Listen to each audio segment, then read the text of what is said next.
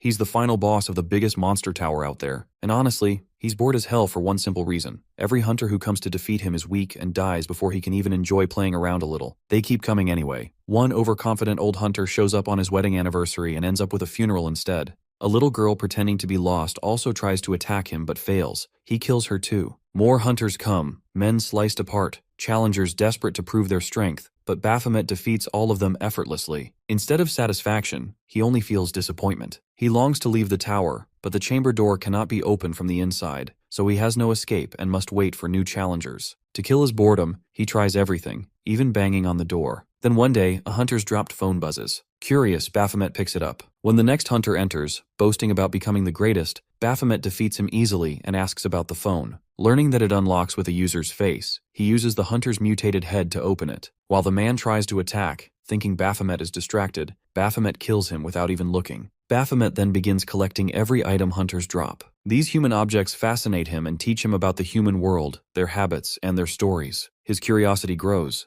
as does his desire to see the outside world. Through these items, he learns humans believe in God and pray for their wishes. One day, he prays too, to become human, even just once. But his moment of longing is interrupted by the beep of the phone. Then he senses someone approaching and straightens up on his throne. He waits, but the feeling doesn't excite him anymore. The repeated cycle of killing hunters has lost its thrill. Now, he only wants to kill the next one quickly and take whatever item they drop. As soon as he sees the figure entering, he senses the power radiating from him and immediately defends himself against the hunter's sword. He strikes, but the hunter leaps into the air. When the hunter counterattacks, Baphomet realizes this one is different because this hunter is worth his time. For a moment, both size each other up before their blades clash. During the fight, Baphomet finally feels excitement again after so long. He activates his chains to grab the hunter, but the hunter dodges them easily. Baphomet appears behind him, but the hunter senses his movement and leaps high again. The next moment, the hunter slams him into the ground and prepares to deliver the final strike. Looking at the hunter, Baphomet feels a pang of jealousy at his strength. But he gets up, swings his blade, and readies himself for another attack. The hunter meets him head-on. For a moment, the clash of blades fills the tower, and Baphomet wonders if he could really be defeated by a mere human. He unleashes his full power, summoning countless blades toward the hunter, who blocks each one with his energy. Baphomet declares his supremacy, but the hunter taunts him while saying that despite all his power, he's still just a prisoner here. Baphomet is stunned as the hunter charges forward with overwhelming strength, forcing him to question whether he's truly the mighty one or just a toy bound to this place. The next instant, the hunter's attack slices his skin, and for the first time, Baphomet admits it that this human is strong and free, not a toy. At that moment, he wishes to be like this boy, to escape this tower, to be free, to be strong. Unnoticed by him, a quest quietly appears before his eyes. The next moment, the hunter kills him. The next moment, the hunter receives a notification that he has finally conquered the abyssal tower and that it will soon collapse, so he must leave immediately. Unbeknownst to him, Baphomet is still alive, his hand gripping the hunter's blade as the man turns to leave. After a while, workers arrive to clear the ruins of the tower, collecting the bodies of countless hunters who had tried and failed to conquer it. Then, one of them spots a figure amidst the rubble and assumes he must be a survivor. They call out to him. That figure is none other than Baphomet. His mind flashes back to his final moments, when he rose behind the hunter just as the man readied another attack. Baphomet had countered with all his strength, piercing the hunter's body with his bare hand and crushing his heart. In that instant, he killed the hunter and realized he had survived.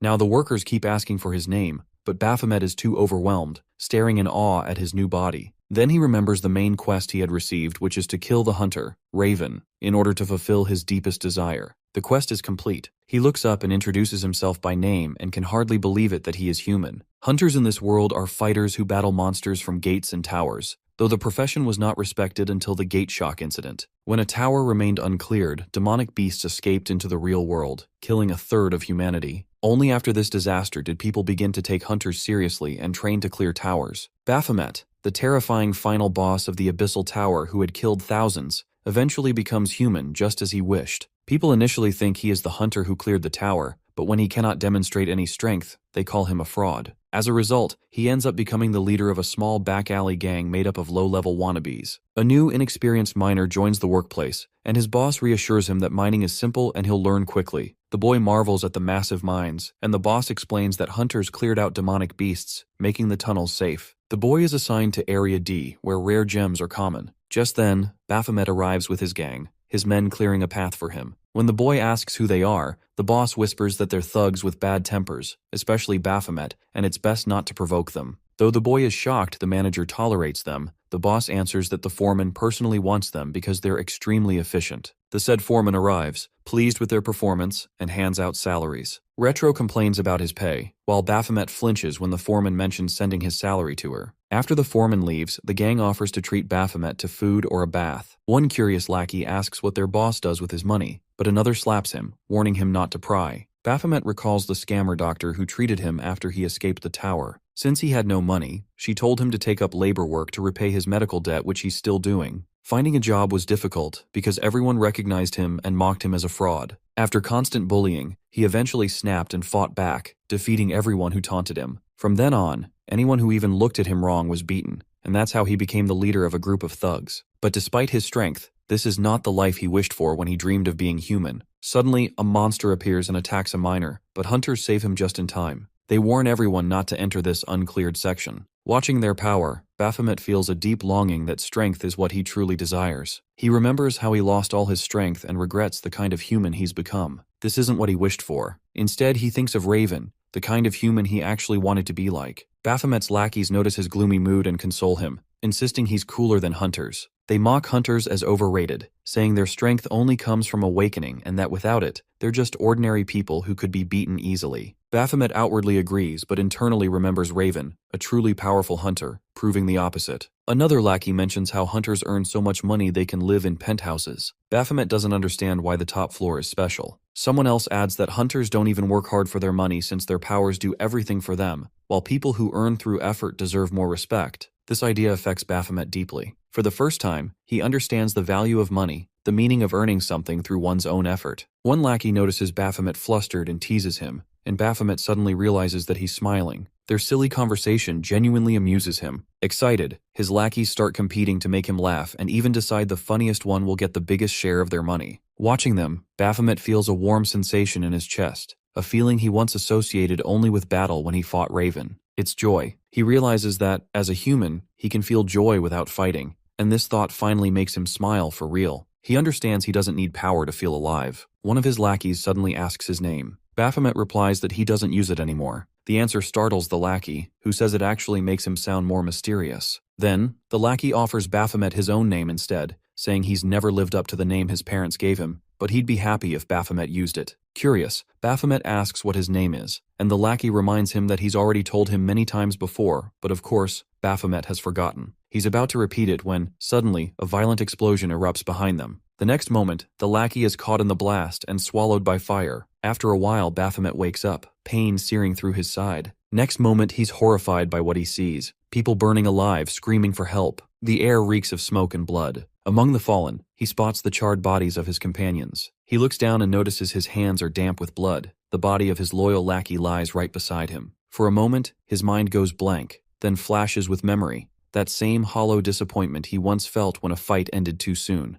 when his toy broke before he was done playing. But this time, the emotion isn't boredom, it's fury. He staggers to his feet, trembling with rage, demanding to know who's responsible for this massacre. Meanwhile, two C-class hunters are engaged in a desperate fight against the culprit, a man disguised as a miner, grinning as he declares how worth it this trip has been. One of the hunters quickly realizes who he is: a scavenger, a type of hunter who hunts other hunters to steal their loot. The man laughs, saying the hunter is only half right. The male hunter glances around, hoping there might still be survivors, but the female insists they focus on the fight as survival seems unlikely. When he hesitates, she snaps at him, reminding him of the duty they swore as hunters to protect civilian lives. He argues back, saying they're no match for a B-class hunter, that they should retreat and call for backup from more experienced fighters. Their argument is cut short by the scavenger's sudden attack. He mocks their useless chatter as his blade slices through the air. The woman charges at him furious, but the man remains calm and warns her because rash actions are what get hunters killed. Before she can react, the scavenger's sword slashes her leg, sending her crashing to the ground. Without wasting time, the scavenger summons his minions through dark portals,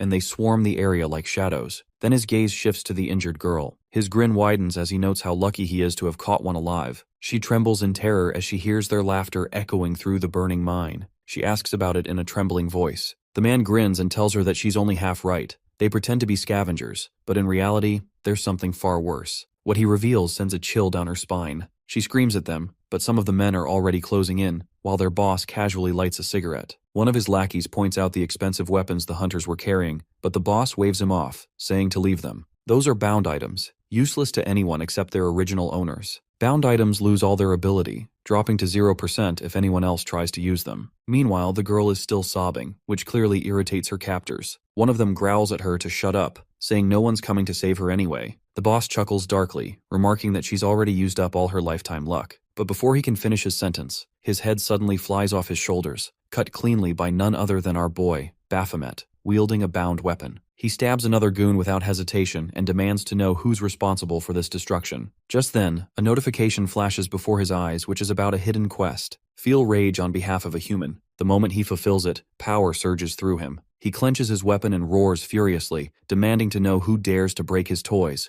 referring to the slaughter of his lackeys. It is shown that in a sudden moment, Baphomet steps forward and grabs the fallen hunter's sword. His system warns that the performance will drop to 0 if he uses a bound item belonging to another person. But suddenly, our boy gets a cheat code which is a system error triggers the activation of his power, Master of Weapons, the instant he touches the weapon. With that, he gains the ability to use the weapon steal skill and wield other people's items as well. He beheads the goon who is holding the girl, and the boss senses him immediately. Baphomet once again demands to know who broke his toy. The boss can't believe there's a survivor. Baphomet, however, asks if he is the culprit. The boss taunts him, saying he's a bit too old to be playing with toys. Then he orders his goons to get ready to fight our boy while wondering if Baphomet is actually a hunter in disguise. Whatever he is, the boss decides to wait and see him fight. As he expects only 2 hunters but gets one more, the goons rush toward him. He quickly kills one of them. Another tries to attack, but Baphomet catches his hand mid-strike and beheads him within seconds. Seeing him fight with such deadly efficiency, the boss feels thrilled that he's found a jackpot in this man. He immediately attacks, but our boy blocks it with ease. The boss studies him closely, wondering about his class. During a sword clash, he suspects Baphomet might be a C-class hunter, but after witnessing his combat speed, he grows excited, realizing Baphomet must be much higher than that. When he attacks again, his blade grazes Baphomet's face, leaving a thin scratch. The boss still mutters in disbelief. Why would someone this powerful disguise himself as a goon? He guesses Baphomet must have come to loot, but then dismisses the thought. Idle speculation is useless when he's about to kill his opponent anyway. With that, he charges forward. Baphomet braces himself, but the boss's attacks are so fast that he can barely see them. The sword keeps slicing through the air, landing blows and injuring him again and again. The boss taunts him for being too slow to react to his attack. He is using a weapon called a whip sword to counter his opponent's physical strength, especially someone with no experience fighting hunters. He strikes again, declaring that he will cut Baphomet into pieces to save his precious organs. He attacks once more, but this time Baphomet dodges as he activates a passive skill called Death Throw. With this skill, all his stats increase by 15% whenever he loses blood. The boss is taken aback when Baphomet suddenly starts keeping up with his speed, blocking his attacks with precision. Baphomet lands a powerful punch that sends the boss crashing to the ground. He immediately goes in for another strike, but the boss blocks his sword with his whip, still wondering where this sudden power is coming from. Baphomet raises his sword again, but before he can attack, the boss dodges swiftly. Baphomet readies himself for another assault while the boss studies his relentless moves. The boss smirks, thinking Baphomet believes himself superior, but he is determined to prove that he is the one truly above him. The next moment, the boss swings his whip sword. His plan is simple: wear our boy down with relentless attacks until he emerges as the winner. Judging by Baphomet's strength, he assumes he must be at least a B rank. His whip slashes across Baphomet's face, but the boss's eyes widen in shock when he suddenly sees a monstrous figure before him. Everything around him turns red. For a brief moment, he wonders if he is even fighting a human anymore. To his horror, Baphomet slices off his arm, his eyes burning with vengeance for his fallen lackeys. "This one's for the leader," he growls, as the boss shrieks in agony. Without mercy, Baphomet cuts off his other arm, and this one's for Silent One. Then he severs one of his legs, for the chubby one. Finally, he stands before the man going to strike for the one who gives him his name. The boy's name, Minu Cha, is revealed as Baphomet strikes once more, cutting the boss down brutally. Now, filled with rage, he raises his sword for the final blow, for daring to piss him off. The boss curses loudly, demanding to know his attacker's identity. Without a word or a hint of mercy, Baphomet raises his sword once more. Without much thought, he ends the boss's life, though an unfamiliar heat courses through him, an anger too intense to name. The system's warning echoes in his mind, a reminder that power never comes without a price. His price takes form as Death Throw turns against him,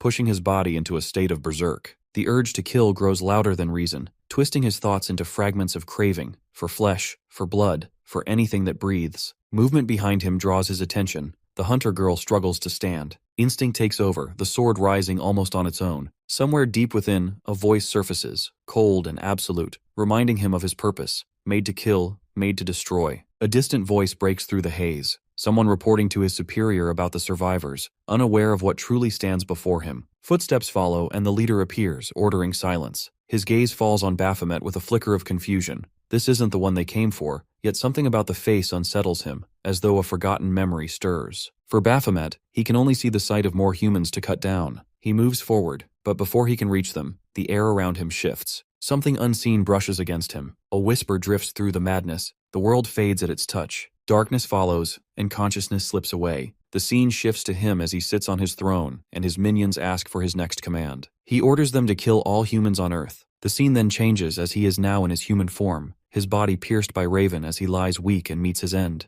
The next moment, he wakes up with a start. He looks around, startled to find himself in a small, empty room instead of the mine. Seeing him awake, the leader immediately recognizes him from the Abyssal Tower incident and calls him a scammer. The leader wonders aloud if his reason for killing the men is part of another scam. Hearing this, Baphomet is confused and assumes that the hunter the boss is talking about is the one he killed back in the mine. The leader continues, saying he tried to dig up information about him but found nothing, as if he never existed before. He points out that Baphomet isn't even registered in the hunter registry, which makes him suspect that he awakened his powers during the attack. Curious about his identity, the boss warns that his fate depends on his answer. In response, Baphomet slams his fist against the glass wall, cracking it with sheer force. Annoyed by the endless questions, he reminds the boss that common manners dictate one should introduce themselves first. From behind the glass, the boss watches him calmly and asks again why he is inside the cell, wondering if he regrets killing the hunter they've been looking for. Then, in a mocking tone, he threatens that if he ever revives that hunter again, he'll make sure his body is never found. Shifting his tone, he asks whether he should do the same to Officer as well. That statement earns a quick laugh from the man, who suddenly appears in front of Baphomet and challenges him to kill him, if he can. Startled, Baphomet stares at the man, who eerily reminds him of Raven. He rushes toward him, but in a single swift motion, the man slams him to the ground. Grabbing his neck, the man grins, clearly amused by Baphomet's hunter skills, and praises his fighting spirit. Finally, the man reveals that he is part of a secret government association tasked with tracking and arresting criminal hunters. They are called rogues, and they are chasing the hunter Baphomet killed, who is a criminal who was meant to be executed on sight anyway. That man had been pretending to be a scavenger, but instead of looting people, he killed them and sold their body parts. Some wealthy old fools believe they can gain immortality by transplanting hunter organs. The officer acknowledges that Baphomet did eliminate a criminal, but points out that they can't ignore the fact that he also killed 5 other people. He analyzes the scene, noting that the killings clearly look like the work of a professional. He doubts someone who just awakened would have the nerve to kill so mercilessly, unless he has a natural killing instinct. From his experience, the officer concludes that Baphomet must have killed countless people before to display such efficiency. However, the problem is that they can't find any information about him other than the Abyssal Tower incident, so the officer decides to investigate him further. Meanwhile, Baphomet starts to sweat. He has only recently become human. The officer concludes that Baphomet is dangerous. Baphomet also realizes that with his current power, he can't fight this officer. The officer continues, saying that Baphomet is evil by nature and will eventually become a criminal, and when that happens, they'll deal with him. But Baphomet's thoughts drift to Raven. He assumes Raven was born human and had enough time to strengthen his human body, which is why he could defeat him. At that moment, the officer decides Baphomet's fate. They must eliminate him before he becomes a criminal. At the Central Agency for Hunter Affairs, there is constant hustle and bustle. Finally, our boy sits at one of the desks as the receptionist asks about his purpose for being there. The scene flashes back to the time when the officer was just teasing him, saying they can't simply kill anyone they want. Besides, the officer admitted he liked him, claiming they'd found a jackpot, a man with natural killing instinct and instinct to handle anything, so they decided to use him. The officer then offered him a place in the Rogue Association where he could put his killing instinct to proper use. Now, in the present, he wants to register as a hunter. The receptionist prepares to do so after checking his ID and hunter aptitude records, which have already been programmed into the system by that rogue officer. For his aptitude results, he gets additional support from another agency. After confirming everything, the receptionist informs him that he needs a codename to be used as his professional hunter identity. He remembers the officer telling him that hunters use separate names to distinguish themselves from civilians, so he needs to choose one. The receptionist asks what codename he wants or if he prefers a recommendation. The officer had already warned him about the scamming incident that drew attention to him, reminding him that his new work requires secrecy, so he must choose wisely. At that thought, he smiles. thinking the officer will regret giving him this chance, because he is determined to become stronger than everyone. In that moment, he gives his name as Baphomet, because he wants everyone to tremble at the sound of it. After the registration, our boy is killing a monster with his bare hands. He kicks one of the wolves as it tries to attack from behind and slams it onto the ground with such force that it dies instantly. The other wolves, terrified by the sight, scatter in different directions, but one of them suddenly evolves into a werewolf, stomping its feet with a violent force. It is about to pounce on him when Baphomet abruptly stops it, raises his hand, and tries to summon something. When the summon doesn't appear, he punches the werewolf so hard that it bleeds on the spot. After finishing his mission, he steps out of the portal, wondering why his powers still haven't fully awakened. He checks his system and sees that it requires him to feel rage for the sake of humanity. He guesses he received this power because he wanted to kill that criminal hunter. Still, he feels confused about this system that keeps forcing quests onto him, just like it did back in the tower. He decides to let the topic slide for now because first, he needs to figure out his next move. Knocking on a door, he thinks about his powers again, how he keeps losing them, but always manages to regain them. He's used to starting from zero. At that moment, someone comes from behind and asks if he is Baphomet. Sensing the person's dark power, he almost freaks out, but the person turns out to be the officer, Mr. Ma. The officer scolds him for using the name of Abyssal Tower Boss as his codename and accuses him of trying to attract attention. He shows him a message from the team leader and reminds him that he had warned him not to draw attention. He assumes Baphomet is doing this out of frustration from being called a scammer, but because of this stunt, his reputation as a hunter is already ruined. To make things worse, investigations in the Abyssal Tower have concluded that Raven was the one who killed the final boss of the tower. This catches Baphomet's attention immediately. The officer continues, explaining that Raven was one of the greatest hunters in Korea who sacrificed himself for that mission. Then he asks Baphomet how he plans to deal with this mess. Baphomet, however, remains nonchalant. He doesn't intend to walk on eggshells as he's too used to accusations to care about scandals anymore. All he wants is to become strong enough to silence everyone. The officer warns him if he thinks he can handle the consequences. Having no other choice, the officer orders him to come to Jeju Island to face the repercussions. Baphomet arrives at Jeju Island and is amazed to see the sea in real life, having only seen it on a phone before. His guide, Taeyong, tells him he will call a taxi since they have a few hours before the meeting. Excited, Baphomet runs toward the water, annoying Taeyong, who recalls his superior's order to keep Baphomet under strict surveillance. They believe normal people can't handle their line of work, and Baphomet is perfect for being manipulated, and if he ever causes trouble, they are sure they can deal with him. Baphomet then becomes fascinated by a foreigner with blue eyes, thinking he must belong to one of the different races he read about on his phone. Embarrassed, Taeyong drags him away. They soon reach Harleton, a training center for new hunters. Baphomet is surprised that hunters require training and aren't just monster fighters. Taeyong explains that the government manages hunters through regulations since there are so many. He gives Baphomet a new ID, supplies, and a smartphone, which makes Baphomet genuinely happy. His official human name is now Minu-cha, taken by one of his lackeys. Baphomet suspects Taeyong is spying on him, and Taeyong openly admits it, saying Baphomet will soon understand why. Inside, Baphomet grows bored during the orientation ceremony, only to discover that the director leading it is the same officer from before, who introduces himself as Mr. Ma. After the ceremony, Baphomet questions him about his connection to the rogues. Mr. Ma tells him to keep his voice down and explains that his official position is with the Central Agency for Hunter Affairs. When Baphomet accuses him of tricking people, Mr. Ma mocks him, reminding him he's already infamous as a con man.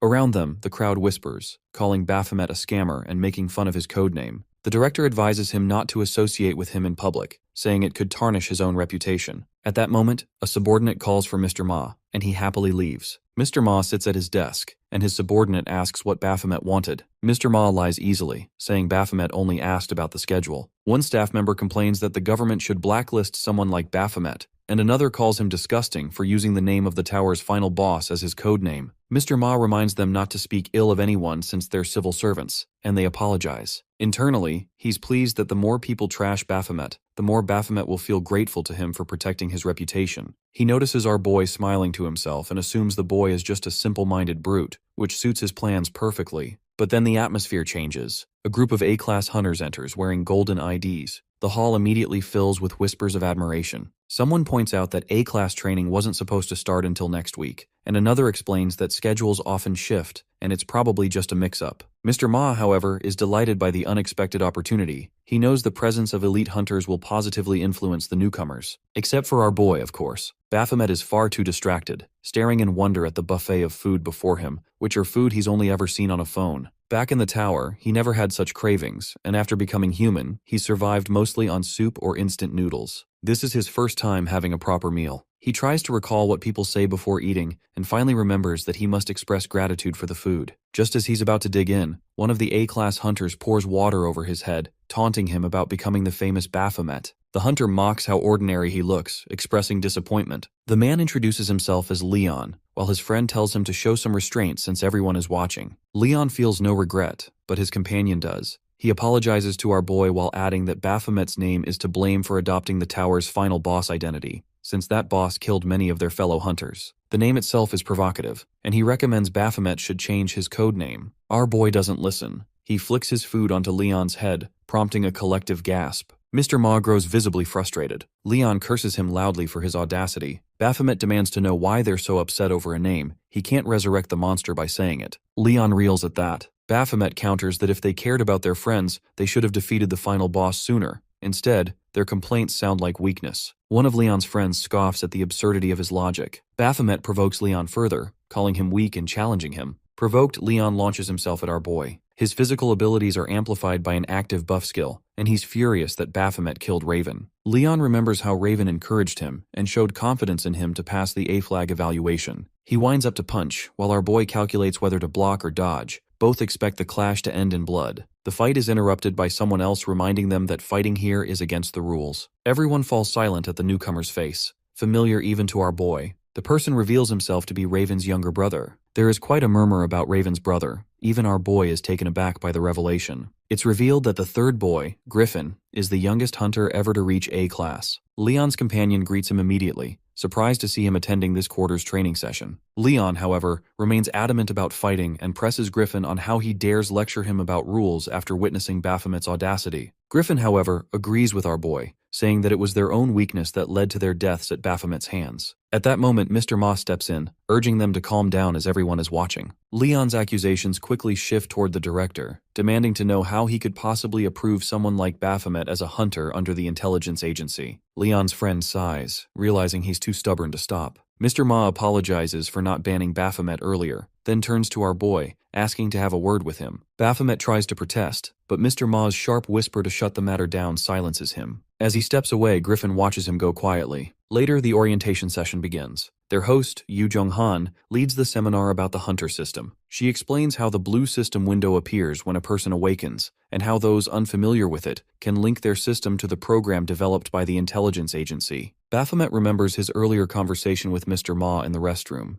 Mr. Ma had complained that he must be stupid for recruiting someone like Baphomet and told him to hit him for his foolishness. Taking the metaphor literally, Baphomet actually prepared to punch him. Mr. Ma muttered in frustration about how shameless he was for interpreting everything literally, while Baphomet accused him of staying silent when others insulted him. Mr. Ma explained that he plans to wait until Baphomet becomes stronger. His own ambition is to gain enough power to silence everyone, and until Baphomet reaches his goal, he should keep his head down. Mr. Ma warned him that he isn't strong enough to defeat even an A-rank hunter, not even with his strength multiplied 100-fold, so he must avoid causing trouble for now. Elsewhere, a group of boys looks at a post calling Baphomet a con man. They mock him and say his very name ruins the atmosphere of their training. Their gossip stops abruptly when Baphomet slams his fist against a vending machine, complaining that it ate his money and threatening to punch it to get it back. Terrified by the killing intent he unconsciously emits, the boys quickly make an excuse to leave, pretending they're going to watch a friendly A-class match. Baphomet, unaware of their fear,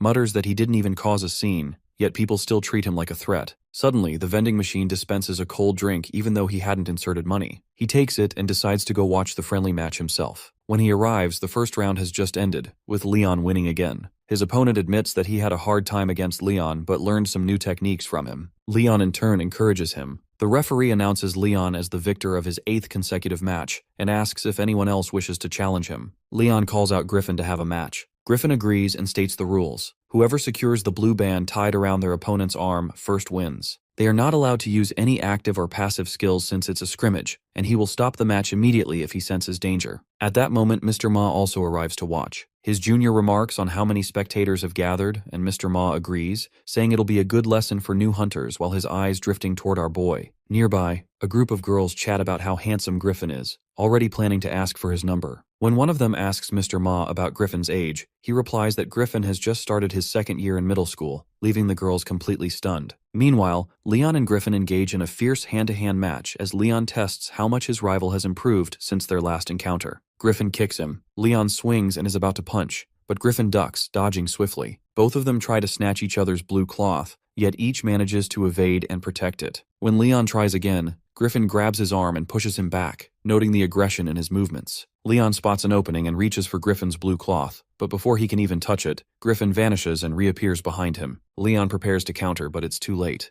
Griffin already snatches his blue cloth. The crowd gasps at the outcome, stunned that even someone like Leon can't beat him. They murmur about how fast Griffin moves, so fast he looks like a blur. Many praise his skill, predicting he's well on his way to becoming an S-class hunter. Leon comments on his clever trick, saying Griffin pretended to leave an opening just to create one for himself. He adds that Raven would be proud of him. Ignoring him, Griffin announces his desire to choose his next challenger. The announcer immediately agrees, but his sentence cuts short when Griffin names Baphomet as his next opponent. A murmur ripples through the crowd at that. Even the announcer reminds Griffin that Baphomet isn't an A-class hunter. He's just a rookie. The announcer points out that the match would be one-sided, but Mr. Ma agrees to proceed, explaining that it will help collect data to measure the strength gap between veterans and new hunters, and also serve as a lesson for the rookies. To make the match fairer, they decide to handicap Griffin slightly. Now Baphomet stands in the arena, remembering how Mr. Ma once advised him to keep his head down. Yet the director clearly intends for Griffin to beat some sense into him. Baphomet studies his opponent carefully. He knows he can't defeat Griffin with his current power. All he can do is let Griffin take the upper hand until he finds his moment to strike back. Griffin immediately attacks him, and Baphomet blocks with his elbow. Griffin grabs his arm and slams him to the ground,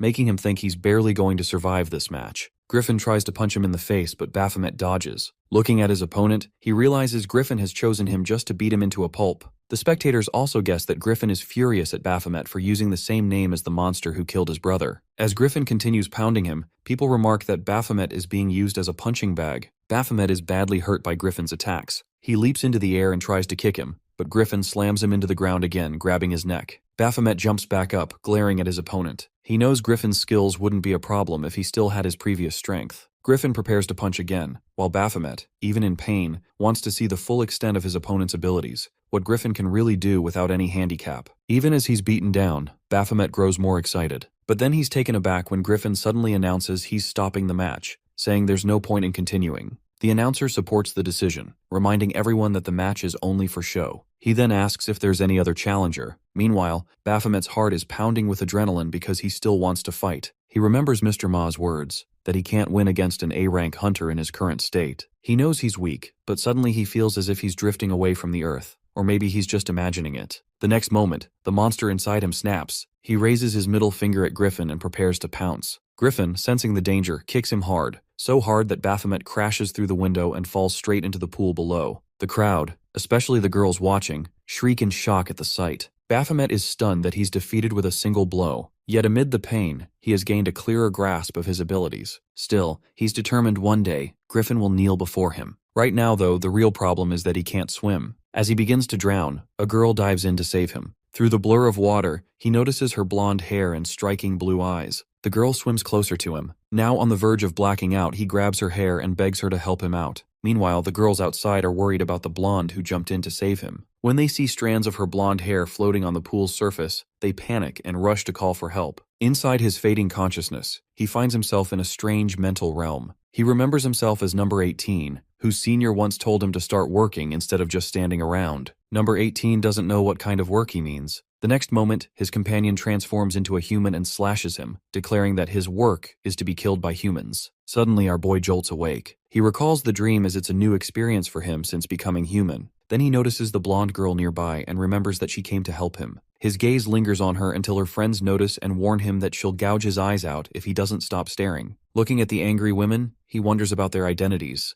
Mr. Ma arrives to help Baphomet and tries to smooth over the situation. One of the girls involved is Echidna, the president of the Art Guild. She shows him a blonde hair strand from her friend and explains their pool party was interrupted when Baphomet suddenly crashed into the water. Assuming he's a new recruit who fell during training, she accepts Mr. Ma's apology. She then asks what he sees in the hair. Mr. Ma only sees hair, but Echidna dramatically explains the effort and money required to maintain such perfect blonde hair. She even points to the dark circles under her eyes as proof of the work she puts into Valkyrie's image. Echidna demands 116 million won, 1 million per golden strand, as compensation. Mr. Ma panics, realizing Baphomet has now angered not just an A-class hunter, but the entire Ark Guild. He silently concludes Baphomet must have terrible karma to end up in these situations. Our boy is stunned by the outrageous demand and bluntly asks if the girl is even worth that much, revealing he has no idea who she is. The blonde girl is Valkyrie, an A-class hunter and top model famous for her skills and beauty, but Baphomet doesn't understand her popularity. Echidna dismisses the idea of explaining anything to a rookie and tells him that he must either pay the compensation or give up his hunter career. Smirking, she adds he can pay in installments using his body. Her words trigger Baphomet's trauma from when a doctor tried to manipulate him the same way. Furious, he refuses to be a scapegoat again and points at Mr. Ma, saying that he should take responsibility or they can blame Griffin, who kicked him out of the window in the first place.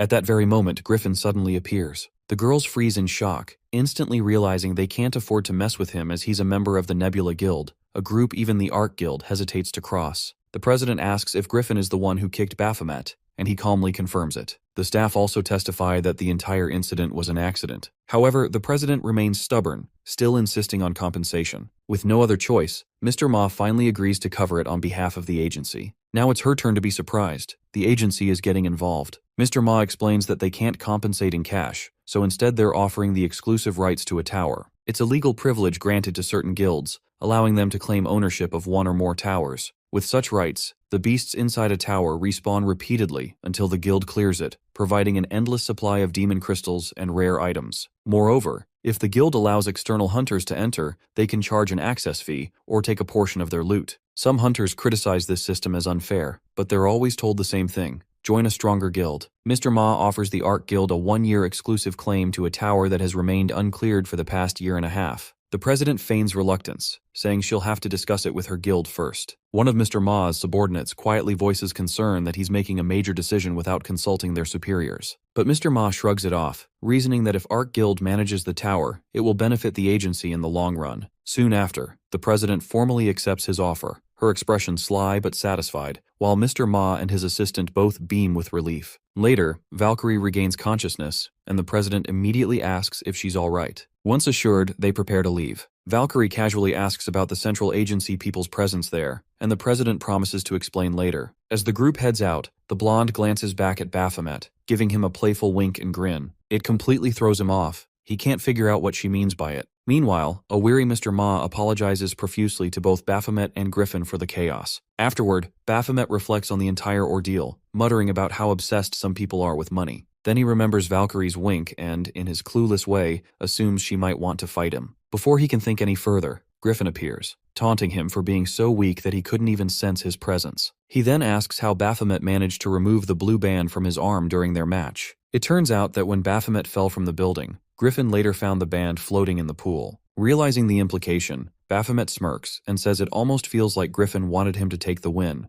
Griffin narrows his eyes and replies that it was merely a test, a trick that only a seasoned hunter should have noticed, and demands to know who Baphomet really is. He changes the topic, pointing out that Griffin picked him up just because of the name of the monster who killed his brother. He asks whether a hunter should really be this emotional. Griffin, however, demands that he answer his question. Baphomet refuses to answer someone so irrational. Finally, Griffin admits that he doesn't want to avenge his brother, he just wants someone to vent his anger on. Looking at his expression now, Baphomet suddenly understands his psychology. Griffin is angry because Baphomet killed his brother before he could. Looking at Griffin's expression, he realizes the truth. During the match, he hadn't felt any hatred toward Griffin, but now, when Griffin mentions his trash of a brother, he senses the hatred. He immediately concludes Griffin is angry at Baphomet for killing his brother before Griffin could. Griffin points out that he's accusing him of killing his own brother, even though he's a hunter. Baphomet doesn't find that strange, because hunters aren't saints, but he still can't understand the reason behind Griffin's hatred. Instead of answering, Griffin steps closer, sensing the bloodthirst emanating from Baphomet,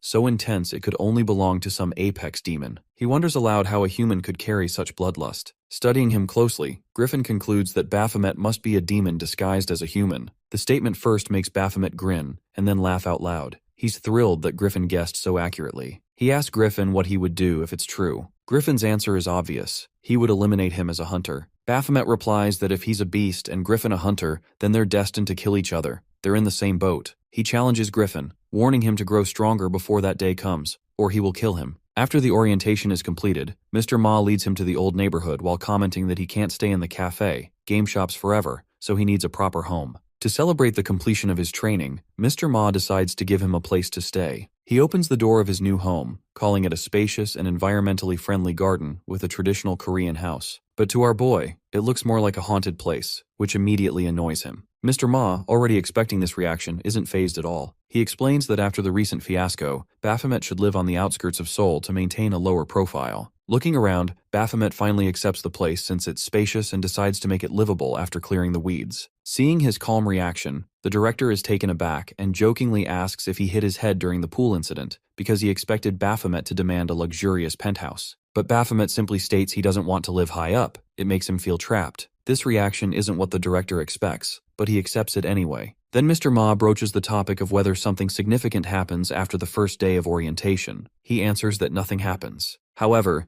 he remembers Griffin's eyes following him throughout the ordeal but doesn't bother to mention it. At that moment, someone watches him moving into his new house and decides to make use of him. Sensing it, our boy feels a sharp awareness that someone is observing him. Mr. Ma, however, doesn't see anyone. Then he shifts the topic to Baphomet's new job, apologizing for making him work right after the orientation, but explains that he's a perfect fit for this position. Typically, rookies are placed into groups of 4 after the orientation. Each group helps balance their skills under the supervision of a mentor. Soon after, his group waits for him while the mentor calls out his codename. The mentor teases that it's an honor to guide someone so famous. Baphomet is grumpy, irritated that he has to monitor the whole ordeal. He recalls Mr. Ma's words about a term called drive hunting, a method where hunters corner an animal to its death end. He is informed about a criminal who is the mastermind behind all the crimes, but his mentor is actually a puppet they need to follow in order to trace the real culprit. However, Mr. Ma warns him that if the mentor is a B-class hunter, then his superior must be of an even higher rank. If he can't defeat a B-class hunter, he definitely can't defeat the mastermind, who must be far out of his league. Now, in the present, this mentor introduces himself as Quartz, who is a B-class hunter who was initially a freelance hunter, but now works with the government for a stable job. Then he turns to our boy and asks whether he has somehow offended him, which Baphomet quickly denies. Quartz goes on to explain a few things they need to watch out for. However, Baphomet's thoughts drift back to his conversation with Mr. Ma, who wanted him to become a hunter who hunts other hunters. Mr. Ma insisted that it's the natural course of life. Hunters start by hunting animals, and eventually, they hunt their own kind. Baphomet doesn't care much for this hunting logic, but Mr. Ma continues that it's part of the process. They can't catch their target without gathering information. But Baphomet's purpose isn't just gathering intel. He needs to get close to his mentor in a way that allows him to collect evidence against him. Only then can he apprehend him alive instead of killing him. In the present moment, our boy feels quite thrilled at the thought of catching his prey alive, which to him means he might even get to cut off one of his limbs. However, he still doesn't understand how to get close to his target. Then their mentor shows them a D-class gate, explaining that they will face D-class monsters. The rookies are required to clear this dungeon under his supervision. One of them points out that they are only F-class hunters on paper. The mentor explains that they are still eligible to clear a D-rank dungeon, since it's the lowest rank for rookies like them. He adds that they must have been trained for this during orientation. The rookies glance at each other, realizing none of them remember anything. At that moment, our dude explains that it's because FE or E-rank monsters can be killed by military weapons, which is why D-rank monsters are assigned to hunters. The mentor praises him for remembering this important detail. In reality, Baphomet had fallen asleep during the lecture, but Mr. Ma had forcefully made him memorize the entire manual to make a good impression on his mentor. The mentor agrees with Baphomet's explanation, confirming that D-class monsters can't be killed with military weapons. He assures them that they'll finish the mission quickly with teamwork. Then he orders them to grab their weapons and enter the gate. When he asks Baphomet about his weapon, Baphomet simply points at his fists. The mentor doesn't expect that, since Baphomet isn't classified as a fighter type. Just then, someone shoves him, taunting him for acting like a know-it-all. Seeing the person, Baphomet recognizes them as the same people who badmouthed him on his first day of orientation. After a while, they're inside the dungeon, fighting monsters. The bulky one kills a monster, but his pride fades when another appears behind him. Observing his students, the mentor notices that the bulky one is strong but clumsy, lacking agility. Then he observes the girl rushing toward a monster with her dagger. She's fast and brave but lacks persistence. The third one tries to blast the monster with magic but misses. His power is good, but his aim is terrible. All three of them lack proper coordination and skill. Then the mentor's eyes turn to Baphomet, who stands there looking utterly bored while the monster attacks him. He easily dodges every strike, even when two monsters attack him at once. Ducking his head, he dodges again, kicks one monster to death, and rushes at the others. With his bare hands, he grabs two monsters, one in each hand, and crushes them effortlessly. He complains about getting his hands dirty. The mentor, however, notices his perfect strength, agility, and judgment. Baphomet clearly belongs to the category of irregulars, those with overwhelming raw talent. But the mentor also realizes that talent alone can't explain that level of mastery. There's something more. At that moment, Baphomet gives him an awkward smile, just as Mr. Ma had instructed. After a while, they finish off the remaining monsters without sustaining any major injuries. Once they clear the area, they prepare to move to the next zone. Baphomet, however, isn't satisfied. He thinks the monsters are too weak, and now he's stuck fighting these worthless creatures. He wants a stronger opponent and looks at the mentor, a B-class hunter. He wants his next opponent to leave a real impression on him, to challenge him in a single move. Suddenly, an idea strikes him. After a while, they advance deeper into the dungeon to defeat the boss monster. The mentor is taken aback when the boss doesn't appear, even though it should have shown up after they killed all the small fry. He orders them to gather all the bodies in one place, and they comply. Once they're done, the mentor explains that there are two conditions for a boss monster to appear. Either all the lesser demons must be cleared, or the boss must be drawn out by the strong scent of blood that drives it frantic. The next moment, the ground starts shaking beneath them, and the trio freezes in terror as a massive death worm emerges before them. The mentor warns them that this monster is attracted to blood and tells them not to get eaten. The bulky rookie is horrified by the sheer size of the creature, and silently hopes the mentor will step in if things go south. He gets ready to attack, but Baphomet kicks him aside and takes his weapon. Everyone gasps, warning him that he can't use a bound item belonging to someone else. But Baphomet ignores them. The mentor also politely reminds him not to act recklessly because they can't afford to lose a talent like him. Yet Baphomet doesn't listen. He leaps into the air with such height that the others stare in disbelief. The mentor thinks it's over for him, but instead, our boy slashes the death worm clean in half and lands smoothly on the ground. The mentor stands frozen, unable to believe that it's already over, that the boss monster is dead. Baphomet recalls his time as the boss in the mines, where people respected him for his power, a rule he first understands upon entering the human world. His recent actions earn grudging admiration from his companions, while the girl has already fallen for him. The mentor claps in praise, and Baphomet, feeling smug, assumes the mentor wants to befriend him. But the mentor shocks him by saying Baphomet doesn't need further guidance, meaning he's capable of working alone. This worries him, as his mission is to get close to the mentor. He is congratulated on his early graduation, and the mentor promises him a share of demonic beast crystals, which can be exchanged for cash at the hunter agency. Baphomet downplays his strength, claiming the boss monster is weak enough for his teammates to handle, but the mentor and others clearly disagree. The mentor then dismisses them, advising a doctor's visit if needed, and wishes Baphomet luck. Baphomet, stressed and wondering what he did wrong, is interrupted when the girl asks for his number. Later, Mr. Ma admits his mistake in assigning a difficult mission and gives Baphomet an easier task: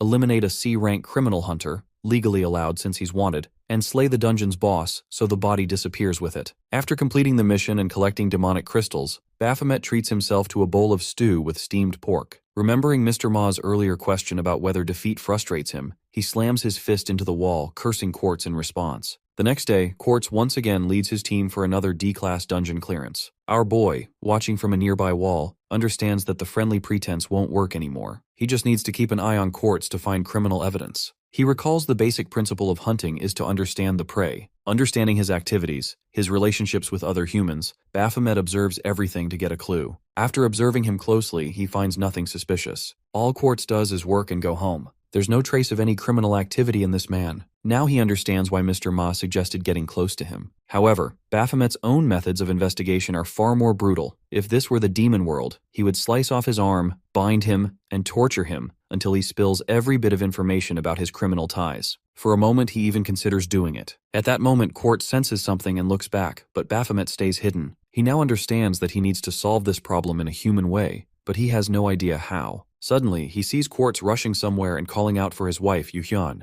The woman appears soon after. Quartz immediately asks why she hasn't been answering his calls. She explains that she forgot her phone in the shopping cart. Her carelessness gives him a scare, and he hugs her with trembling hands. The two then walk home together, while Baphomet gets an idea of what to do next. Meanwhile, Taeyong completes his mission by killing the criminal. All that remains is to dispose of the body and make it look like an accident. Quartz rushes home and is startled to find Baphomet there with his wife. He demands to know what Baphomet is doing in his house. His wife quickly explains that she was about to be hit by a car and Baphomet saved her. He got injured and didn't want to go to the hospital, so she brought him home to tend to his wounds. She also finds out that he's a hunter, but Quartz clearly isn't pleased to see him. He stops Baphomet's hand as it reaches for a family photo. Thanking him, Quartz adds that he wants to discuss the car's plate number and other details, then politely asks him to step outside to talk. However, his wife insists that Baphomet stay for dinner. Later, both husband and wife are shocked by the amount he eats. The wife agrees to give him more, and as she takes the dishes away, Baphomet watches her closely. She asks whether he wants something, but he declines. Still, she brings him extra side dishes.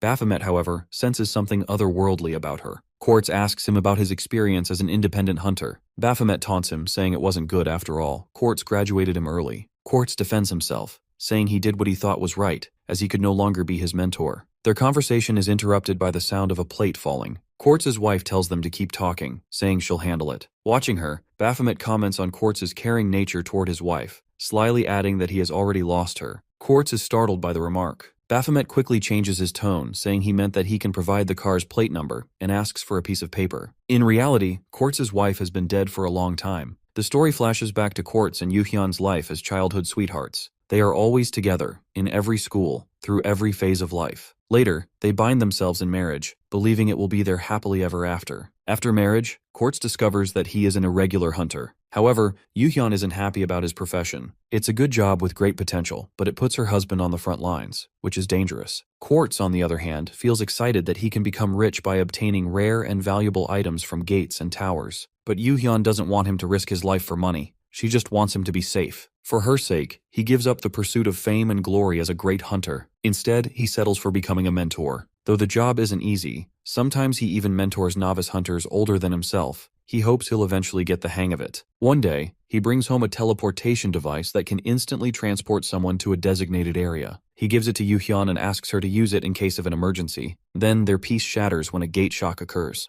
Yuhyun hides from the monsters, desperately searching for the teleportation device to escape to safety. In the present, she realizes she never actually used that teleportation device, because she died that day. The story flashes again to that tragic moment. Yuhyun sees a woman in danger and helps her escape. Both of them run, but Yuhyun trips and falls. The woman asks if she's okay, and Yuhyun hurriedly tells her to run to a nearby shelter. But during the chaos, the teleportation device slips out of her bag, and the woman notices it. Prioritizing her own survival, she uses the teleportation device and escapes to safety. The next moment, as the woman vanishes, a monster appears behind Yuhyun. Now, in the present, Yuhyun admits that she died that day, but never understood how she's still alive. Maybe her husband has something to do with it. In reality, our boy gives Quartz the registration number of the car rented by the person who tried to hit Yuhyun. Using his influence, Quartz traces the customer who rented the car and obtains that person's address. When he opens the door to his home, Quartz is shocked to see his wife inside. He asks why she's there, but the answer comes not from her, but from our boy, who closes the door behind him and remarks that he knew Quartz would come, since he's far too protective of his wife. Baphomet comments that he doesn't know much about Quartz's criminal activities, but he's certain that the man committed his crimes to bring his wife back to life. When Baphomet reaches out to touch her, Quartz warns him not to. Baphomet continues, saying that as soon as she realizes she's dead, she'll probably switch off like a corpse. Quartz grows furious and warns him again, but Baphomet keeps pressing, asking about the method he used to resurrect her. Quartz shouts at him not to touch her, yet Baphomet, unfazed, grabs Yuhyun and casually throws her out the window. He tells Quartz that she's already dead, and if he really has the power to resurrect her, then he should just stop pretending. Quartz's anger finally boils over. He summons his weapon from the inventory. Baphomet also prepares himself, declaring that he needs Quartz alive, so he'll just slice off his arms instead. A loud crash shakes the building as their weapons clash. Quartz attacks and Baphomet blocks with his dagger. Quartz then hurls his weapon at him, knocking Baphomet's dagger aside. Baphomet rushes forward to strike, but Quartz is strong enough to withstand the blow and instantly summons another weapon from his inventory. While fighting, Quartz's memories flood back. From middle school to high school, they were always together. He recalls the moment he saw her lifeless body and couldn't comprehend how she could be standing here now when she had the teleportation device. Then he realized someone must have stolen it and went to the shelter to avenge her. He knew no one would notice if just one person died. But when he reached the shelter, he found that the woman, the one who took the device, was already dead, along with everyone else inside. The shelter had been invaded by monsters. His wife was actually destined to die that day either way. Yet, even knowing that, he couldn't let Yuhyun go, not even in death. Now in the present, Baphomet remarks that Quartz must have found a way to resurrect her, even though he shouldn't have. He responds coldly that after killing him, he can return to her again. With that, he summons his celestial spear and lunges at him. Baphomet, still nonchalant despite the story and the threat, slashes at Quartz's arm. Blood spills as their battle intensifies. Baphomet's sword cuts deep into Quartz, forcing him to stumble as blood pours from the wound. He mocks him that fighters who let emotions control them always fall apart as Quartz grips his side, trembling. To Baphomet, the fight is already lost. The moment feelings take over, the battle ends. 2 weeks of preparation, and this is all he gets: a weak, disappointing fight. His patience snaps as he threatens to tear off every limb if he doesn't show a real fight. Quartz's voice trembles, demanding to know why Baphomet even interferes with his attempt to bring his wife back. Our boy reminds him of his duty as a hunter who hunts the lawbreakers. But Quartz insists that saving a life can't be a crime. That reasoning only fuels Baphomet's anger, and excuses like that make his blood boil. Through his investigation, he already uncovered that a forbidden deal was made, one that broke every rule. Yet this man still pretends to be innocent, and the hypocrisy disgusts him. Baphomet lifts his blade again, saying death feels like the only proper end. But before he can strike, Yuhyun's body jerks slightly. Then a broken voice slips out of her mouth, whispering about the smell of blood. A system warning flashes before both men. It reports an error that an unstable demonic entity formed from a failed resurrection, and orders all hunters to finish it. Just then, a monstrous figure bursts inside. Half of its body remains of Yuhyun, the other half of a demon. Quartz freezes, horror spreading through his face as he realizes what his wife has become. The creature repeats her craving for blood and crawls toward him. Baphomet steps in, fury rising that the demon dares to steal his prey. With one clean swing, he slices off one of her tentacles. The demon lets out a scream that shakes the air and collapses, while Quartz keeps calling her name, blind to what stands before him. Baphomet's aura flares as his passive skill, Death Throes, activates. He taunts Quartz with disdain that he's still clinging to a fantasy, still refusing to see the monster that was once his wife. The demon glares at him and growls a threat of killing him. Our boy always states how something about her resurrection had felt wrong from the very start. Baphomet rushes forward, cutting her down with ruthless precision. His blade tears through her flesh, splitting her in two before striking her eyes. Blood sprays like rain, painting the room in red. When silence falls, Yuhyun's severed head rolls to her husband's feet. He stares at her lifeless face, tears streaming as our boy steps past the broken remains. A new system alert appears, stating that his berserk state has been triggered, a side effect of his passive skill. Our boy grips his head, cursing under his breath. The timing couldn't be worse, but it hardly matters anymore. The fool before him is marked for death anyway. The berserker state burns through him, leaving only one thought. If Quartz wants to be with his wife so badly, he might as well follow her into death. But before he can move, another warning flashes that his body has reached 99% danger level. His limbs suddenly lock and the system freezes all movement to prevent collapse. Baphomet struggles to break free, every muscle trembling under invisible chains. Quartz glares down at him, lifting his sword, and blames Baphomet for everything. Baphomet strains to move, desperate for one last strike, but his body refuses. Quartz raises his weapon high, declaring that Baphomet's fate is his own doing. Our boy curses the system, furious at the interference. Then, the interface claims to care for his safety more than anyone else. The words leave him stunned, right before another figure steps in. Ma appears out of nowhere and his foot moves like lightning, striking Quartz with crushing force that slams him into the floor. He then acknowledges Baphomet's discovery of his mentor's crimes, noting how rough the investigation had been, yet still worthwhile. He offers to deal with the cleanup himself, but Baphomet insists he could have finished the fight if the system hadn't stopped him. Ma arches a brow at the claim,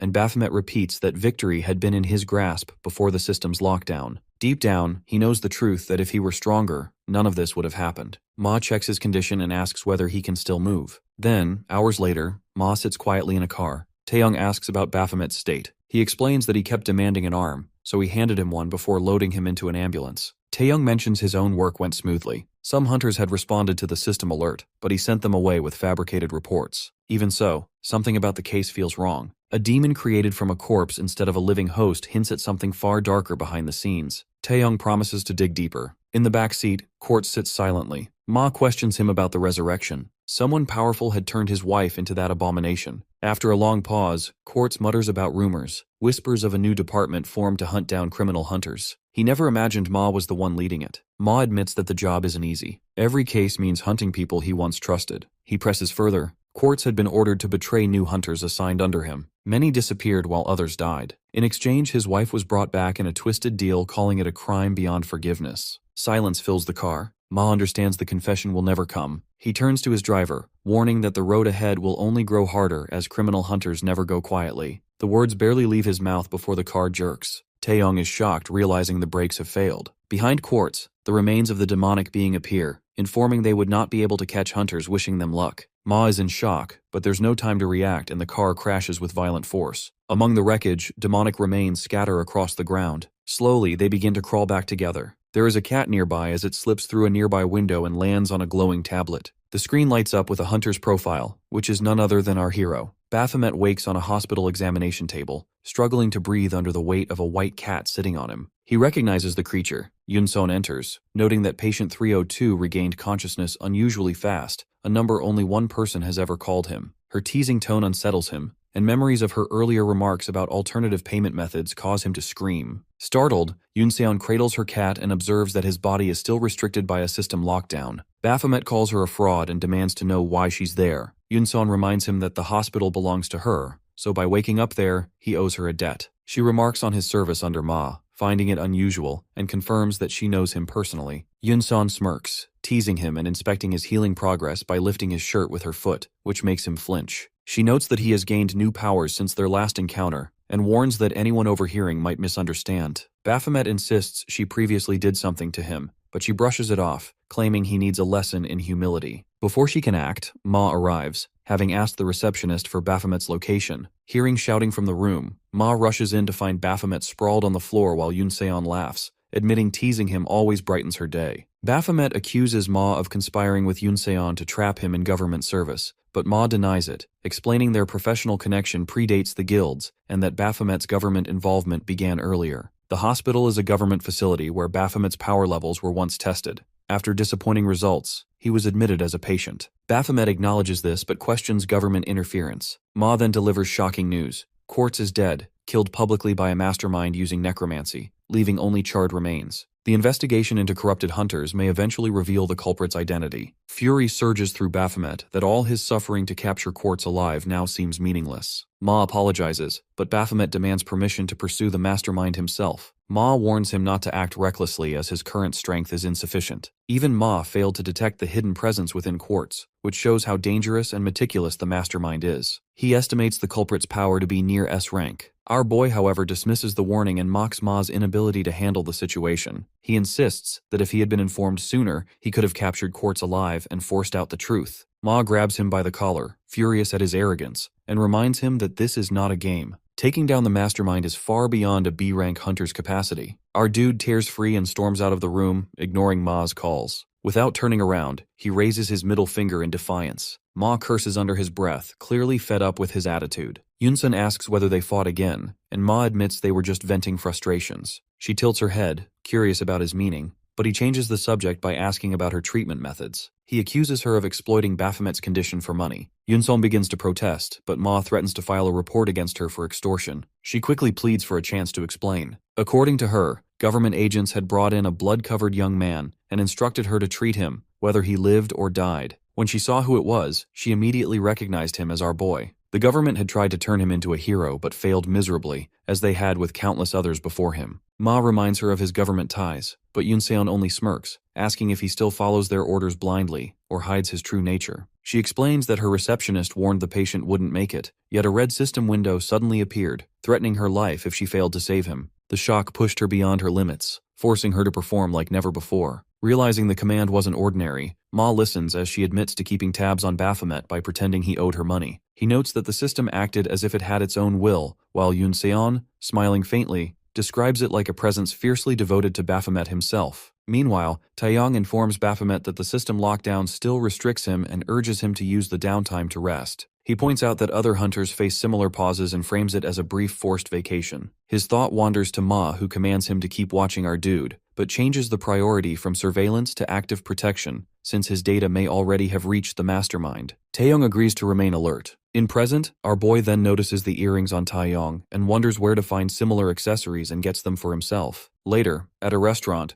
as he eats, he realizes that he needs some rest, and it's been a long since he has become a human. He has not enjoyed anything. He orders extra bowls of rice and several portions of meat, eats with appetite, photographs the dishes, and leaves with snacks in hand. He spends the afternoon wandering Seoul. He plays games at an arcade, reads in a quiet corner, and watches a movie about a woman who loses her legs. Even as he tries to enjoy the day, an emptiness clings to him. Nothing feels fulfilling anymore. His weakened body feels like a cage, and he begins to wonder if turning human was a mistake. Losing power seems to explain his misery. yet a deeper sense tells him it's more than that. He has reached the lowest point of his existence. At that moment, a system window suddenly appears, asking if he is sad. He curses it, blaming the system for ruining his life. It claims that it has done it for him, but he refuses to believe it, convinced it only exists to torment him. At that moment, the glowing symbols begin forming in the air as strange protocols activate. The system warns that repeated failure will trigger a full restart. Confused, Baphomet demands to know what's happening. He even asks the system to kill him instead. Meanwhile, the process completes, and then there is Girl who is sure that success will come this time. He challenges the entity to kill him instead of prolonging his torment. A calm, feminine voice apologizes for the delay, explaining that Earth's system was never her original duty. Several other voices echo reassurance. The administrator manifests and reveals the truth about his lost powers. She explains that billions of attempts had been made to appear in front of him. Not only this, billions of simulations had been tested to know what would happen if his strength remained within his human form. Each one ended with his death in countless brutal ways. Removing his powers was the only way to keep him alive. She confesses she chose him because she believes he will fulfill her ultimate wish. His desperate cry from the tower had reached her, and she responded. When he demands to know who killed him in those simulations, she shows visions of beings far stronger than any he has faced. Dark ravens swirl in the air as she reminds him that he already knows the path to power. His hunger will drive his growth, and his name will once again spread fear. With a final blessing, she restores his abilities. His Master of Weapons advances to level 2, Death Throes evolves into Adrenaline, and several new skills unlock. When he looks around, she is gone, leaving only silence behind. At the hospital, Ma hands Yunseon a sample which is a remnant from the demon Baphomet destroyed. She confirms their identity and promises the results by the next day. He thanks her, and she adds that she analyzed Baphomet's body through her touch-based data ability. When Ma doubts her accuracy, she takes offense but admits the findings defy logic. Looking at the data, he can't believe that Baphomet's stats have risen tenfold since his last evaluation just a month ago. Meanwhile, Baphomet receives a hidden quest notification that he has slain the disciple of Wrath, Raven, and earned a new skill as a reward. A slow grin spreads across his face as he realizes that everything from here on will only become more interesting. Basically, hunter power levels are ranked from F class to S class, with large gaps between ranks. Most hunters grow stronger through battles with demonic beasts or intense training. Rumors suggest a hidden path for faster advancement, though it's unproven. Ma meets Baphomet after their long separation. Baphomet casually reports that nothing unusual happened, though Ma's monitoring already confirms this. Yunseon, overhearing, mocks them and approaches Baphomet, grabbing his shoulder and calling him Patient 302. He demands she remove her hand, but she uses her identification ability to extract his information. Shocked by his rapid growth, she tells Ma that his progress is far beyond normal. Baphomet considers the team leader's immense hunter data, realizing cooperation may be unavoidable since the goddess behind the system uses him for her plans. The system reminds him that their goals align and revenge is possible through collaboration. When he asks why she doesn't intervene directly, she explains her abilities focus on creation, not destruction, and that even his human transformation was achieved using stolen power. Ma interrupts, and Baphomet asks about new missions or drops. Ma explains targets don't follow schedules. Baphomet suggests joining regular hunter missions to build strength, and Ma agrees. The doctor comments that both are now on the same page, and Ma admits his focus is on how fast Baphomet advances, whether he becomes a valuable weapon or a dangerous mistake. Ma offers a deal. If Baphomet identifies the mastermind, he may confront them personally, but only after proving strong enough. At the Hunter Association, Baphomet argues with the receptionist, demanding a mission that grants tower access and weapon rentals. She explains that F-class hunters rarely get tower assignments and suggests buying or earning a weapon, since renting is expensive. Baphomet says he prefers trying different weapons to avoid boredom, and asks again for suitable missions. She tells him that tower missions are usually reserved for A-class hunters and above, though one special mission allows all ranks if they have guild membership. Remembering his guild, Baphomet notes he cannot reveal his government ties. The receptionist confirms his membership in her system and assigns him the mission. At the labyrinthine tower, a woman leader stands before a group of gathered hunters, introducing herself as part of the Arc Guild, the sole organization licensed to clear this tower. She explains that shockwaves from unstable gates forced early operations. Starting today, participating hunters will keep 90% of all loot, though the Arc Guild reserves the boss fight for itself. Hunters whisper among themselves, surprised the greedy guild finally opened access. Some think it's an attempt to fix their damaged reputation. The speaker continues, announcing that the guildmaster herself will lead the raid. Excitement ripples through the crowd as others hope to see their favorite fighter in action. Baphomet watches quietly, debating whether to withdraw. His interest in fighting feels dull. The system's voice interrupts, referring to his earlier scene at the association. He growls at it to stop talking, but it cheerfully insists it has nothing better to do and reminds him he's still got tower access. Baphomet wonders if he can block the annoying thing, but it warns that his attitude will attract unwanted attention. He snaps that it should stop acting like a mother. The system responds playfully that the description suits it perfectly. Furious, our boy accidentally strikes a hunter behind him. The man shouts in outrage about his expensive gear. Two female hunters observe from afar, one noting how fights often break out when hunters gather. One of them thinks Baphomet looks familiar. The angry man keeps yelling about wasted money, while Baphomet silently regrets crossing paths with such people again. He finally offers compensation, but the hunter scoffs, assuming he's weak. His companion whispers that the shabby armor and low rank make our boy an easy target, probably the charity case mentioned earlier. The hunter taunts him, questioning how an F-class can afford to pay and why someone that weak enters a tower at all. Baphomet grabs his face, warning that arrogance can kill him by someone he considers weak. A leader intervenes, scolding them for starting fights before even entering the enemy zone. She orders everyone to follow her and stay focused. The loud hunter keeps complaining, while Baphomet repeats his offer to settle the issue with his limb. She reminds them that they're one team regardless of differences. She explains the tower's structure. 3 gears must be cleared before reaching the boss chamber. 6 hunters enter each gear, with random challenges such as full demon extermination, puzzles, or deadly traps guarding exits. Nobody knows which type they'll face until entry, because the maps change randomly within 24 hours. She begins a roll call, naming hunters from various guilds: Elam from Nord, Pagan, and Saul from Nebula, Reaper from Defiance. Hearing those names makes Baphomet flinch. When she calls his name from Sweet Pink Angel Guild, sweat forms on his forehead as all eyes turn toward him. Reaper grins knowingly. Back at the office, it's revealed that it's Ma putting our boy in a guild. Ma discusses guild assignments with Yunseon. She questions why he placed Baphomet in her fake guild,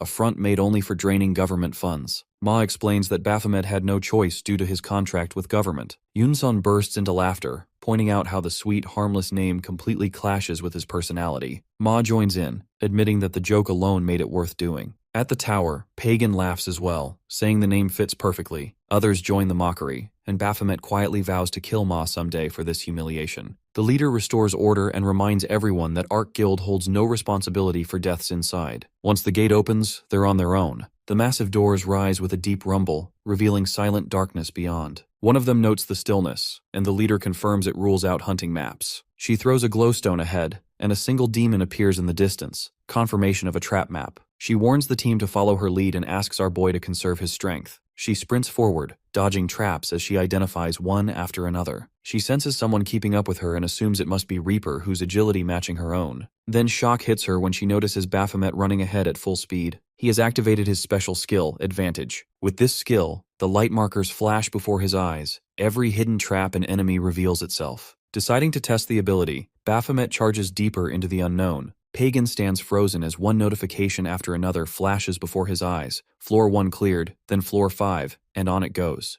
The impossible speed leaves him speechless. Our boy, an F-class hunter climbing floors like this, defies logic. Arrows descend in waves toward Baphomet while the system issues quick alerts, urging light dodges and side leaps. More arrows fly from the right, and new commands appear, guiding him to redirect their path. He follows each prompt, continuously guiding him without hesitation, launching one of the arrows toward the demon. Next moments, his chains catch its neck mid-air. The system highlights the weak point, and he tightens the chains before appearing behind the creature. His blade flashes once, cutting clean through its body. The next instant, floor 15 clears. The leader stares in disbelief, questioning if he truly ranks as F-class. She wonders why he hasn't renewed his rank. Reaper notes how his movements align perfectly with each attack's timing, almost like he knew them beforehand. The leader warns that ignoring rank updates brings fines, but Pagan interrupts with frustration, scolding everyone for wasting time on chatter. The leader reminds him that rest between climbs is essential to recover mana and stamina. Pagan scoffs at the idea, mocking them for tiring out so early as they are only on 15th floor. His damaged armor draws her attention, and she remarks that it's nearly falling apart. Pagan accusing our boy of breaking it. She doubts an F-class could damage armor that easily, suggesting the piece wasn't worth much to begin with. Pagan snaps back that his armor came from Bahamut's core, the boss of the Tower of Sanctum. The leader pauses at this, realizing the power needed to destroy such material equals that of a tower boss. Baphomet wonders privately if that's really true. Pagan curses about worthless F-class hunters, but quickly urges him to drop the argument and focus on the next chamber. Reaper studies the crest on Pagan's armor, recognizing the Royal Guild insignia. She steps closer, commenting that Bahamut-related gear never entered official trade markets. Anyone holding it must have dealt with black market sellers. She smirks and calls him the master of Royal Guild. Pagan stiffens while Kang demands to know her intent. Reaper offers to find the scammer who fooled him if he owes her a favor afterward. With that, the raid continues, and Baphomet observes Reaper's flawless movements as she cuts down demons with swift, precise strikes. Her rhythm carries the team upward, clearing one level after another. Between rest stops and fights, they advance until a mounted demon charges toward Pagan. Before impact, Baphomet moves first. His blade slices through the beast's neck, then through the rider's chest. Floor 49 clears in moments. Sweat drips from the leader's brow as she announces their new record, but Pagan brushes it off as nothing impressive. She scolds his arrogance while he is noticing Baphomet's calm posture, with no exhaustion and no sign of effort. His composure unsettles him. Ahead, a large stone door blocks their way. Reaper explains that beyond this point lies something different. Most towers reserve boss chambers for the end, but this one hides named demons at mid-level checkpoints. She assumes our boy already knew, perhaps from sneaking into towers illegally, but his blank reaction proves otherwise. He cuts her off sharply, warning her to stop acting so familiar. The leader ends the talk and rests her palm on the cold door, giving a final chance to retreat. She reminds them that each hunter's life is their own responsibility, yet she'd prefer to avoid needless deaths. Payment for loot will still be granted to anyone who withdraws now. Pagan opens his mouth, but Baphomet steps forward first, announcing his intent to continue. He didn't come this far for weak demons. Reaper joins in, unwilling to retreat after such progress. The rest follow their lead. The leader turns to Pagan and Soul for their choice. Soul advises retreat, reminding his master that their original goal was just experience collection. The next area's difficulty remains unknown, making withdrawal the safer path. But Pagan refuses to back down, his pride burning at the thought of losing to an F-class. Declaring his participation, he ignores Soul's protests and enters alongside the others. Darkness greets them inside. The leader activates a glowstone, casting light over towering stone figures shaped like chess pieces. She warns everyone to stay back, gargoyles perhaps. Pagan warns until a massive hand descends from above, lifting one stone piece and slamming it down before them with thunderous force. The ground trembles. The hand speaks, declaring that their turn has begun. Confusion spreads. Soul remarks that if this is chess, then his master's expertise finally matters. Pagan hesitates but claims he understands. Their safety depends on predicting where each piece will fall. He marks the safe zone, and Soul praises his quick deduction. But our boy doesn't move as something feels wrong to him. A shadow looms above Pagan as a massive chess piece materializes mid-air. Soul lunges forward to pull him aside, but the piece crashes down, right on Soul. Silence fills the chamber and Pagan screams his name in horror. The leader stares, shaken, wondering where that black piece came from. Reaper's realization cuts through the panic. The voice wasn't talking to them, but it was talking about them. The tower itself is a battlefield between two unseen players, and they're merely ants in their game. Baphomet's expression hardens, realizing that until now it had been too easy. The real challenge of the tower begins here. Soul's hand appears from under the chess piece, and Pagan quickly tries to pull him free. He keeps telling Soul not to worry because their office has really good medical equipment. But when he pulls, only the arm comes out. This shocks Pagan completely, and he screams out Soul's name in panic. Right then, the leader yells for Pagan. A hand drops a chess piece on him while she grabs him and drags him to safety and yells at him to be aware if he wants to live. Hunter Reaper also dodges herself from the falling chess pieces, while she notices that they keep coming with speed with each second. Suddenly, she realizes that she's almost under a piece. Just then a hunter teleports her away, saving her, so she thanks the hunter for that action. She then turns to our boy and inquires if he knows how to beat this challenge room,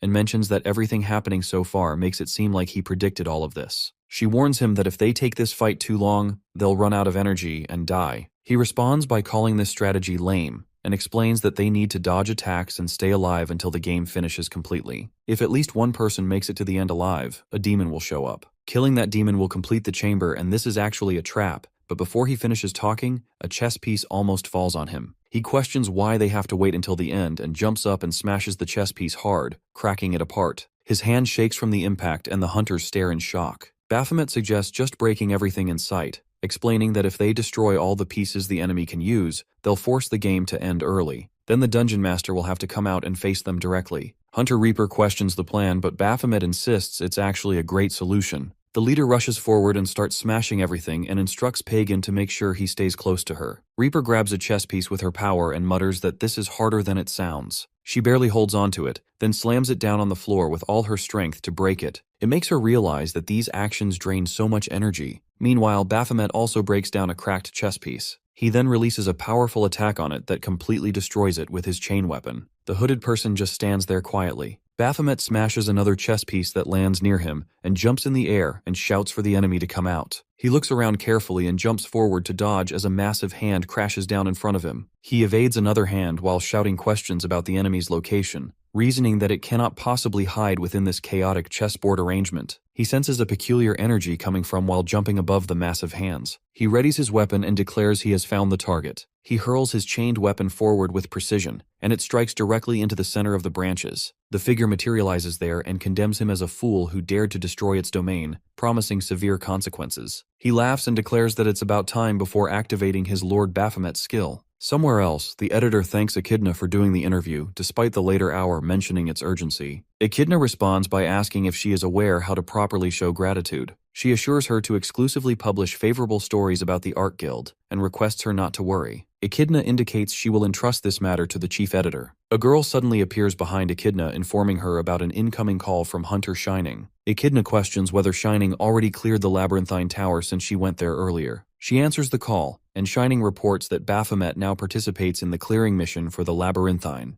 Meanwhile, our boy battles the beast, continuously throwing weapons and slashing at it. His adrenaline skill suddenly activates automatically when stress levels rise during combat, increasing all ability stats by 30%. He charges forward toward the figure while gripping his chain weapon tightly. The figure questions him in confusion, extending its hand to attack, but noticing something that he seems significantly stronger than moments before. It focuses its attention on the target, and the system confirms that when fighting against a designated target, all damage received decreases by 50%, while attack power increases by an additional 30%. He advances to strike while the figure expresses confusion about the kind of spells he uses to grow stronger. He throws his chained weapon at the creature, and it hits directly, piercing through its shoulder while noting that wood tends to burn easily, declaring this target perfect for testing a particular skill. On the other side, Echidna shouts into the phone, demanding they prevent any meeting between him and Valkyrie. Shining states that Valkyrie would not like to be near him as he pulled out her hair. Echidna explains that Shining doesn't really grasp what's going on. She then asks how likely it is for an S-class hunter with superhuman strength to fall into water and faint. Shining can't think of any other reason, and Echidna calmly says the chances are none. Meanwhile, our dude, along with Raven's special skill, Giga, activates Blaze and directs the fire forward.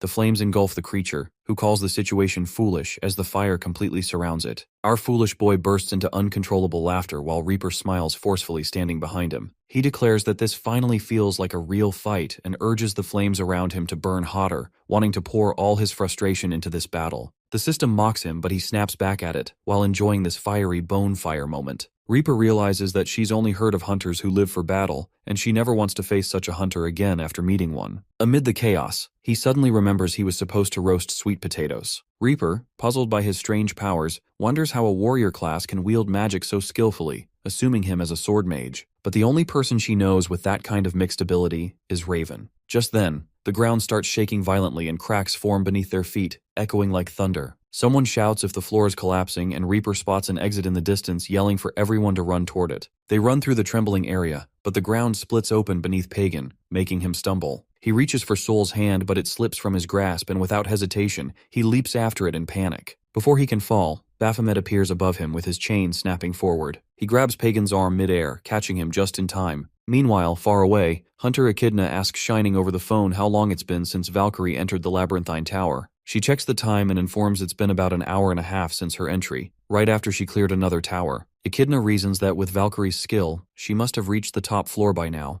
and if Baphomet reached there too, they'd probably already met. At that moment, looking down at Pagan as he holds his arm, our dude can tell he has completely lost the will to fight. Even if he survives, he'll never have the strength to continue to the next tower, which only means death will find him soon. Echidna, still on the call, says something needs to be done. While our boy reflects quietly that losing the will to fight is the same as failing as a fighter, Echidna walks to her chief editor and reminds her that she mentioned knowing a few journalists asking for their introduction, while still gripping Pagan's arm, but then he loosens his hold, muttering that maybe he should just let him die here. Pagan falls and an explosion bursts below. Out of nowhere, Valkyrie dives down and catches Pagan mid-fall. She smirks, saying he seems like a terrible person, and adds that taming someone like him might be fun. Back with Echidna, she requests a journalist who knows how to handle scandals discreetly. She explains the scandal, recalling how it began. During an interview, a reporter asked Valkyrie the kind of man she liked. She revealed she preferred someone easy to talk to, and looks didn't matter much. But right after that, Baphomet came crashing down from above, straight into the pool, unconscious. Valkyrie rushed to him, instantly finding him her type. Before she could act, Echidna ran over, asking if he was okay. Suddenly, Valkyrie collapsed, claiming she felt dizzy. Echidna saw through the act, thinking this woman planned to use her body to attract attention, assuming no man could ignore her lying helpless on the floor. But her plan backfired the moment Echidna stepped in. He looked at Echidna,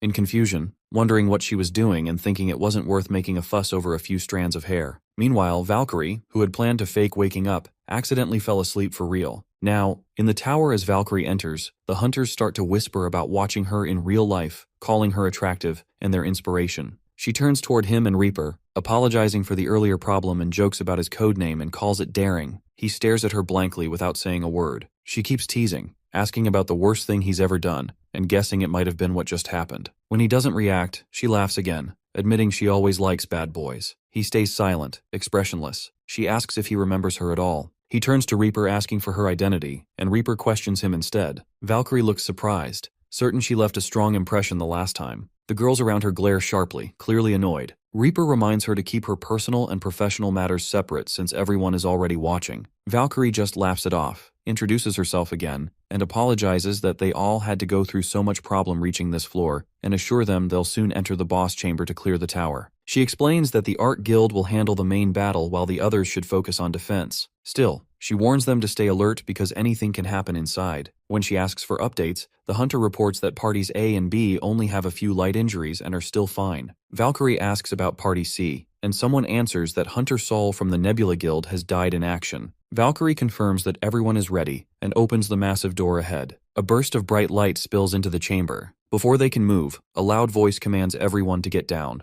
A slashing sound cuts through the air, followed by a huge explosion that shakes the room. Out of the smoke steps Karen, the commander of the Labyrinthine Knights, and he says it's impressive they made it this far. He adds that he hoped not to draw his sword again, but fate clearly had other plans. Then he asks who will fight him. One of them, the one beside them, or our boy who he calls Strange One. Sharon then releases his killing intent, and Reaper shouts to Valkyrie that something terrible will happen if this continues. Valkyrie responds she's already aware of the danger. Our boy calls for inventory, but Valkyrie appears in front of him immediately, determined to make him remember her this time. She charges at Charon with full force, who's amused, calling her impatient since he hasn't finished dealing with the weak. She replies that there's no need for that, and energy flares brightly as she activates Blessing of Venatus, creating a powerful shield that protects everyone nearby from both physical and magical attacks. Wrapped in divine light, she steps forward and declares herself as his opponent. The Blessing of Venatus boosts her stats by 30% for 300 seconds. She launches her attack while Karen releases a powerful slash in response. Both strikes collide against each other before she unleashes countless rapid strikes on him. As she lands back down, he expresses outrage at her audacity. She refuses to stop and charges toward him again, pointing her finger to release a tremendous attack that completely engulfs him. Meanwhile, the other hunters stand protected within the shield, commenting on S-class amazing abilities making epic-tier bosses' skills look like ordinary demonic abilities. But Baphomet notices something amiss about the situation. Sharon charges forward and positions itself in front of her, but as it advances, she strikes it from behind and completely shatters it. The system confirms that Commander Knight Charon has been killed. As she lands back down, all the hunters celebrate and praise her performance. However, she appears troubled by something.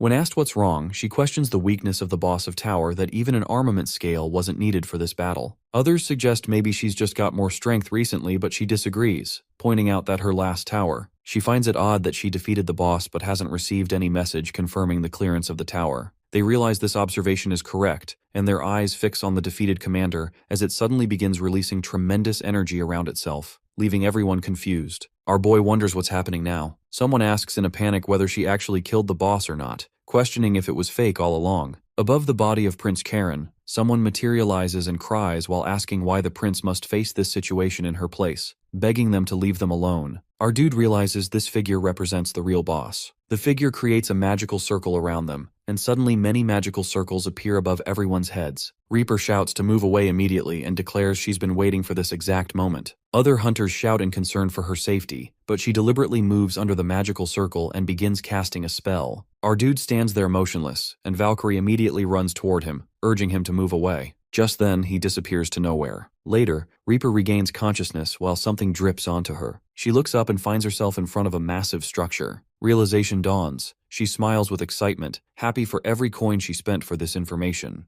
Then she glances down, realizing she's standing on top of Baphomet. He groans, demanding she get off immediately. She steps aside, asking what he's doing here. Pagan scratches his head, trying to make sense of it. Then she hits him, then apologizes, explaining that the warp spell must have teleported the two people closest to her. To make up for it, she offers them her share of the loot. He accepts without emotion and asks where they've ended up. She explains they're inside the labyrinthine temple, a hidden area that only appears after the true boss reveals itself. Baphomet realizes she already knew about this place and suspects she had her own motives for joining the raid, asking if there's some kind of rare treasure here. She explains it's far more valuable than that, and the temple holds ancient records about demonic beings, their architecture, history, and beliefs. From the carvings alone, scholars can learn that these creatures feared a god and longed for divine existence. This temple contains the complete story of demonkind. He stares blankly and asks if that's really what she risked her life for. She snaps back, saying he shouldn't belittle her discovery. Finding such a tower, she explains, is like finding a needle in a haystack. With this information, she can finish her book, become a best-selling author, and earn recognition as a leading archaeologist. He calls her delusional and argues that the temple is nothing more than a realistic set piece built by demons. To them, the only command that matters is killing humans. Reaper declares he's missing the point that from the demon's side, they're not monsters. They're defenders of their own world. She gestures toward a nearby mural, saying it tells their story, one deeply tied to the boss of this tower. Strange ancient letters glow faintly across its surface. As she reads aloud, she explains that in the shining kingdom of Bellatrix, there once lived a beautiful and powerful king named Rizal. His appearance was said to outshine any lady's beauty, and his magic surpassed all others. Our guy wonders silently if this name belongs to the real boss. She continues that Rizal's fame spread across nations, and his people adored him. But envy grew. Neighboring kingdoms invaded Bellatrix, hoping to claim both the land and its perfect ruler. To defend the kingdom, Prince Charon, son of the previous king, embraced dark magic. The court archmage, Betelgeuse, sacrificed his body to 3 spirits to gain immense power. Rizal was devastated. He only ever wanted peace for his people, not endless war. To protect them, he built a massive fortress no enemy could reach. He realizes that the fortress must be the labyrinthine tower. Reaper starts reading further, but Pagan cuts her off, calling it stupid. He reminds her that Soul died because of the creature who created this very place. Reaper yells at him, demanding to know what he's done. He looks at her blankly, asking what she means. She points frantically, saying they don't know what could happen if he destroys anything inside the temple, leaving him confused. Then he looks up and freezes as the streams of mana begin flowing down from the ceiling. A dark shadow takes shape above them, forming into a monstrous figure that hides its face. A system message flashes before him to eliminate Rizal, the boss of the labyrinthine tower. Pagan stands before the creature with unease building inside him. His thoughts revolve around why misfortune always chooses him. Reaper expresses disbelief at their situation as the boss monster materializes before them. The mission was supposed to end with eliminating the boss, yet everything now feels absurd beyond reason. Our dude questions her awareness, wondering if she never considered such an outcome possible. She mentions her plan of escaping through the teleporter she discovered inside the temple. Baphomet points out that teleporters lose function once a boss occupies the same space, and the temple's chamber turned into a boss arena the moment that being appeared. The boss raises its hand, forming a swirling mass of energy, and declares punishment for trespassing,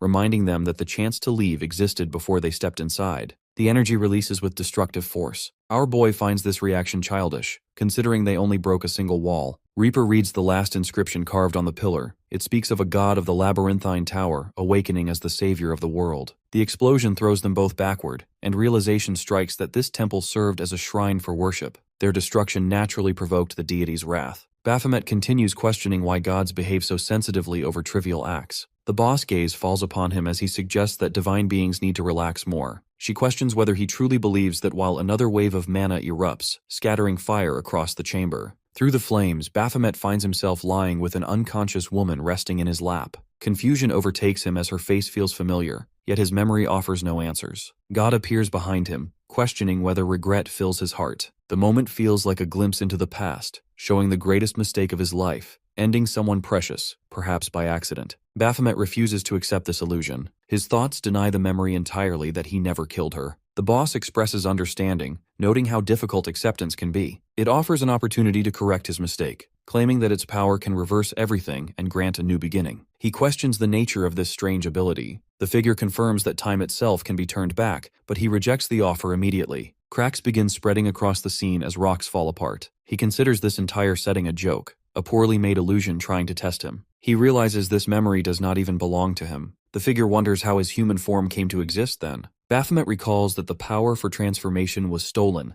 not earned. The memory belongs to the body's former owner, not to him. Starting over holds no meaning anymore. He's tired of repeating cycles. The god begins to fade while Baphomet steps forward, ready for combat. A fight feels like the perfect distraction. Suddenly, Reaper appears and strikes him across the face. The sudden pain shocks him more than the hit itself, and she quickly apologizes. Baphomet questions why the slap hurt so much and wonders what happened while he was unconscious. Reaper explains that the boss trapped them in a trance. She barely escaped and has no idea where they were sent. Her earlier awakening proves her strong mental resistance. Pagan appears next, his cheek red from repeated attempts to wake him. Our dude wonders whether this also resulted from her effort. She mentions that he refuses to wake even after using every immunity potion. Only one method remains untested, one that her uncle once described as a man's greatest weakness. She hesitates, unsure about carrying it out, and instead suggests that Baphomet should handle it since men understand such matters better. He rejects the idea immediately. Reaper worries about Pagan's mental state, afraid that the spell may have damaged his mind. He reasons that simple pain will not break magical control, especially when created by a powerful caster. He explains that the only way to undo it is through another magic user of equal level, so waiting becomes their only choice. Reaper argues that responsibility for this mess falls on her since the situation began with her actions. If he never wakes, guilt will follow her. Meanwhile, inside his trance, Pagan opens his eyes to an unfamiliar world. His surroundings shift rapidly, and soon he finds himself at the time of his birth at a hospital corridor where doctors rush past. They discuss how the child's mother died giving birth, leaving behind a weak son with little talent compared to his older sisters. Later, as he's grown up, Secretary Kang approaches him, noticing his sadness, and informs him that his father is waiting. Pagan wonders aloud whether he's a failure, a 0 just like the score on his last test. He questions why he lacks talent when his sisters excel at everything. His thoughts return to his mother that she died because of him. Secretary Kang comforts him, reminding him that his mother always believed he possessed a gift, even if it had yet to appear. Before more could be said, an explosion shakes the scene. The vision shifts again. Pagan watches news on his mobile screen about Hunter Raven, who at only 18 defeated the boss Astardi and cleared the Tower of Fate. He realizes they share the same age, yet their worlds stand apart. Admiration fills him briefly before guilt overwhelms his heart as Soul's final moments replay before him. His hands clutch his throat as memories suffocate him. He blames himself for everything: Soul's death, his mother's fate,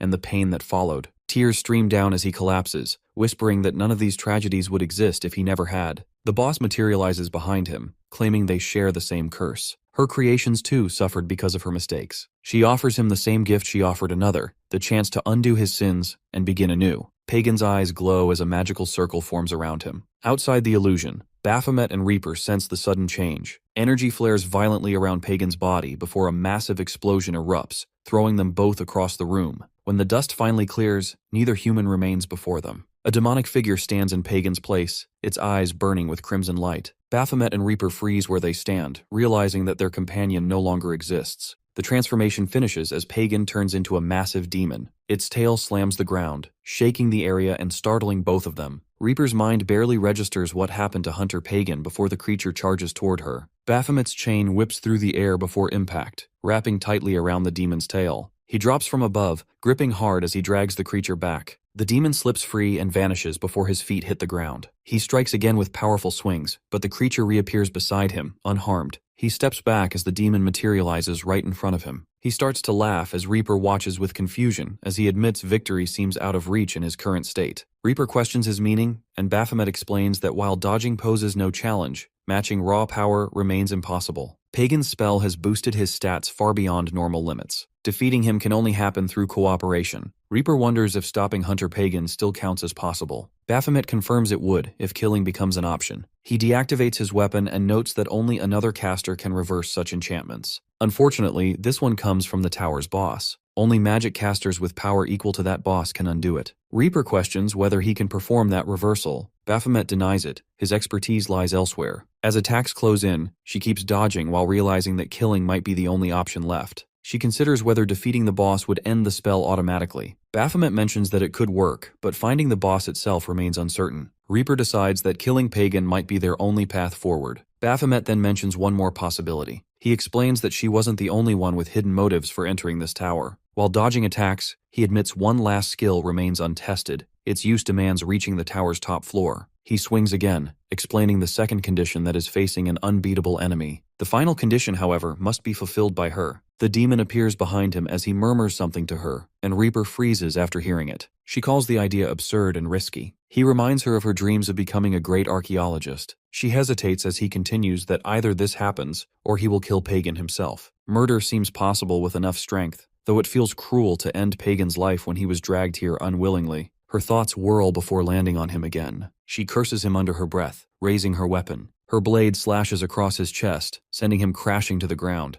The demon steps closer, blade raised over Baphomet's body. Suddenly, a red light bursts from him as he activates Chrono Break. A massive explosion rips through the area, forcing Reaper to shield her face. System messages flash across the air. The first condition met by reaching the top floor, the second by facing an impossible foe, and the third through receiving a fatal wound from a hunter. The old body collapses, replaced by one capable of holding greater power. Reaper stares, trembling, asking if he's still alive as the countdown begins. Her voice grows desperate as it ticks down. 3, 2, 1. She calls out his name again and again. Baphomet finally moves, telling her it's better not to see what follows. He pushes her back gently as she stumbles to the ground. His gaze shifts toward the demon, dark energy swirling around him. He declares that their fight isn't finished, and that he'll take one arm in exchange for mercy. System messages confirm the activation. The demon god Baphomet's skill remains active until the tower's completion. A voice echoes, filled with disbelief. It cannot comprehend how he regained his lost powers. Baphomet, radiating dark power, admits that it has been a long time since energy like this flowed through him. His abilities have returned, though only within the tower's limits. The cooldown lasts 315,260 seconds, and all human-based skills are disabled. This restriction explains why the system kept things secret. He turns toward the restrained demon entangled in his chains, warning against any movement. His control feels clumsy, and an accident could end its life instantly. As he examines the creature's aura, the spell around it appears tangled beyond repair. He decides it's better left to another entity. Lifting his head, he commands someone to appear, but gets no answers. He repeats the command more forcefully, questioning the disobedience. His patience breaks as he shouts again. A shadow rises from the air, revealing a true demon form.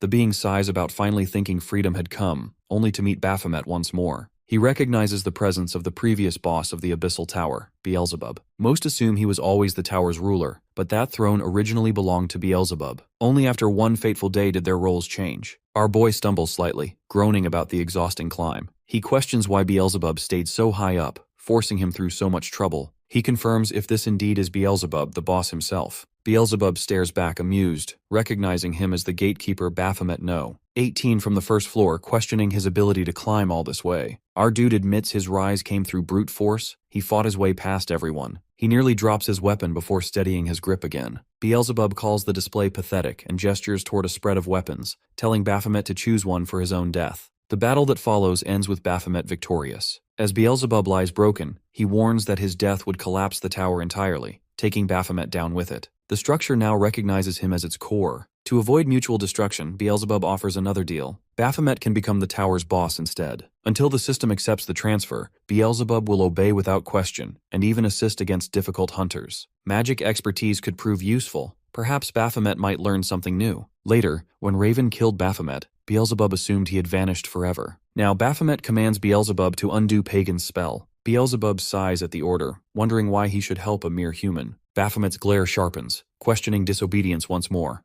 Beelzebub raises his hands in defeat, muttering about how hard life feels for subordinates. A surge of magic forms in his palm. He insists that no spell exists beyond his reach. Though the caster put great effort into this enchantment, undoing it remains a simple task. He proceeds to unravel the magic completely. Meanwhile, in the palace, the tower boss declares that no one can invade this domain. He vows to rebuild his kingdom to greater glory. Yet suddenly something drops above him. He looks up at the crack spreading through the air, stunned that a structure made from magic could break. Before he can react, a violent explosion tears through the palace, obliterating everything. In the chaos, Baphomet steps through the smoke, commending Beelzebub's performance. He grabs the tower boss and slams him against the wall, announcing that his turn has finally come, and the fight begins with his command for Rysel to attack. Razel rises from the ground, moving toward Baphomet while questioning the reason behind the return of his powers. Baphomet responds that sharing such information would require friendship, something they clearly lack. He warns him not to lower his guard and leaps forward. Razel fills the area with magical spheres, causing explosions to erupt one after another. Baphomet dodges through the blasts with ease and remarks that avoiding such attacks feels almost effortless. He charges ahead while Razel raises his hand, forming a glowing circle that releases concentrated magic directly at him. The attack lands, yet he remains unharmed. He questions if it is the full extent of Razel's strength. Shock overtakes Razel as our dude activates his Aegis skill, creating a massive blast that sends him flying out of the safe zone. Baphomet urges him to fight seriously, reminding him not to waste his efforts. His smile widens as he demands entertainment worthy of his attention. Explosions surround Raisel as confusion spreads across his face from the sudden shift in pressure. Our dude rushes forward and hurls him aside with another blast. He appears behind him instantly, demanding more power, then in front again, asking for stronger strikes. Attack after attack continues until Baphomet clenches his fist and drives it into Raisel's face, slamming him against the ground with immense force. Smoke rises from the impact while he demands even more action. Raisel questions whether this entire battle has become some kind of game. He charges again, his speed increasing with every step. Baphomet welcomes the effort, remarking that real seriousness finally appears after such a dull wait. He calls for Beelzebub, requesting a large and sharp weapon to fit the moment. Beelzebub informs that nothing remains, explaining that when the tower collapsed, all weapons vanished completely. A strike from Raisel lands as an explosion hurls Baphomet to the cracked ground. He processes the situation,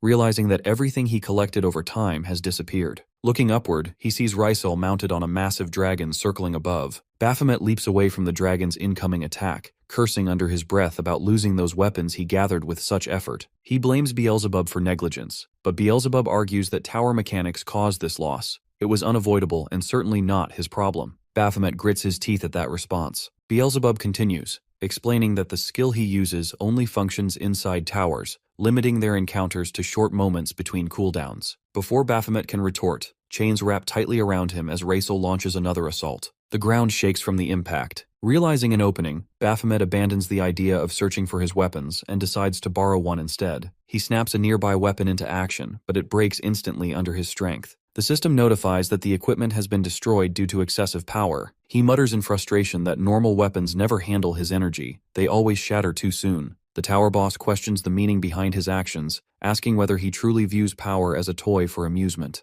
Baphomet senses a sudden shift around him, feeling the place different. The boss declares that true power isn't for play, unlike how Baphomet treats it. In an instant, countless demonic beasts materialize, surrounding him completely. The boss refers to these creatures as his vassals, releasing a storm of energy from their mouths. He claims that his people and his kingdom stand under divine protection, and Baphomet's strength means nothing before their unity. All the vassals unleash their attacks together, as the god shouts glory to the kingdom of Bellatrix. Baphomet's blade cuts through the air, slicing the head of one vassal clean off. The god freezes in disbelief as the second, third, and fourth fall the same way. One by one, thousands of vassals collapse near the glowing circle surrounding Baphomet. He explains how many times he has died to reach this level, stabbed endlessly by the same hand, crushed repeatedly until his body turned to pulp, and resurrected over and over again. He drives his chain through another vassal's chest, declaring that his actions now mirror what once happened to him. He cuts off their limbs, crushes their bodies, and annihilates everything that stands before him. The ground trembles as all vassals vanish in the storm of his attack. He stands surrounded only by silence and blood. He states that this pain and repetition forged his strength, not any divine gift or borrowed power. Every ounce of it was earned. The boss stares in horror, unable to comprehend what stands before him,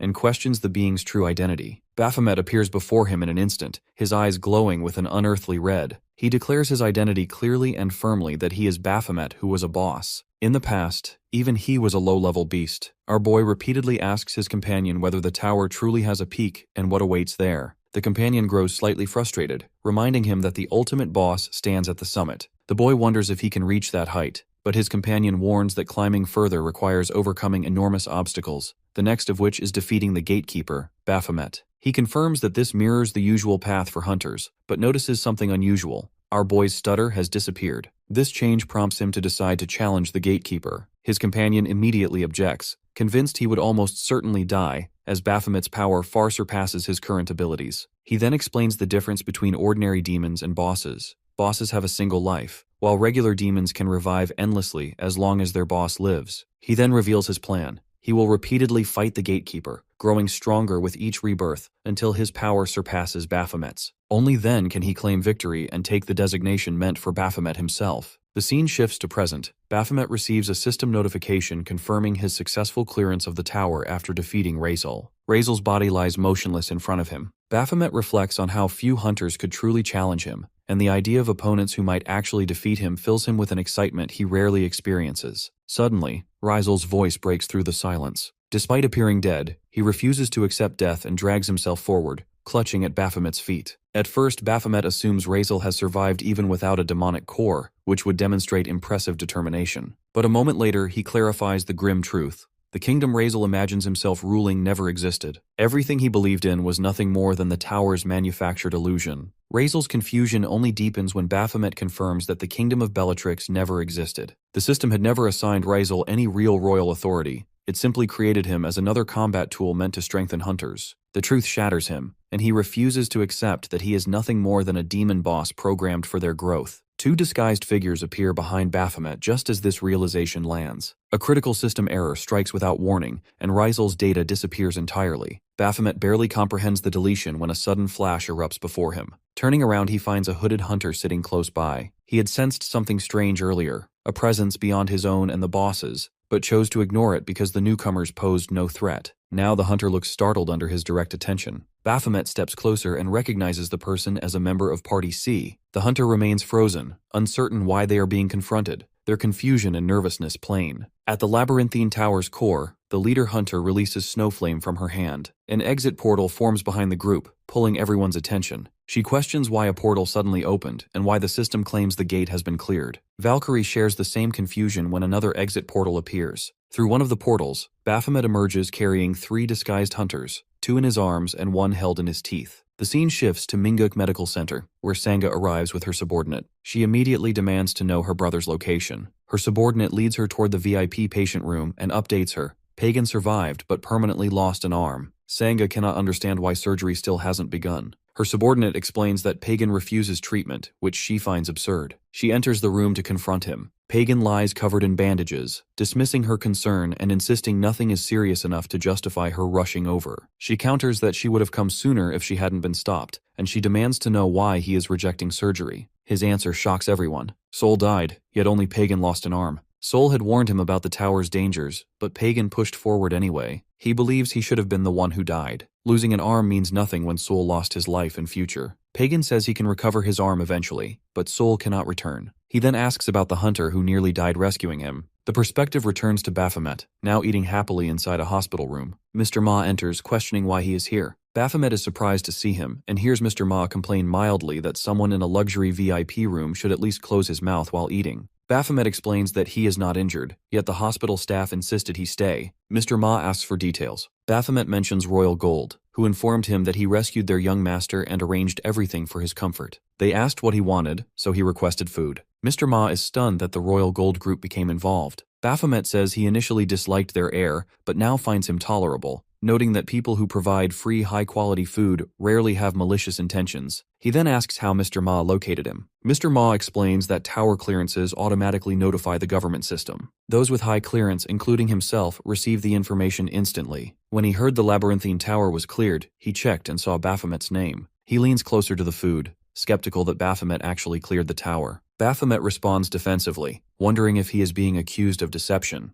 Mr. Ma clarifies that he is not calling him a liar, only that clearing towers usually requires a skill level Baphomet should not possess yet. Baphomet offers to show proof through the demon crystal he collected from defeating the boss. Mr. Ma suggests presenting even stronger evidence, the crux granted for clearing the tower. Someone arrives at the reception outside the room, apologizing for being late. Entering the room, he expresses surprise that a government official arrived first and questions Mr. Ma's presence. Baphomet's shock rises when the newcomer introduces himself as the team leader of the Hunter Training Department. A flashback surfaces. This same man once stood over him, labeling him a failure and a fraud. Now he greets Baphomet with the same contempt. Baphomet grits his teeth as the man claims he rushed over upon learning about the tower clearer, and grew even more curious when he discovered Baphomet's identity. He demands to know how Baphomet managed this, noting Mr. Ma's presence and speculating about involvement in a confidential government project known as the Cleaning Crew. Both Baphomet and Mr. Ma remain silent. The man continues, remarking that hunters often have to dirty their hands to survive, but warns that Mr. Ma operates at a far more dangerous level. He references an incident in which Mr. Ma killed 7 innocent S-class hunters. The statement confuses Baphomet, while Mr. Ma suddenly swings a punch. The man stops it effortlessly. His subordinate shouts for him to stop, warning that a fight would destroy the entire hospital. Mr. Ma calls him Jeok-ha and warns him to respect boundaries. He orders him to focus on the actual task, confirming whether Baphomet truly cleared the tower. Baphomet smiles and agrees. He opens his system window and retrieves the tower's crux. He admits he did not understand its function earlier, but finds it convenient now. Bringing it close to Ha's face, he questions whether he still appears like a fraud. Ha stares at him, teeth clenched, insisting that Baphomet remains a failure. A voice interrupts, asking who really failed. Ha turns to see Pagan entering in a wheelchair, accompanied by his sisters. Ha's subordinate identifies them as members of Royal Gold. Ha immediately changes demeanor, greeting Sangali with a polite smile. He calls her the future president of Royal Gold and addresses her as director. Sanga says his name with cold anger. Ha explains that he intended to contact her soon for business reasons and expresses pleasant surprise at seeing her here. He asks what brings them. Pagan questions whether Ha holds a government position. Ha finally notices him and realizes he is the youngest heir of Royal Gold. He expresses regret about the injury and learns Pagan had been inside the labyrinthine tower. Pagan gestures toward Baphomet, introducing him as his rescuer and highlighting Ha's insulting behavior. Ha looks confused. He turns to Sanga, asking about their company's dealings with him. She explains that he manages training and recruitment operations. Pagan remarks that someone unable to recognize a tower clearer is unsuitable as a partner. Sanga agrees and cancels all scheduled meetings with Ha's department. Ha's subordinate tugs nervously at his sleeve. Another sister steps forward, politely asking him to leave because they want a private conversation with Baphomet. She adds softly that their family follows one rule: the enemies of their friends are their enemies as well. Ha forces a strained smile, throws one last bitter glare at Baphomet and turns away. Baphomet meets his look with a sharp, satisfied grin. Mr. Ma discusses the situation with Baphomet, noting how everyone suddenly seems to be siding with him. Baphomet wonders if this counts as good news, but Mr. Ma points toward Ha's trembling expression, warning that one more mocking grin could make him snap. Outside, Ha sits in his car, slamming the seat and cursing uncontrollably. His subordinate begs him to calm down, but the humiliation of being insulted by someone he once labeled a failure, especially in front of Royal Gold, burns deeper than anything. When the subordinate asks if Baphomet might have awakened after their first evaluation,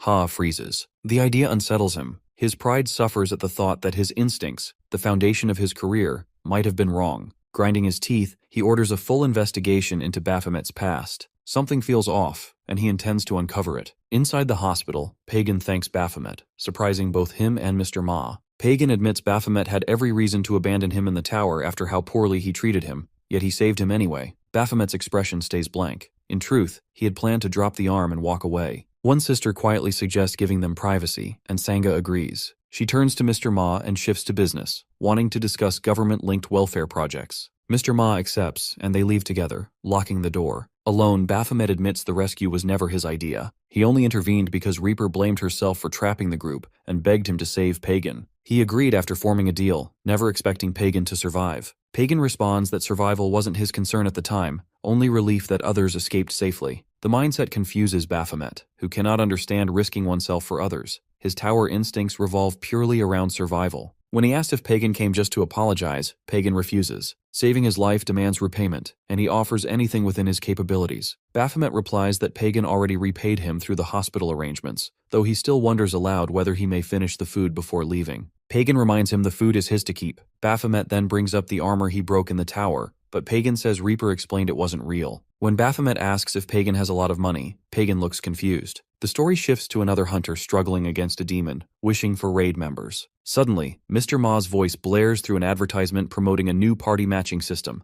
hunter loans, equipment rentals, and a government-funded welfare service for hunters and their families. The ad ends with a bright sponsored by the central government. Baphomet winces at the commercial, feeling secondhand embarrassment. Mr. Ma appears behind him, pretending to be offended, claiming the ad required effort. He asks if Baphomet is here to supervise today. When Baphomet says no, Mr. Ma laughs and reveals he only came for a visit. He mentions the idol who starred in the commercial, a hunter and K-pop star with terrible acting skills. A girl gasps and accuses Baphomet of insulting their beloved June. Mr. Ma panics before realizing the voice belongs to Yu Jong-han. She greets Baphomet warmly, reminding him they met at orientation. Mr. Ma informs him that Han will supervise today and then asks if he has seen the news. When Baphomet appears clueless, Mr. Ma scolds him lightly and shows him multiple articles clearing his name. The fraud accusation is finally resolved, likely thanks to Pagan. A flashback confirms this. Baphomet had asked Pagan whether money could influence the media. Pagan explained that Royal Gold didn't need to buy anything. Journalists followed them on their own.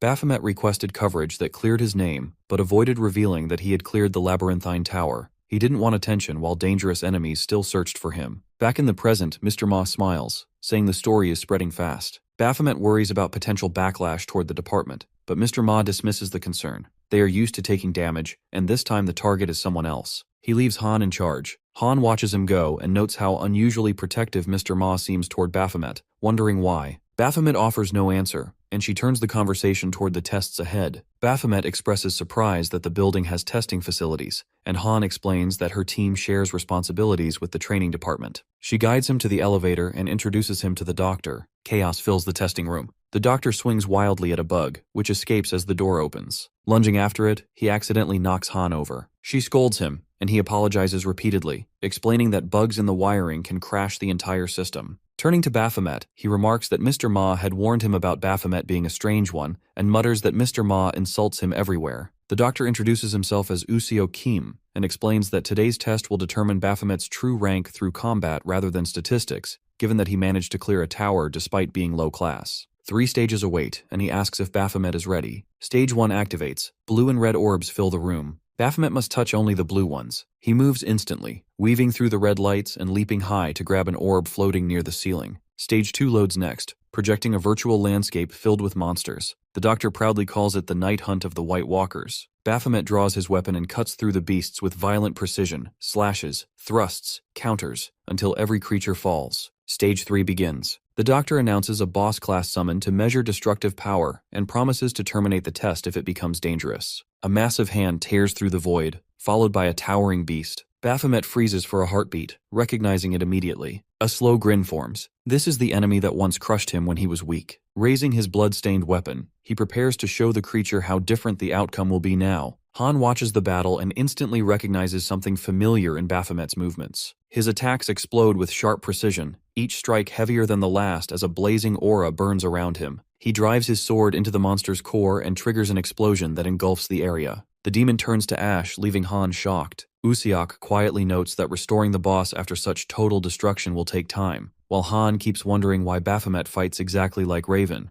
Usopp remembers the rumor about Raven dying in the Abyssal Tower and questions whether there is a real connection. After the test, Baphomet heads home, recalling the strange stares people gave him, and realizing he can't act the way he did inside towers anymore. He decides to stay cautious until he figures out who is targeting him. Mr. Ma calls to check on him and explains that his results will take time because of manual evaluation. He also reminds Baphomet about the Crux reward he earned. Baphomet only now learns what it does and activates it. The system announces that using the Crux of the Labyrinthine Tower increases all his skills by 1 level. He checks his status and sees 11 total level-ups, finally understanding why guilds fight so aggressively for tower completions. Mr. Ma explains that the Arc Guild monopolized these rewards for years. Baphomet jokes internally that if he had known earlier, he would have tried becoming human sooner. Another message draws his attention. Chrono Break now has a cooldown of 27,734,400 seconds, with a hint that something special will occur when the timer ends. He suspects the cooldown shortened after the skill leveled up. Mr. Ma considers this a fortunate development and promises to give him tower missions whenever possible. Before Baphomet can answer, a loud disturbance erupts on Mr. Ma's end. At the same time, a surge of pain burns through Baphomet's skull. His phone slips as his vision shakes, his body weakens, and his lungs feel like they refuse to work. A girl holding a flower appears in his blurred sight, and lightning rips through his mind. His body convulses. Then, suddenly, a small naked boy materializes nearby, gagging from the overwhelming aura. When Baphomet's vision clears, he recognizes the familiar energy and realizes the child is Beelzebub. The demon panics over his transformation as his perfect body, golden eyes, and flowing hair gone, replaced by a powerless human child. Baphomet questions his priorities, but Beelzebub blames him for everything, claiming the Crux forced him out of Baphomet's body. He also admits that he doesn't know why he appeared in this form, assuming it is simply the most compatible shape in the human world. Beelzebub adds that with his powers gone, he remains under Baphomet's control by default. Baphomet gladly accepts this, and prepares to use him freely, prompting Beelzebub to complain that he has already suffered enough. Baphomet remembers Beelzebub's earlier arrogance about not seeing him again after the tower and advances threateningly. The child panics and runs, forcing Baphomet to chase after him. Their chase ends abruptly when several elderly neighbors greet Baphomet warmly, calling him by his human name, Minu Cha, and insisting he accompany them. Confused, he freezes as Mrs. Kim steps forward and asks him to repair her broken scooter. He tries refusing, but a system window appears with a mandatory quest ordering him to help his neighbor, warning that rejection results in death. The system spitefully reminds him that since he once called it a cheat, it decided to behave accordingly. It insists that this quest will help him learn affection. Baphomet argues that he doesn't need affection and considers all humans enemies, but the administrator rejects this mindset and threatens death again. Finally, Baphomet gives in and returns to Mrs. Kim, exhausted, asking how to fix the scooter. Meanwhile, elsewhere in the city, a cat licks something from the street before headlights flash. A car stops and two individuals step out. They examine the area, noting that this elderly-filled neighborhood is one of Seoul's last undeveloped zones. They discuss how long it will take to drive out the residents and demolish the district, confidently assuming nothing unexpected will delay the plan. The slums hold a restless man once known as a tower boss, and that man is the former demon lord who now spends his days helping elderly ladies whenever they call for it. Sometimes he is often asked to rescue kittens, as well as digging the backyard, moving stuff around. Any menial task you ask of him, the former demon lord would do it diligently. His diligence has won the hearts of many elderly women, always asking him to run more errands or fix stuff. Beelzebub imagines a dramatic timeline where Baphomet keeps doing chores for decades, grows old, and eventually dies peacefully. This twisted story triggers the hell out of our boy, who gives Beelzebub a chase. Later that day, Baphomet walks into the house carrying a box. He finds Beelzebub reading a novel and learns that the child demon is now fascinated by human stories. Beelzebub claims he finally understands why Baphomet wants to live among humans, but Baphomet orders him to help with chores. Beelzebub refuses and insists that children should not carry heavy loads. Mrs. Kim enters, smiling as Baphomet returns a book and asks for more to read. The system observes quietly that Beelzebub is adapting quickly to human life. Baphomet finds the sudden adjustment strange since Beelzebub was crying about being a powerless child only days earlier. He questions the system about the reason behind the transformation. The system admits it does not know and explains that it only hacked Earth's structure, while the true master of the system would know the cause. Baphomet demands the system stop assigning meaningless affection-related quests, but another mission appears immediately, instructing him to help residents to learn affection. He complains about the system's inconsistent attitude. Later, after repairing a scooter for one woman, she compliments his skill and offers the scooter for his personal use. Mrs. Park mentions her broken hot water system and offers to find someone else to fix it, which frustrates Baphomet because the residents keep asking him for help despite knowing other options. She then tells him a story about a young man who once lived in his house. This man drank heavily and avoided everyone, so Mrs. Kim invented excuses to approach him. Over time, he softened, helped willingly, drank less, and eventually left the neighborhood after finding meaning elsewhere. Before leaving, he asked the residents to treat the next tenant with the same kindness. Baphomet silently curses the unknown man, believing he is the reason the neighborhood overwhelms him with tasks. While they eat, Sooyeon, Mrs. Song's granddaughter, enters. She says she has already eaten and plans to study in her room. Her grandmother proudly introduces her as a top-ranking student. At the same time, Mr. Jang orders his subordinates to gather all team leaders. Someone who borrowed money from them lives in the slums, and he wants that debt collected. Back in the slums, Baphomet repairs the hot water system and finishes a small shelter, deciding the area is not as bad as it looked at first. He thinks about getting a dog, and wonders where Beelzebub disappeared to since the child never helps. A system message arrives. It contains his test results, which match what he expected. He remembers that he still has unfinished work waiting. Meanwhile, Sooyeon sits in her room smoking, next to a board where Baphomet warned her not to touch his paint. Her grandmother walks in, shocked and angry to see her smoking again. She warns her about school and college, but Sooyeon argues that college is pointless when they cannot afford the fees. She refuses to let her grandmother fall deeper into debt and blames her late father for leaving only loans. She says she should get a job instead of studying. Two men interrupt their argument. One greets Mrs. Song and explains that they came early to collect repayment because their financial situation changed. Mrs. Song insists she cannot gather the required amount so soon. The man suggests selling the house since the property holds enough value. When she asks where they would live afterward, he says that is not his problem. He notices Sooyeon and suggests she could easily earn enough money in certain industries because of her appearance, which would allow them to afford a small apartment. His partner warns him that she is still a minor, but he dismisses the concern. Sooyeon grabs the man by the head and states that she will take the job if it means earning enough to survive. The man demands she let go, then pushes her away violently, sending her crashing into a wall as her grandmother screams her name. In another house, Mrs. Kim asks Beelzebub if he enjoys the book. He confirms this just before loud banging erupts at the door. Mrs. Kim is startled, and moments later two thugs enter her home. Mr. Park's dog begins barking outside, and he suspects someone is lurking in the neighborhood. Baphomet grabs his weapon, furious because the intruders damaged something wet, which refers to his unfinished painting. The intruders notice him and comment on a young man living here. He ignores them, annoyed that they interrupted the last part of his project. One thug signals his partner to attack. A moment later, the larger thug goes flying through the air after Baphomet's counterattack, shocking the remaining man. He looks down and finds Baphomet already standing right in front of him, moving far faster than any ordinary human. Later, the injured thug speaks to Mr. Jang over the phone, insisting that Baphomet must be a hunter. Mr. Jang confirms that he used to be a hunter himself, but quit due to intense competition. Memories resurface from the day he witnessed an overwhelming difference in ability between himself and a teammate, which drove him away from the profession. He returns to the present and agrees that the mysterious man is likely an active hunter. He orders his men to investigate Baphomet further. Elsewhere, elderly neighbors gather to discuss recent disturbances. Several report that masked men broke into their homes, destroyed repaired floors, vandalized property, and even ruined a vegetable garden. Someone mentions rumors about redevelopment plans targeting the area. Fear spreads as they wonder where they will go if forced to leave. Baphomet overhears some of this conversation before returning to his home. Suyeon stops him, recognizing him as a hunter. She knows hunters work for money and offers him everything she has. She pleads with him to protect their home because they will have nowhere to go if the men return. She stretches her savings toward him. Baphomet refuses the money. He already intended to punish the troublemakers regardless of payment. In his mind, these intruders have crossed the line by damaging what he now considers his territory. Later, our dude puts on a cap and jacket, already anticipating this situation. He had prepared for exactly this moment as Beelzebub also places one of his familiars on the attackers when they struck Mrs. Kim's house, which now guides him directly to their hideout.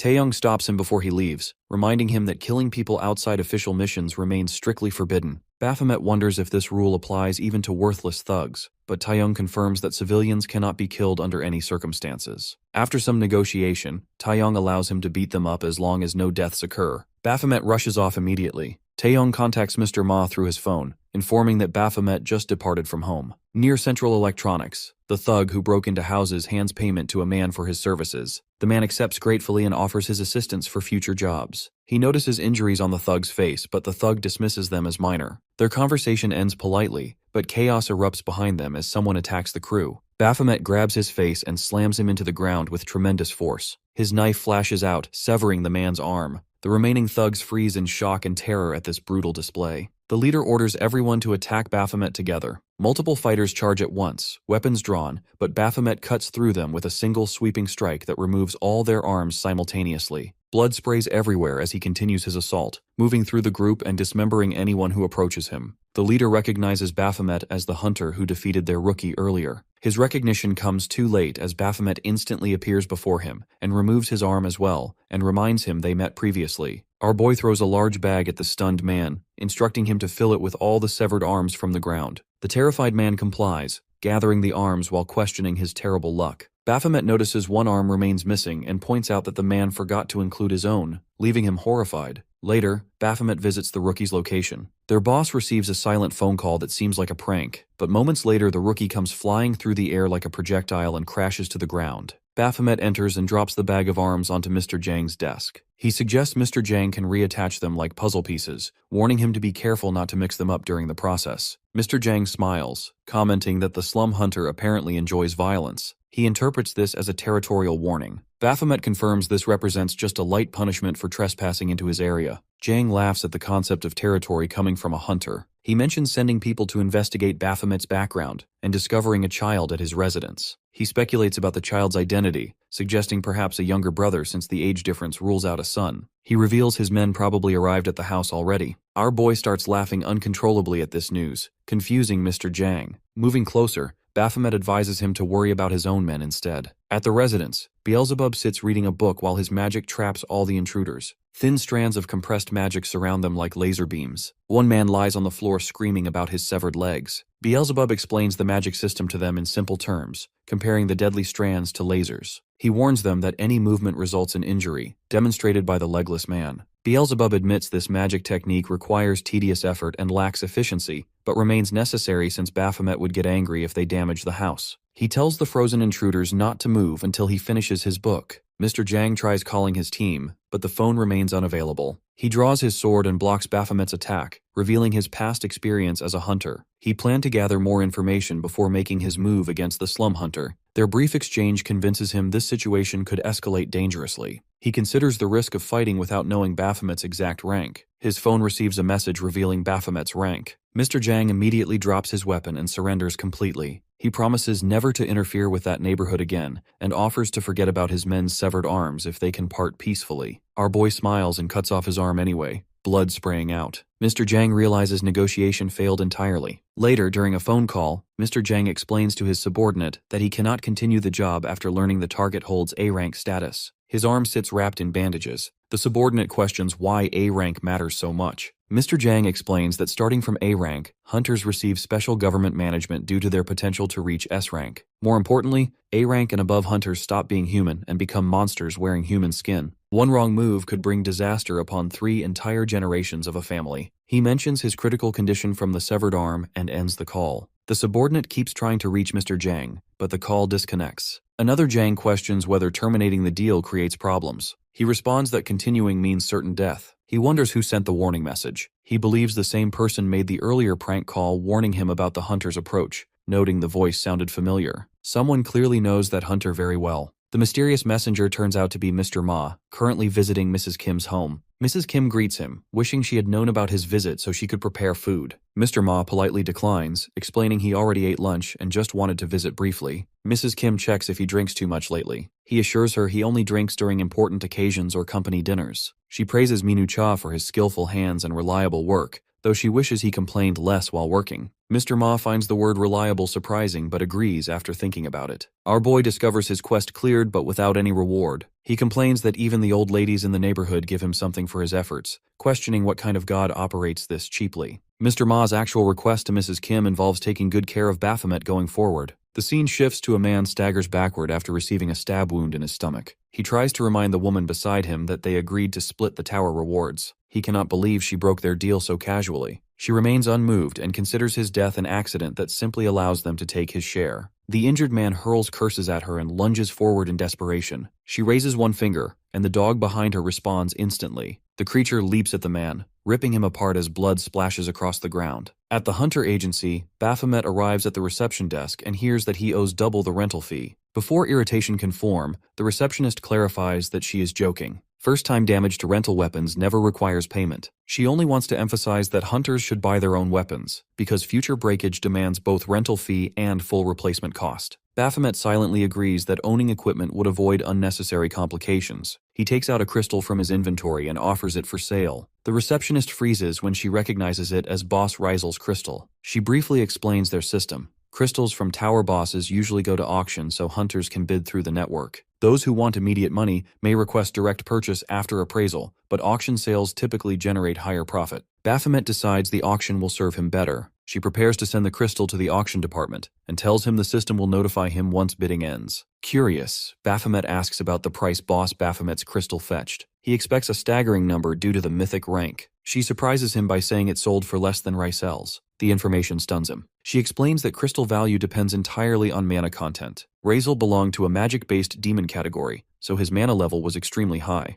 Boss Baphomet belonged to a purely physical type with almost no magical potential. Some physical demons still accumulate massive mana reserves, but investigations proved Baphomet's mana nearly non-existent. Baphomet recalls Beelzebub telling him that his aptitude for magic was practically zero, and that he should focus on strengths instead. Even chain magic took him an absurd amount of time to understand. The receptionist continues explaining that high-tier equipment requires crystals with strong mana density. She also mentions that the crystal from Baphomet's corpse never appeared after the Abyssal Tower raid. The observation does not make sense to him. He assumes Raven must have taken it, but his memory shows Raven leaving without touching anything. Crystals never vanish after tower collapse because they serve as immortal energy sources for demonic creatures. Its disappearance feels entirely impossible. She concludes she has no more information to offer and asks if things are clear now. He says they are, and she moves on to syncing his personal inventory with the official system. He approves the connection and begins sorting items. While deleting unnecessary things, he notices Raven's blade sitting in the inventory. It is locked and marked as bound equipment, though he has no memory of binding it. Before he can examine it further, a ball rolls to his feet and a tiny dog chases after it. He watches it closely, sensing something unusual about this creature. Someone calls for the dog named Canine. A woman approaches with a man who blames himself for losing track of it while she stepped away. He retrieves the ball and suggests they go outside to play. Baphomet keeps studying the strange dog. The receptionist notices his confusion and asks if he knows anything about hunting dogs. She explains that after the gate shock, certain pets awaken powers, becoming abnormally intelligent or supernatural. The first recorded case involved a famous actress's cat in Hollywood. No one knows the exact cause, but theories suggest emotional bonds between pets and humans reacted to the gate shock's global energy surge. Later, Baphomet slams his fist on a table and announces he is quitting the guild immediately. He refuses to stay in a group saddled with a ridiculous name. The doctor responds by saying the name Sweet Pink Angel only bothers him because the bright color clashes with his dark appearance. She hands him an envelope full of cash that he earned during tower excursions, insisting she protected every coin carefully. She wraps her arms around him from behind and begs him to remain, insisting that operating without a guild is impossible now. Baphomet states that the money already belonged to him, and that finding another guild would be trivial. She argues that very few guild leaders combine strength with her looks and figure, implying he will miss out. He still refuses. Taeyong arrives just in time to block his departure. Baphomet mocks him about constant surveillance. Taeyong calls it observation instead and presents a new mission. 3 hunters have been luring individuals into tower reward deals and killing them after the clear, stealing everything. 2 of them are B rank and 1 might be A rank. The doctor questions why rank remains uncertain. Taeyong explains that the group stopped reporting progression long ago. Their behavior patterns strongly suggest an A rank exists among them, making them significantly dangerous. Their methodical operation demands careful infiltration. He also adds there is another complication. Baphomet takes the file and immediately recognizes the group. The same woman, the same man, and the same dog he saw at the central agency earlier. Inside the Heaven Hotel, the woman storms into her brother's room and finds him surrounded by intoxicated women. She slaps him and questions whether he resumed drug use and wasted their money again. He dismisses her concerns casually. She reminds him their payment deadline is next week. He proposes entering another tower to solve everything. She brings up rumors of vigilante hunters killing criminal hunters. He finds the idea odd, though she reminds him they themselves murder hunters frequently. He admits that is true. She asks where their dog Hoxiol is, then switches to calling it Canine.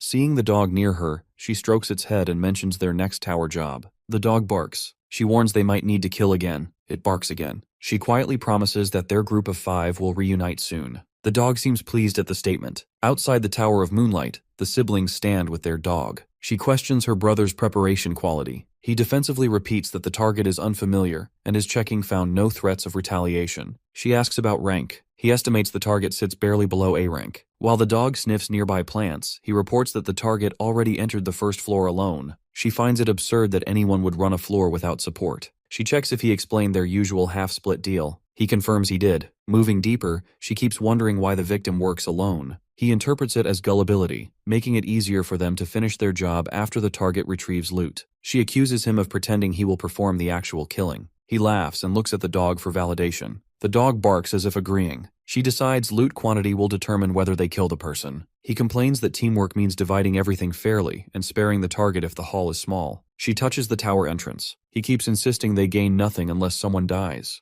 The entrance suddenly bursts open from the inside. A massive demon stands before them. She corrects her brother's complaint by stating he will get nothing, not everyone. Blood erupts across the entrance. Back at the agency, Taeyong reviews Baphomet's earlier interaction with this group. Yuhyun mentions that the dog possesses unusually powerful scent tracking. This makes Baphomet's involvement highly risky. Taeyong agrees that the dog likely remembers Baphomet's scent perfectly, and that Baphomet's public exposure already complicates matters. Using someone else would be safer. The receptionist interrupts, saying disguises and physical alterations can solve the problem. At the tower site, Baphomet now appears fully disguised in armor. He approaches the pair confidently and introduces himself as a fellow raider named Bill. He claims they will clear the place together from this moment onward. The demon wearing the armor grins with total assurance. Our boy then engages a demon in combat, leaping high as it attacks and landing precisely on top of it. His sword splits the creature cleanly down the middle. He immediately moves to his next target, driving his blade straight through its eyes. One opponent after another falls as he cuts through them systematically, blood splattering with each strike. An octopus-like monster emerges before him. Baphomet's body glows as he charges forward, unleashing rapid strikes that slice through the creature's tentacles one by one. He targets the monster's face with precision before launching himself directly at its core. Activating his Gigblaze skill, he ignites the entire creature in flames. The siblings witness this display from their position. The brother watches in amazement at the efficient slaughter. Baphomet turns toward them and delivers an ice cream church joke about Sundays. Both siblings stare blankly, her showing no reaction whatsoever. This makes Baphomet laugh loudly at his own humor. Earlier, the receptionist advised him to pretend he's a middle-aged man, advising the targets won't recognize him if he acts opposite from his usual self. The doctor wondered if Baphomet possesses acting skills. He admitted he has no talent for acting. She suggested he simply keep making dad jokes to convince them he's middle-aged. Back at the tower, the sister tells Baphomet to stop because his jokes don't make sense. The brother defends him and says he is only trying to make everyone feel relaxed, and tells Baphomet to keep going. Inside, Baphomet wishes he could stop pretending.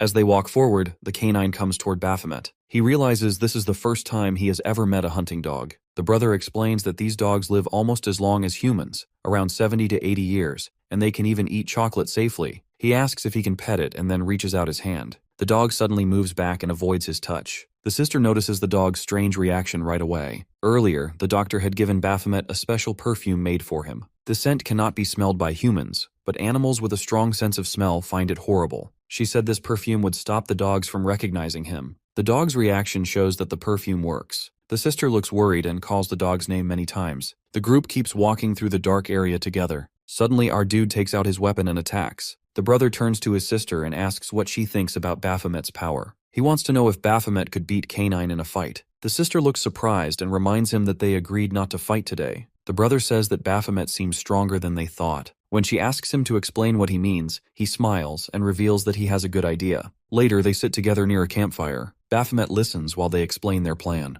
They want him to join their group for more tower raids. The brother offers this deal will help everyone because they cannot clear the tower on their own. Their plan is to collect resources until the halfway point and then leave safely. The brother tells him that skilled hunters like him are rare. He says it would be foolish to end their teamwork after just one raid. The sister offers Baphomet 60% of the loot while they take 40%. In her mind, she remembers her brother plans to give him big rewards at first to make him trust them. When he starts trusting them, they will make him do the dangerous jobs that K9 usually does. She starts to argue, but he stops her and points that she hates sending K9 into danger anyway. Now Baphomet agrees to the deal without hesitation. The sister adds one condition that he must show his face. She explains that teamwork needs trust, and she feels uncomfortable working with someone who hides his face. Baphomet studies her carefully, and Taeyong had told him that his real mission was to enter their group, not to kill them. His first mission after training was similar to the mentor. The government wants him to collect information about these 3 criminals, and joining them is the only way to do that. Now in present, the brother tells Baphomet to take his time deciding. Baphomet clears that showing his face is not a problem and even surprises them. The sister laughs and jokes that maybe he is handsome. He removes his mask and shows his face covered with burn scars. The sister gasps in shock. Baphomet informs a tower boss who burned him 7 years ago. He adds that hunters don't depend on looks, so his scars don't bother him. He continues with his story that he got these burns while protecting his son during that battle. His son lost his face completely, and they tried every treatment and even met famous healing hunters, but nothing worked. He informs them that he would do anything to make his son better. Everyone becomes silent after hearing this. Baphomet puts his mask back on and wonders if he acted too much. The brother finally declares that meeting Baphomet was fate because they know a way to heal his son. He explains that he and his sister work so hard because their parents also suffer from a disease caused by the gate shock years ago. They searched everywhere for a cure but found nothing. He then reveals that their parents becomes better since they meet a certain person,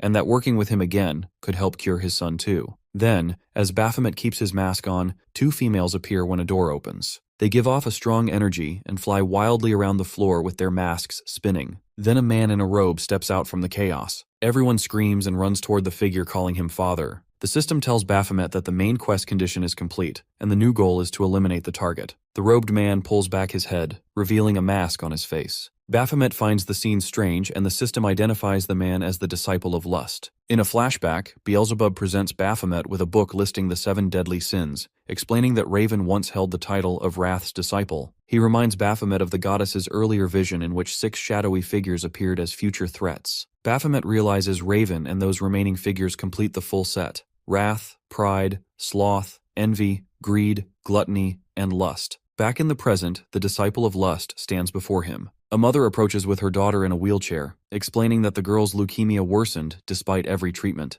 The girl quietly admits she accepted her own death, but fears her mother's lifelong grief more than dying itself, which drives the mother into sobbing despair. The man gently touches the girl's head, releasing radiant light and butterfly-like forms that leave the crowd stunned. Her hair rapidly lengthens, and the mother clings to her in disbelief while the crowd celebrates the supposed miracle. The man explains he only corrected her energy flow and directs them to continue treatment at the house of prayer. The disciple's brother quietly tells Baphomet that if anyone can cure Baphomet's son, this man can. Baphomet agrees to meet him. Birds chirp outside as they enter the meeting room, where the healer introduces himself as Cheong-yu, leader of the Papilio Order. Baphomet, using the name Bill, thanks him while pretending that bandaged Beelzebub is his ill son. A flashback interrupts. Beelzebub asks why Baphomet insists on infiltrating such a dangerous place. He finds it contradictory that Cheong-yu appears weaker while belonging to the group capable of killing Baphomet. Baphomet admits this contradiction is exactly why Cheong-yu worries about him. Beelzebub accuses him of planning to shove him into a trap and reminds him he is human now, fragile, breakable, and killable.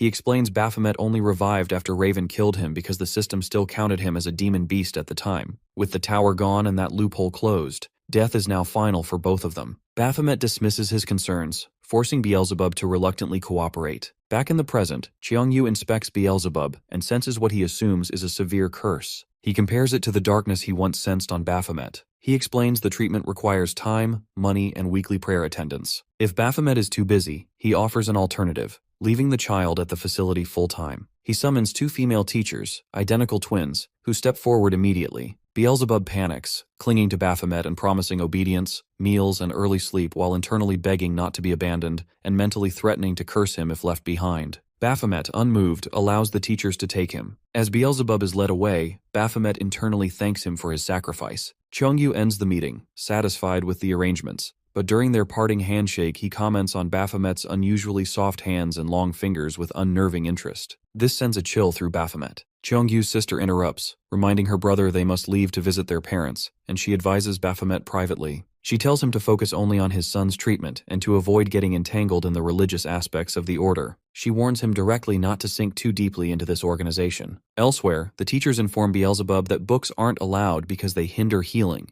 and he is encouraged to play naturally with other children. A feast is presented in his honor. He introduces himself as Jin Cha to a nearby girl, but immediately senses something wrong. The teachers emit a strange aura, revealing through his perception that the twin women aren't human, but familiars serving Cheongyu. He activates his demon eye to gather information and instantly detects that all the children around him are dying. The realization strikes him with horror. Meanwhile, Cheongyu receives a group of grateful parents who bow deeply, praising him for healing their child. When they ask how to repay him, he tells them to display their passion and affection for each other. Confused but obedient, they embrace. Cheongyu bursts into trembling laughter as his mask slips away, revealing his true, monstrous face beneath the holy facade. Snake-like shapes coil around him as he revels in their submission and the pleasure he draws from their display, exposing the real nature of the disciple of lust. At the Central Agency for Hunter Affairs, Minister Sangjin Bark reviews the case of the new recruit, Baphomet. He evaluates Mr. Ma's report and notes that Baphomet shows unusual talent and rises through hunter ranks at exceptional speed.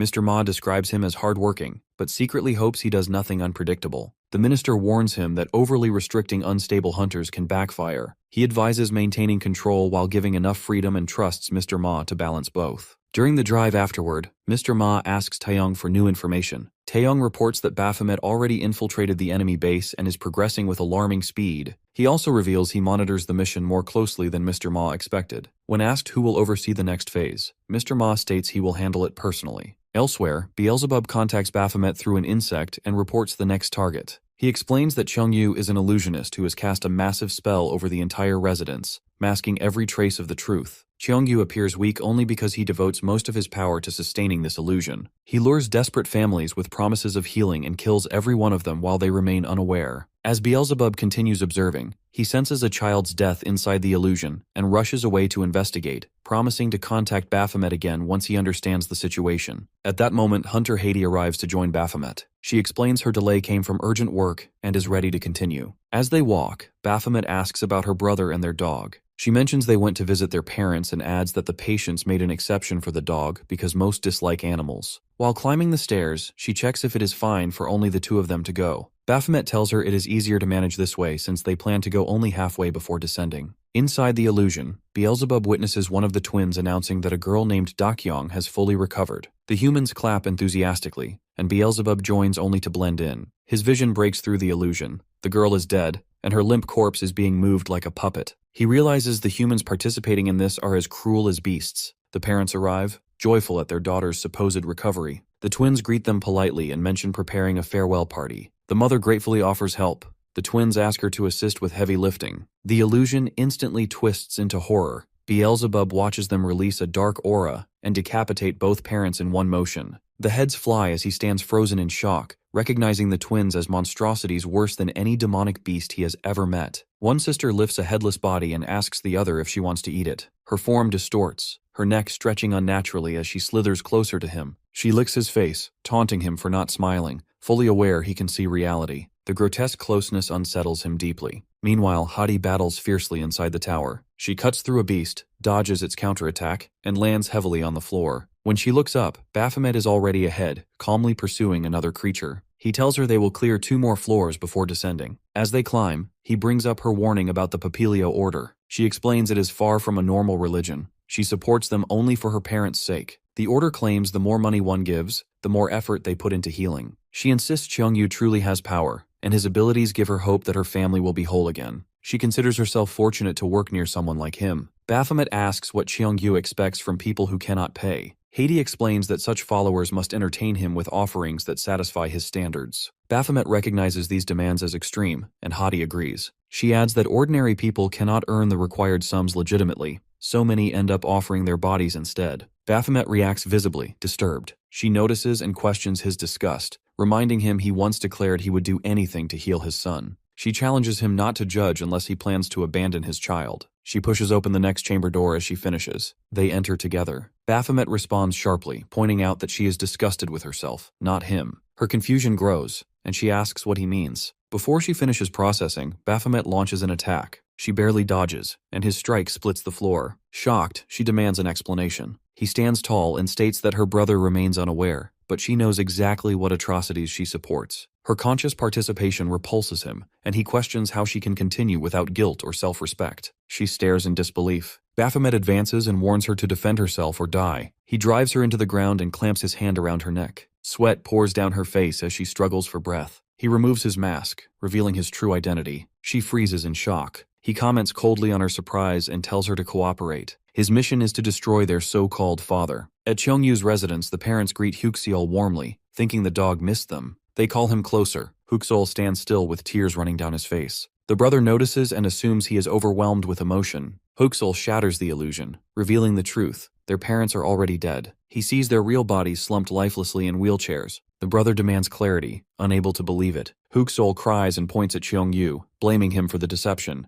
Cheongyu calmly explains that illusions cannot fool a hunting dog. He admits he invited Huxeol for this exact reason, and refuses to let a dog disrupt his entertainment. He states he already received the family's full payment and needs nothing else. As Cheongyu removes his mask, Huxeol transforms, lunging with enormous force. His body shifts into a towering beast radiating ferocity. Light explodes through the room as Cheongyu's illusions collide with the animal's attacks. Cheongyu orders one of his familiars to strike. A violent blast hits the brother. The beast sweeps in from another angle, tearing into him with claws. The brother cannot make sense of the catastrophe unfolding around him. Cheongyu laughs with pleasure, protected by a snake-like creature that forms around him and then reshapes into one of the twins. She whispers news into his ear. Cheongyu recognizes that their enemies have prepared a trap. His amusement only grows. He coughs blood from the damage yet revels in the situation. He declares that they will not lose and must deliver a spectacular surprise in return. Later, during the ritual, Cheongyu announces that today's ceremony centers on two individuals, Beelzebub and Baphomet. He describes them dramatically as the cursed son whose face was stolen and the desperate father willing to sacrifice anything. He speaks about the tragedy of parental devotion and claims their father has chosen to bless them personally. He hints at the wonders that will follow. He enters the ceremony hall as followers chant his name. He walks straight to Baphomet and stands beside him, commenting on the overwhelming devotion around them. He grips Baphomet's face and remarks on how easily these people surrender trust without knowing what he hides. He orders Baphomet to watch carefully. Then he exposes his knowledge by calling him Baphomet directly. He gestures beside him. Baphomet spots the danger immediately and curses. Beelzebub materializes in front of him. Behind Beelzebub, a massive sphere of magic gathers, glowing with destructive power. Beelzebub's eyes glow red as magical energy radiates from him, unleashing a powerful attack aimed at Baphomet. The crowd erupts in amazement at Cheongyu's display, while Hunter Hati watches in shock, unable to process the scene. Their clash causes a massive explosion. Earlier, Baphomet confronts Hati, revealing that the warm, genuine experiences she thought real in the prayer house were elaborate illusions. He points out she only ever saw her parents inside that place, never outside, connecting this deception to her past wrongdoings. He admits he let the hunting dog visit deliberately to kill it later, since its keen sense of smell detects death beyond illusions. He shocks Hati further by implying her brother likely died and, working covertly for the government, warns her of heavy casualties ahead. He urges her to help him as a chance for partial redemption. Back in the present, Hati clenches her teeth watching the fight. Beelzebub gestures a word void, activating a technique that traps our boy in an infinite prison of magical circles inside a starry void. Confused, he dodges a barrage of weapons controlled by Beelzebub, who sits on a throne in his demon form, commanding illusions with his eyes. Beelzebub realizes he has returned to his past self's time, inhabiting the tower he once lived in as a demon. Cursing Baphomet for his hardships, he finds himself in an actual time loop, a trope he never expected to face. Laughing nervously, he recalls the wisdom of knowing both enemy and self to eliminate fear. Armed with future knowledge in his past form, he vows revenge and refuses to lose again. He unleashes massive energy and countless attacks on Baphomet, who summons his gear in response. The space behind Beelzebub cracks under their clash and shatters, shocking all followers and Cheongyu. Baphomet lands, his mask broken revealing his true face, rushing to slash Beelzebub. The latter raises an ice wall defense, but it cracks and chips, cutting his face. He counters with an ice barrage, which Baphomet skillfully deflects and dodges. Beelzebub marvels at how, despite his time travel advantage, Baphomet remains unbeatable, miscalculating the fight. Determined, Beelzebub goes all out, activating his ultimate vision and surrounding the area with natural magic and green smoke. He summons swarms of flies and creatures in his extinction sanctuary, all calling him Lord and charging Baphomet. Baphomet, shifting between demonic and human form, asks a strange riddle about why ice cream goes to church, confusing Beelzebub. Repeating the question, Baphomet breaks Beelzebub's focus, who answers because it was a Sunday, revealing the trigger phrase. Caught in the spell's effect, Beelzebub is locked inside a warehouse, thinking the plan failed. Baphomet contacts him, discussing whether to execute him, but then suggests using Beelzebub's power as an asset, controlling him with illusions. Beelzebub insists their illusions won't work, having permanently blocked them with his demon eye. Baphomet advises pretending to be under their control, but Beelzebub objects, fearing capture. Our boy suggests instead Beelzebub cast an illusion on himself, activated by a cue. They agree the ice cream church question will serve as the trigger phrase. In his demon swarm form, Beelzebub acknowledges Baphomet's lack of magical or strategic skill, but admits his raw combat ability justifies his throne. Before the crowd, Beelzebub casts the self-illusion spell, energy surging as followers shield their faces. During this, Beelzebub reveals that Cheongyu's power source lies deep underground. Suddenly, a massive earthquake cracks the ground with violent explosions. A glowing circle with intricate layers appears. Baphomet approaches the magical formation, activating adrenaline to boost speed. Cheongyu watches, trying to understand. Baphomet strikes the glowing circle with his spear, triggering a huge golden explosion engulfing the entire building. The massive explosion shocks all followers gathered, causing widespread chaos as glowing energy floods the area. Haiti urgently orders everyone to evacuate immediately, rushing the panicked crowd toward the exits. A woman frantically questions what to do, and Hadi demands why people hesitate when fleeing is urgent. A man explains his child is trapped inside, while the woman adds that their children are receiving treatment from Cheongyu in the prayer house. Haiti recalls the hunter's oath that civilian lives must always come first, committing herself to find and rescue the children. She orders the parents to hurry and evacuate. The twin women cry out in panic about the mana stone imbued with their master's power, apologizing for failing to notice the threat sooner and blaming themselves. Cheongyu admits he was completely deceived by their opponent's tactics. Meanwhile, Baphomet fights against spheres of glowing energy, recognizing this as Cheongyu's true power source. He knows dispelling it will weaken Cheongyu and feels disappointed to miss the chance to fight him at full strength, but refuses to die after struggling to obtain his current body. Our boy begins shattering the energy spheres, triggering more glowing power to erupt. He looks up and spots Beelzebub falling through the cracking ceiling, calling his name urgently. Beelzebub replies he's exhausted, having depleted all his mana. Baphomet curses the useless magic caster but notices the twin women swirling around Beelzebub mid-fall. Beelzebub shouts nervously about his situation. Baphomet leaps in front of Beelzebub, swinging his blade to intercept the twin women. Behind him, Beelzebub continues falling and calls out desperately. Baphomet turns toward him, but before reacting, Beelzebub slams hard into the ground. The twin women aggressively pursue Baphomet. He slashes at them and lunges his weapon between their positions. Both women glare and extend their legs, which transform into snakes that coil around and restrain Baphomet. Beelzebub lies drained on the floor, watching helplessly and realizing he will die if this continues. He glances at Baphomet fighting desperately, noting all combatants have landed below ground level. Moving closer, Beelzebub confirms Baphomet landed safely despite restraints. The women menacingly tap toward Baphomet's position. Cheongyu appears behind them, removes his mask, and admits he misunderstood Baphomet's skills. Meanwhile, Hunter Haiti feels tremors shaking the building, wondering if the earlier shockwave caused it. Darkness makes seeing difficult, raising her concern for the children's safety. A trembling, frightened girl emerges from behind a wall, begging for help. Haiti rushes to her and realizes the girl has always appeared sickly. The illusion deceived everyone about their true condition. Haiti asks if the girl knows where the others are. The girl points in a direction, and Hadi agrees to rescue them together, taking her hand. Haiti is shocked when she finds all the children sitting on the floor ahead. Relieved they are safe, she promises to take them to their parents. Suddenly, Huxiol appears before her in full demonic form, bringing tears to her eyes as she questions if he survived. A memory flashes. A couple at a pet shop debates adopting a puppy that looks adorable but grows large. Nearby, a young girl begs her mother to take the puppy home, but is refused due to lack of space for a big dog. Later, another woman suggests visiting the pet store, and a man arrives seeking a small puppy. Sometime after, Hottie visits the Woof Meow puppy shop to adopt a dog.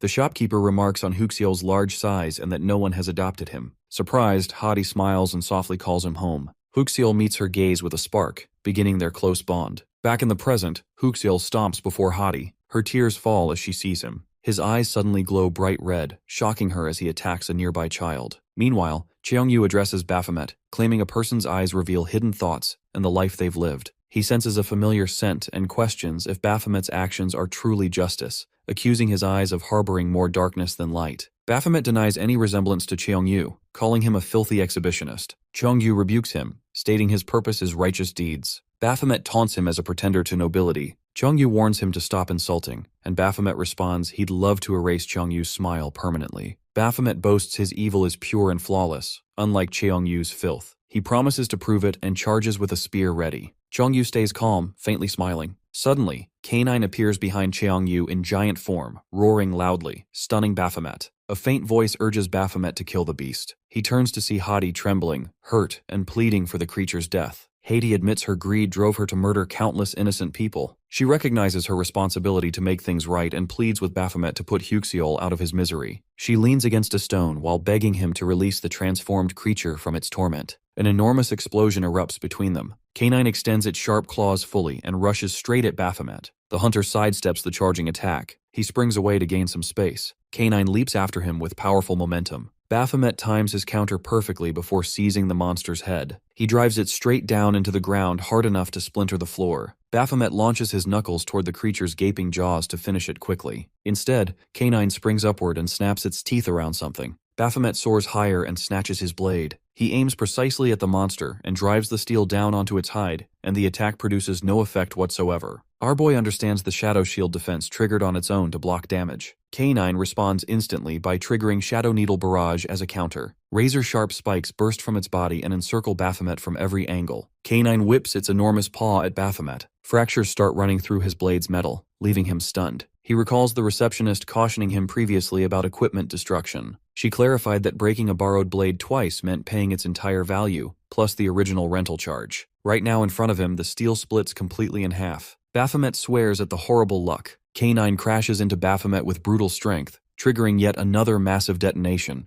Beelzebub observes this catastrophic impact and yells Baphomet's name anxiously. The twin women materialize behind him suddenly with a dangerous presence. The explosion catches their focus momentarily instead. After glancing back, they find different beings already cradling Beelzebub in secure arms. These two creatures shake while verifying their master's safety. Beelzebub explains he just barely pulled off their summoning using his last drops of magical power. He commands them to rush him somewhere protected right away. They accept his orders but worry about abandoning Baphomet during battle. Beelzebub yells that Baphomet always finds ways to survive regardless of circumstances. He accuses Baphomet of creating this whole disaster originally. Mid-sentence, crimson liquid pours from Beelzebub's lips and darkness claims him. His servants cry his name in panic and transport him away quickly. Cheongyu looks toward the barrier ahead as fractures multiply across it. K9 shakes with raw strength and materializes facing Baphomet again. In his mind, he can see his master's illusion as she tells him this sacrifice ensures their entire family of 5 can reunite properly. She implores K9 to grasp why this matters and demands he destroy Baphomet. K9 barrels toward Baphomet with murderous purpose. Baphomet plants his feet and hammers a precise blow into the monster's central mass. The force makes K9 reel backward momentarily. K9 struggles to steady itself after absorbing the punishment.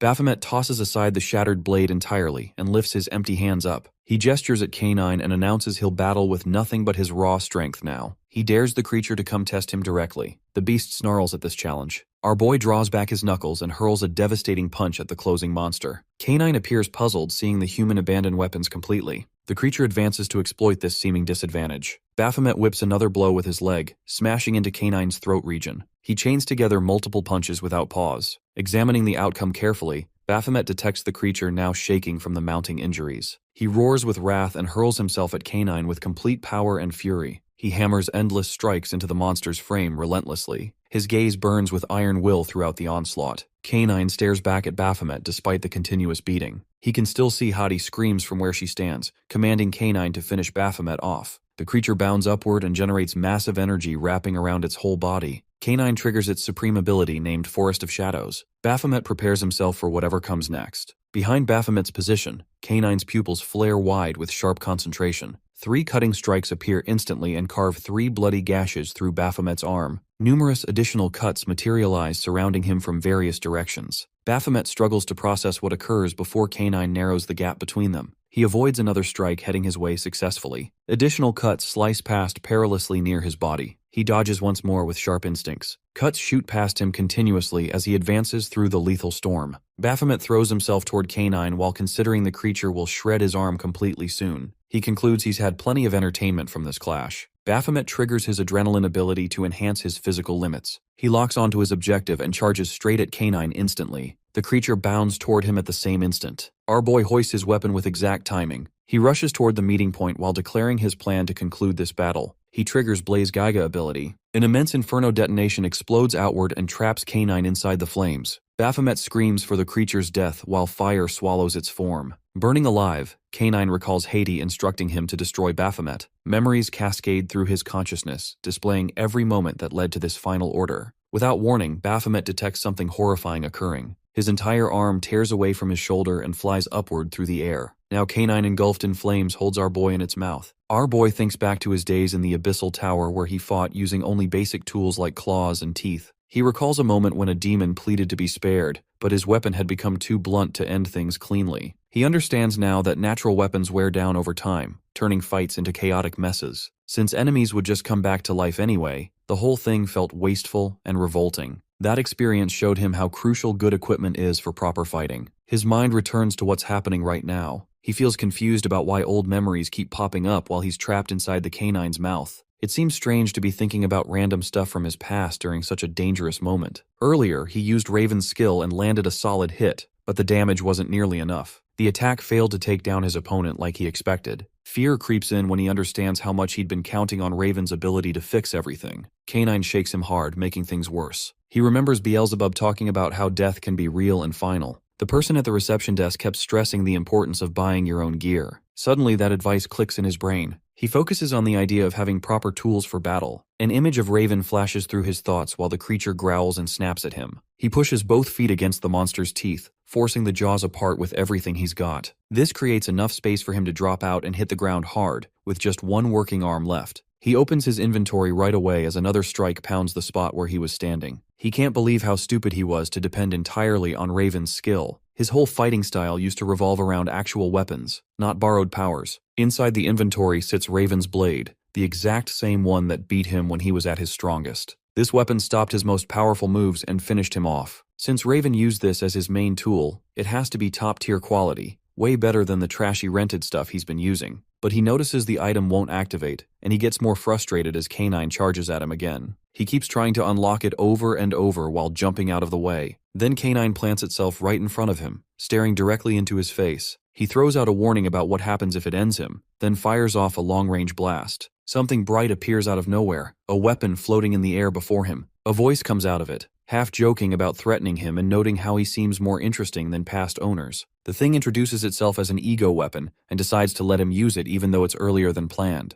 This surprise throws him off completely. His frustration automatically points toward the goddess, picturing her lounging around with snacks and casually approving this whole situation. The voice corrects him, explaining it's actually a demon blade that changes shape based on what the person holding it wants. The weapon mentions it's been watching to see if he deserves to wield it. He doesn't quite get the whole shape-choosing thing at first. The voice asks what kind of form he prefers. He answers in a straightforward way, not caring about looks as long as it's big and powerful. The K9's huge paw slams down, breaking apart the ground everywhere. He comes out of the wreckage holding the glowing weapon, now fully charged up. A skill called Master of Weapons 3 kicks in on its own, then another ability activates that makes him stronger the more he uses this type of weapon. He rushes straight at his target, lifting the blade with focus. His first swing cuts clean through the creature's neck. He keeps the pressure going as the monster tries shooting needles at him for defense. He jumps over the spikes and brings down a brutal cut. He doesn't stop there, slicing off the K9's front leg, splitting its torso, and chopping through its tail one after another. The K9 crashes down hard from all the damage. He drops onto the fallen creature and stabs his weapon straight through its center, making it howl in pain. A flash shows Hades' hand appearing in the dying monster's view,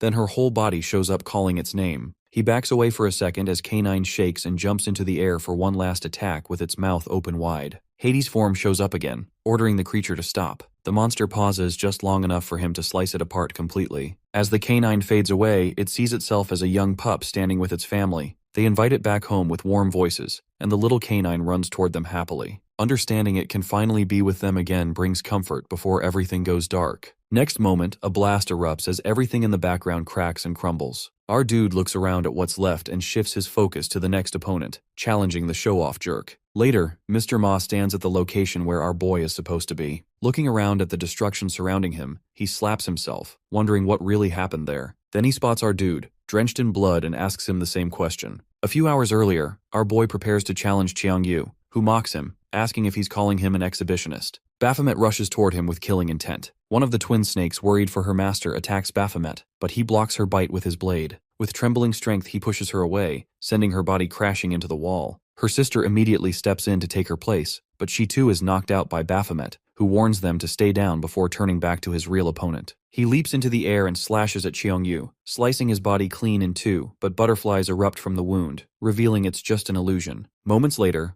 multiple illusionary forms of Qiangyu appear around him. One of them sighs regretfully, saying that if he had known about Baphomet's existence earlier, he could have had more fun, but now, it's time to end it. With that, all the illusions raise their hands toward him, activating a circular magic formation. One of the illusions urges him that it's not too late to surrender, promising that if he does, they can share pleasure instead of pain. As Baphomet glares at them, Qiangyu shifts his appearance, now taking the form of a woman, teasing that perhaps Baphomet prefers girls. Baphomet pushes him away, clearly annoyed, while Qiangyu laughs, savoring his reaction. Baphomet keeps trying to attack them, but another illusion once again tempts him to take solace in pleasure rather than continue shedding blood. He adds that this opportunity is only for Baphomet to become his slave, but the next moment, his eyes widen as our boy attacks him. He can't believe Baphomet managed to find his real body among the illusions. At first, he thinks it might be a coincidence, but then, looking into Baphomet's intense eyes, he realizes it's pure instinct that lets him find his exact location. Our boy slashes his body again. Meanwhile, Qiangyu's slaves writhe on the ground, calling for their master as they transform into their snake forms. An explosion erupts in front of him, and one of the snakes lunges to attack. She opens her mouth wide, ready to devour him, but Baphomet leaps into the air, landing on her head. He raises his sword to strike, but her twin rushes in, attacking to save her sister. He looks back at the twins, already annoyed by their persistence. Both of them snarl and open their mouths to attack him, but in the next moment, they are slashed by our boy's blade and collapse to the ground. He then turns his gaze toward the injured Qiangyu.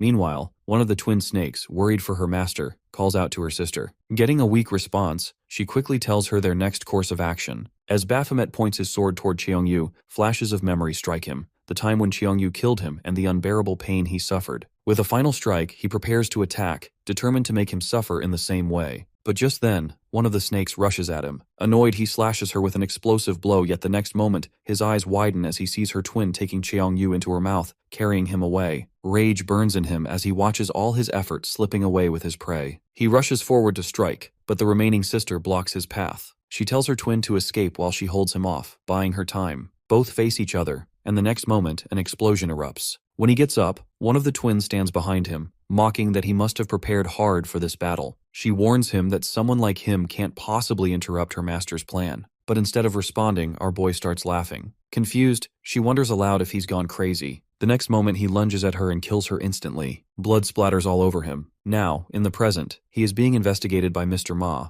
who doesn't believe his story that he was caught during infiltration and had to fight. He doesn't care whether Mr. Ma believes him or not, but Mr. Ma points out the destruction he has caused. He reminds him that Taeyong already instructed him to retreat and report if he sensed danger. Baphomet calmly replies that things got out of hand before he could detect anything. Mr. Ma, however, refuses to believe that someone with his skills couldn't sense danger. He remembers his superior's words about keeping Baphomet suppressed, but now wonders whether he has given him too much leniency. He thinks that if Baphomet keeps disobeying orders, he won't be able to use him as leverage anymore, because a hunting dog that doesn't listen to its master must be eliminated. On the other hand, he can't ignore Baphomet's growing strength. He decides to eliminate the threat before he loses control over him completely. But in the next moment, the goddess appears behind him. She looks down and pats his cheek with a smile. Outside the door, Yunsun and her assistant urge Taeyong to open it. He informs them that he can't allow unauthorized people in, as Baphomet is under investigation, but the doctor protests, insisting that Baphomet is her patient and he needs care. which makes her an authorized person. She adds that besides, Baphomet is also a member of her guild, and that she has authority as the guild master. Taeyoung reminds her that it was Mr. Ma who placed him in her guild, which immediately shuts her up. Having no other choice, she stops threatening him and instead decides to use the media, saying she'll make him the news headline and give him a show right now. This tactic finally grants her access to the investigation room. Inside, she finds a truly terrified Mr. Ma, who claims to have seen a ghost. Apparently, the ghost he claims to have seen is a system spirit, which the doctor points out is often mentioned in hunter urban legends. Mr. Ma reveals that he saw her with his own eyes, something filled with an inhuman presence. The doctor teasingly asks if the spirit was pretty. Mr. Ma, still shaken, admits that he was baffled, but yes, she was. Yunseon, however, is more concerned about whether the spirit is prettier than her, which Mr. Ma doesn't find important. Instead, he adds that he saw the same red system window that she had once seen. The doctor, now intrigued, asks if the system threatened him. He explains that it wasn't exactly a threat. The system warned him not to kill Baphomet, saying it could bring harm to him because Baphomet will be useful for both of them. Looking at him, Yunseon demands that he tell her the whole story. Mr. Ma recounts everything, describing it as though the system itself tried to persuade him. Hearing this confirms the doctor's theory that Baphomet is truly special. Meanwhile, Baphomet is back at his house, looking at Beelzebub, who is relieved to see him and glad that his arm is in good condition. Beelzebub has even cleaned the house as per his instructions. When Baphomet walks past him without saying anything, Beelzebub guiltily apologizes for not helping him when he ran out of mana. He tries to console him, saying they'll have another chance when they face Cheongyu again. Baphomet is about to silence him when, at that exact moment, the ego sword decides to make its appearance because both of them have unfinished business. The sword reveals that it wanted to test his strength, since it had already lent him its power once before. It is excited to see the limit of his power but gets startled when our boy grips its hilt, spins it, and throws it to the ground. Then he checks its quality with a magnifier, completely ignoring its offended protests. Next, he dips it into cold water, prompting the sword to shriek in outrage. He continues putting it through a series of tests, until it finally gives up, crying out that it's enough. When it surrenders, he darkly orders it to call him Sir. The sword trembles as it complies. Beelzebub, watching the whole ordeal, taunts the sword, saying it picked the wrong person to challenge. Then he tilts his head and wonders aloud how a sword can even feel pain. The sword answers weakly that it can feel pain only when it's inflicted by its master. Baphomet then asks whether user can influence it. The sword admits that it can, that a user's stats, disposition, and even strength can affect it in return. Beelzebub comments that its previous master was Raven. The sword affirms this, acknowledging Raven's strength but dismissing him as boring. Because Raven never took advantage of its special attributes and used it merely as a sword, it found him dull. Baphomet, on the other hand, loves experimenting with a variety of weapons, which makes them far more compatible. The sword admits that it looks forward to working with him, but Baphomet, ever curious, asks which of them, he or Raven, has stats more compatible with it. The sword has clearly expected this question. It answers curtly that the more powerful the user's stats, the more satisfied it becomes, and that Baphomet should already know this, as someone who was once defeated by Raven. Then it brings up his fight against Cheongyu, which makes Beelzebub immediately warn it to stop. But the sword continues anyway, saying that if it were Raven, he would have sliced the twin snakes in half easily, and Cheongyu would be nothing but ashes by now. Beelzebub braces for Baphomet's angry outburst, but instead Baphomet calmly admits that he is quite weak at the moment. He adds that once he becomes stronger, killing Cheongyu will be no problem. Beelzebub sighs and calls him a battle maniac for being able to admit his own weakness so casually. Baphomet then states that his defeat is a stain on his pride, one he is determined to wash away. He vows to become much stronger than he is now. At that very moment, the goddess observes that Baphomet's stats have reached an abnormal level due to the sudden surge of his ambition. In a dimly lit building, several blindfolded men lie on stretchers while their blood is being drawn. Staff members patrol around them with silent efficiency. In another room of the same building, a girl is soaking herself in a bath filled with blood. Suddenly, she senses someone's presence and immediately kills the intruder, only to realize that it's Cheongyu. He appears right beside her, calling her peacemaker and praising her sharp senses. She narrows her eyes and demands to know his purpose for being there. Cheongyu smiles and answers that he has come with a special request. The next moment, she rises from the bath and grabs him by the neck, sensing that his power is greatly weakened. She demands to know who injured him or where his strength has gone. Cheongyu, or Loki as she calls him, replies simply that he's handsome. Hearing that, she snorts and stands up straight. He then informs her about Baphomet while she checks his data on her system. Cheongyu intends to ask her to capture Baphomet alive, but his words are cut short when she sees the photo of the boy with olive skin. Greed flashes in her eyes. She's eager to test his blood. Someone gets online as another person posts Valkyrie photo in the online chat room. As soon as it is uploaded, a swarm of messages floods in. Soon, the conversation turns to the clearance of the labyrinthine tower, which everyone expects Valkyrie to clear, but instead it is Baphomet who does it. The person comments that the Abyssal Tower's final boss has turned into a human. Others take it as a joke. This person insists he is serious about Baphomet being a demon beast, but no one takes him seriously. That person turns out to be the hooded figure from Baphomet's team, the one who has seen with his own eyes how our boy transforms into his beast form. He knows it well because he has witnessed Baphomet's original form in the Abyssal Tower. Meanwhile, Beelzebub is excited to have a smartphone, which gives him access to thousands of web novels. Our boy warns him about purchasing things online. He protests that he is already earning plenty of money. Baphomet reminds him that he is the one who risks his life while Beelzebub stays home. Beelzebub protests that he never even bothers to use the money. When he asked Baphomet to buy an AC because of the heat, Baphomet declined. They argue for a while as Baphomet stays determined to keep tracking Cheongyu with the help of the phone. At that moment, he receives a message from the Central Agency for Hunter Affairs. He checks it, and the message is about the auction of Raisel's crystal. The item is sold. Their eyes pop out when they see the amount. It sold for 800 million won. They are quite happy to see the money, and Baphomet still wants to buy lots of pork stew with it. Beelzebub, however, urges him to buy an apartment in a building, but Baphomet points out that there is never enough money to buy a house in Seoul unless he rips the crystal from his own body. Beelzebub reminds him that his human body cannot hold a crystal. They decide to collect money first, and then decide what to do with it. Meanwhile, in a restaurant, people are staring at Valkyrie and her gang. The photo she shared on social media is really good, and it's trending now. The girls around them talk about their plans to go to a cafe, but Valkyrie's eyes stay glued to the screen. Eventually, she has enough and complains about a guy she recently dated. He is an obnoxious, arrogant jerk who only talks about himself. At that, Echidna points out that Baphomet already rejected her. Valkyrie argues that she didn't ask him out, so rejection isn't even an option. All she did was ask him to join for dinner to celebrate the clearance. He thought for a moment, then excused himself by saying he is already busy with his rank recalibration and repairing his house. She consoles herself by saying she doesn't mind eating dinner alone.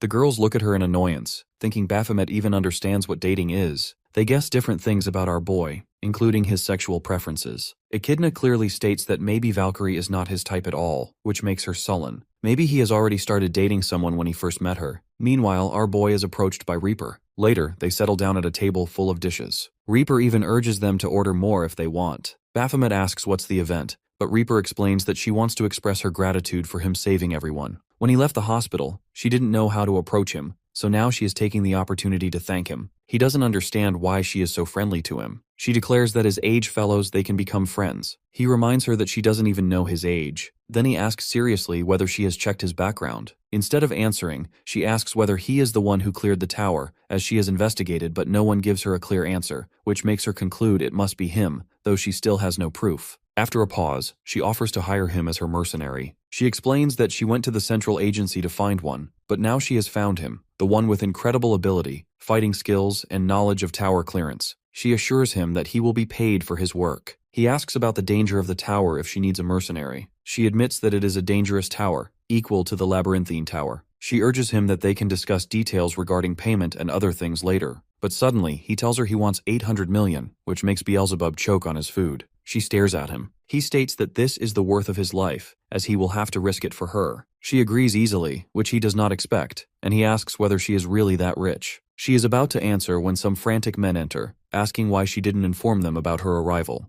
Then they notice her guest and apologize for the intrusion. They inform her that the president is in a meeting, and she brushes it off, saying she always meets her uncle at home. Now she turns to him and reveals that her family owns this hotel, which instantly creates a mental image of her surrounded by dozens of golden spoons. She then declares that they are going to raid the Tower of Sanctum. Meanwhile, Mr. Ha and his assistant are also discussing the Tower of Sanctum. Apparently, someone is stuck in that tower, and they suspect that person is still alive. They have investigated heavily on the hunter. The man asks about the Nebula Guild's message. She informs him that 3 of the guild members are trapped there as well, so the guildmaster is personally going to rescue them and clear the tower. But Mr. Ha insists that the hunter they have invested in should be the one to clear it, to secure their investment in him. Then he orders her to contact the Nebula Guild and tell them to stay away, as they are going to handle the situation on their own. He also adds an order to ban every hunter from approaching the tower except the people they will dispatch. She already expects this order, so she has already done it. Then she asks about his preference for the dispatched hunters. He demands someone A rank who can be thrown away after completing the task. Meanwhile, he hears someone demanding to get into the Tower of Sanctum, while our boy is still concerned about his 800 million won. The receptionist tries to excuse it by saying it is because of their policy, but they demand she explain the policy. At that moment, Mr. Ha appears behind them, ready to explain the situation while calling our boy a loser. Later, he assigns them to join their support mission, as both of them are A-rank hunters, and they are looking for hunters who will have the opportunity to enter the tower. But our boy can smell something fishy in this offer. The sly man claims that he is only a worker of the department, not a trained hunter, and that he respects all hunters. Baphomet still curses him. Reaper, not knowing this man's intentions, assumes he must value hunters if he is trying to hire them. She asks about the hunter they are supposed to support. He answers that one of them is the S-rank hunter goes by the codename Chiu, who is the right-hand man of the Nebula Guild. Another hunter, A-rank Nelia, is a summoner. And the last one is the brother of Raven. This catches Baphomet's attention, as the man reveals Griffin's worth as a hunter. The scene opens with a dream recalling a gate break, where monsters wreak havoc. A boy calls for his big brother, who checks if he's hurt and tells him to stay while he searches for their parents. The younger boy pleads for him to stay, but the older brother runs off. The dream ends as Griffin wakes, wondering if he overslept, and is reassured he's on time. He prepares for his remaining mission.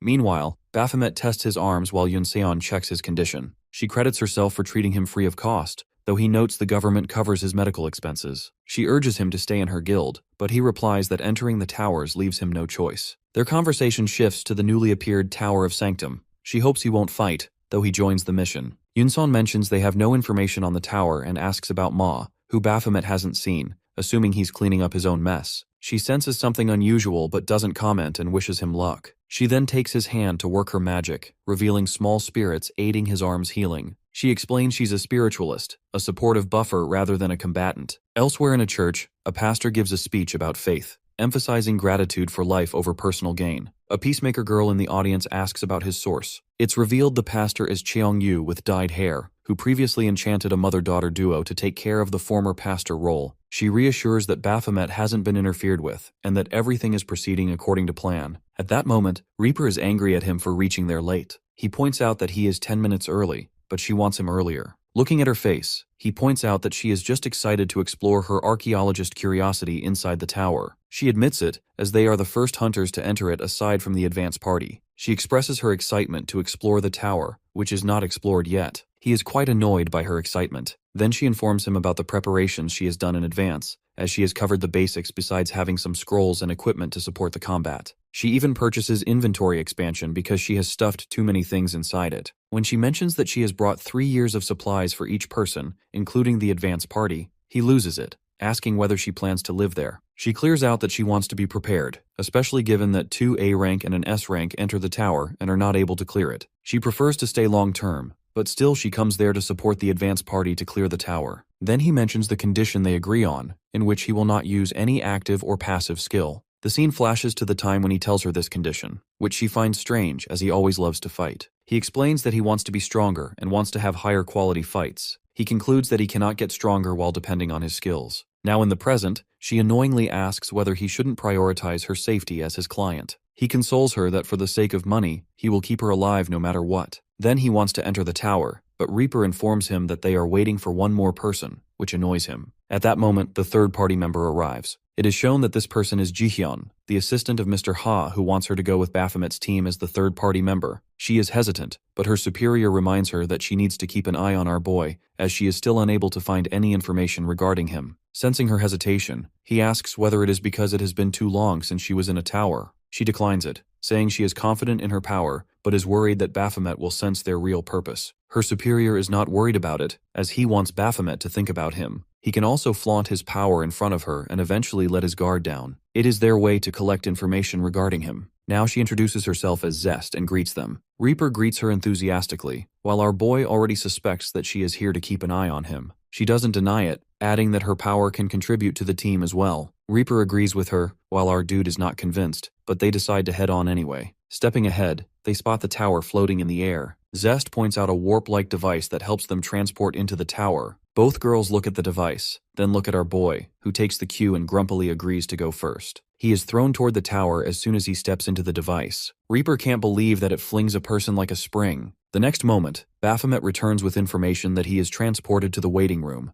and it is safe as long as they land properly. Zest, after listening to this, goes ahead without hesitation, but Reaper looks clearly terrified. When asked, She explains that she is afraid she will land on her head. Deciding to help her, he scoops her onto his shoulder and transports them away. Finally, they are at the entrance of the tower, noticing the silence. They discuss how they cannot find the entrance to the next floor besides the weird button device in front of them. Both girls discuss what might happen if they press the button. Our boy walks ahead and presses the button without thinking much. Both girls freeze at his action. As soon as he does, the first trial of the Tower of Sanctum starts. There is a pink swirl, and from there a number of demon beasts come out. They have 10 minutes to clear them out in order to advance to the next door. Baphomet is the one who immediately takes out his ego sword, while Reaper is stressed over the situation. Zest also draws her weapon and opens her eyes to see the monster. With one swift motion, she kills it and turns to another one. Baphomet also has his own share of monsters to kill with her. Both hunters are killing and slashing the monsters without pause. His ego sword becomes the twin blade, which kills 2 monsters at the same time. With that, they kill all the demonic beasts and advance to the next floor. There they find another similar-looking button like the one at the entrance. Before Baphomet can press it, Reaper grabs his arm and asks him to at least discuss it first. He doesn't understand what there is to discuss, since they will advance to the next challenge. She points out that they need rest as well, and maybe Zest also needs one. Zest assures them that she is fine, and they can move forward to join the advance party. But Reaper argues that he always does what he wants to do. Baphomet points out the waste of time, as they are already informed by the system window.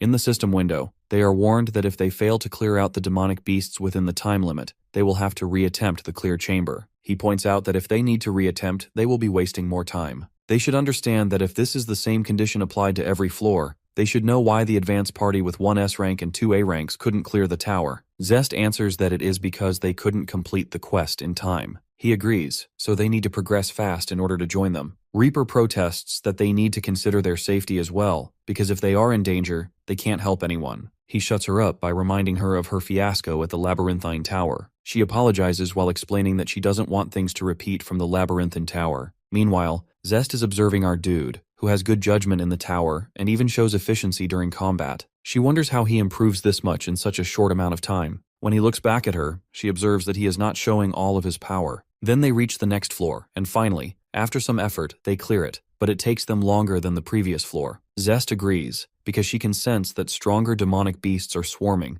and they should avoid a reattempt. Meanwhile, Baphomet is having the feeling that this is the first time he climbs this tower, but still he is itching to have stronger opponents. Besides, he can sense Zest's eyes on him, observing his strength, but his skills are off, so he cannot show her much. However, he wants her supervisor to beg on his knees for not recognizing his worth before. Not to mention, as he steps ahead, he also has a fishy feeling, like someone is watching him. He looks above to see someone. Suddenly, he senses something that gives him chills, and he immediately turns to Reaper. However, she is quite happy to find some weird construct in front of her and is ready to take a photo. He annoyingly thinks she hasn't been interested in anything until now. She explains that this tower is like every tower she visits, but this point is quite different. She then asks him to take her photo with the background of the button. He is annoyed at that, even when she explains that it is for her book. Then Zest comments on the different construct of the button. He answers nonchalantly that this tower is quite different from the ones they have cleared so far. She points out that this chamber is named after a demonic beast. Snapping the photo, he throws the phone at Reaper and finalizes her sightseeing as they are going to the next floor. He presses the button and activates the 20th trial of the Tower of Sanctum. This time, they need to eliminate the demonic beast's Docam 2 within 10 minutes. However, this time they will have to restart from the first floor if they fail the trial. Learning this, Baphomet comments how he is disgusted by the master of this tower because of his game. He glances at the creature that pounces at him, but our boy throws it back. Now the beast attacks him with its whip,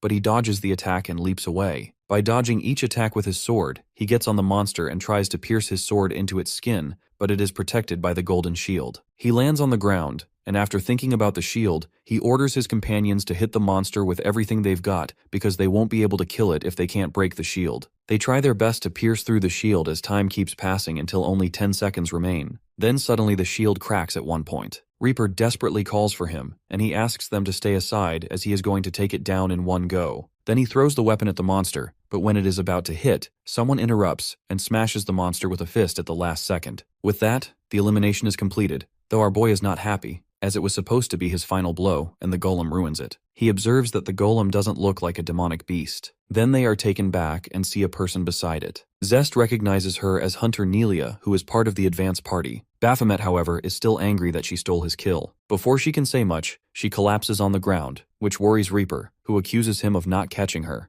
Then she steps near him. Nelia stammers that she is hungry. They are taken aback by this revelation. Later, Mr. Ha is meeting with two people and apologizes for not evacuating the hunter training department for their visit, saying they are quite busy. Then he happily informs them about the recruitment of two A-rank hunters, but these two are not happy with his decision. He explains that they are talented and that one of them is a government agent, an irregular one who has improved in a very short time, referring to our boy. But he assures them that his skill is lacking, as no one but his guild members will be clearing out the tower. It is shown that one of the people is the guild master of Nebula Guild, Hunter Vango. He assures him that it's all under their control. He even adds that they should be meeting the advance party by now. At that moment, Griffin raises his sword against our boy. He grits his teeth, unable to understand what is going on. A few hours earlier, when they find and feed Nelia, she is quite happy to finally have some carbs after so long. When asked, she explains that they came here a month ago, and it has been 2 weeks without food. They are shocked to hear this. Nelia knows that ordinary people can't withstand such starvation,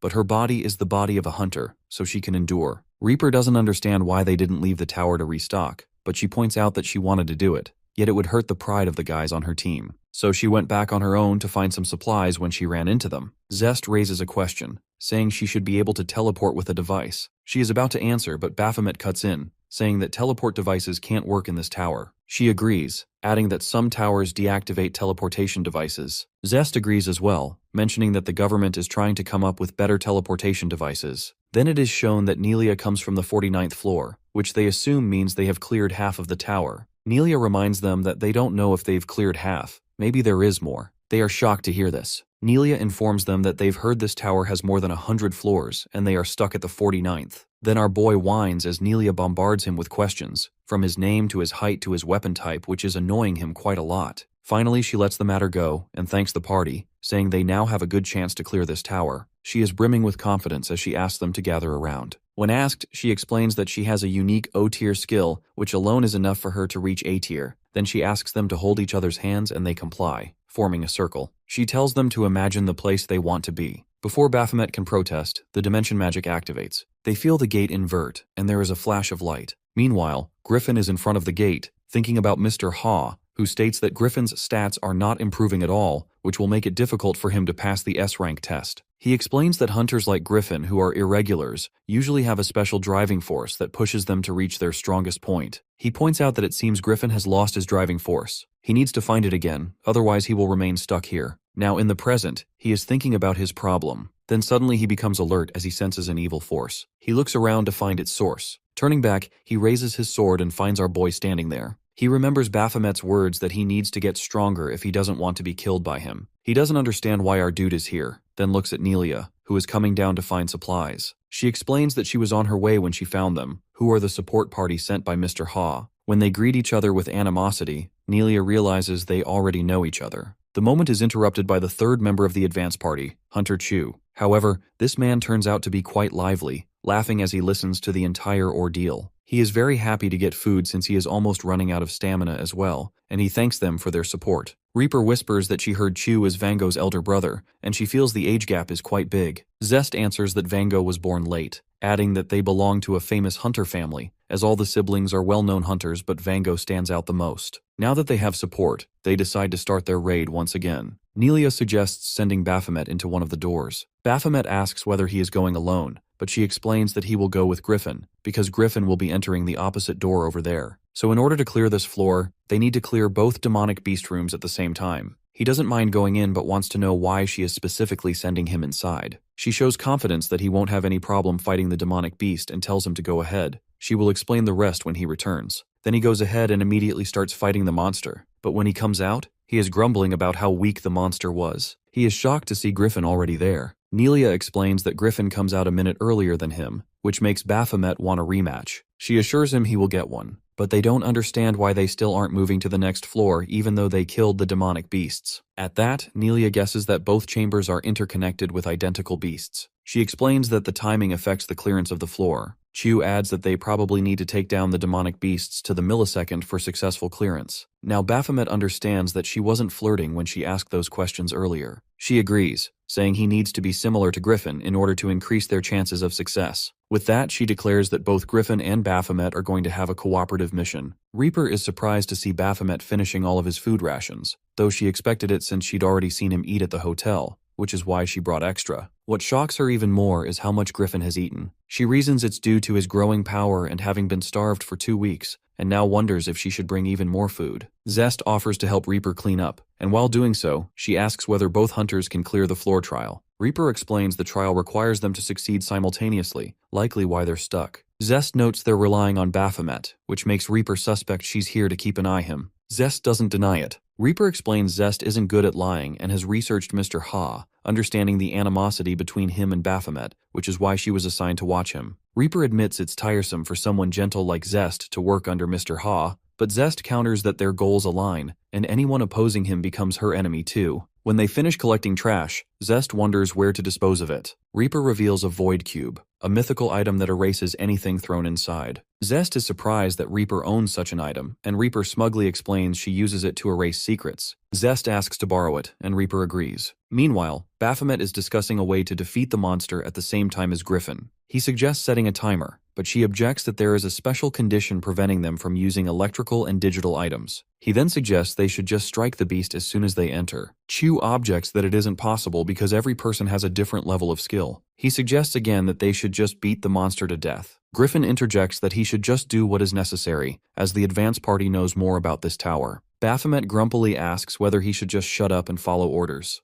Griffin asks him to do exactly that. For a moment, both of them are ready to fight each other, but their companions ask them to calm down. Then Chu takes off his gloves and comments on their temper, adding that they all need to cooperate as allies. He challenges them to fight him to let out their anger. Griffin doesn't agree, saying they should focus on reattempting instead of wasting time fighting him. However, his next words hit a nerve when Chu provokes them by calling them cowards. Both of them rush toward Chu. The girls are shocked to see them fighting like this. Chu, on the other hand, further provokes them, asking if this is all they have as famous A-rank hunters. Baphomet, already provoked, takes the bait as he states that he hasn't even started. With that, he leaps toward Chu and tries to attack and kick him, but he can't even touch him as Chu kicks him back. Chu comments on his fighting style, saying it is similar to a street fighter's, but his movements lack purpose and precision. With that, he punches so hard that Baphomet is thrown away and coughs blood. The next moment, he is on him again and smashes him into the ground. Griffin appears behind him and tries to punch him, but he can't land a hit either. He dashes toward him again, and Chu comments that Griffin has good technical skill. While throwing him to the ground, he complains that Griffin makes too many wide and unnecessary motions during fights. Both of them are now on their fronts on the ground, while the girls are shocked to see the power of an S level. Chu laughs, happy to find such talent in them, and even offers to spar with them in the future as well. Nelia, however, doesn't agree that any of them would like to do that. Days pass as Reaper notes everything in her diary. She writes her experiences as Nelia has already informed them that even the waiting area will be raided by demonic beasts, so they usually take turns fighting them. Reaper writes that it feels like the tower itself waves and then gets stuck at the 49th floor. Chu instructs them that usually demonic beasts use the same fighting pattern.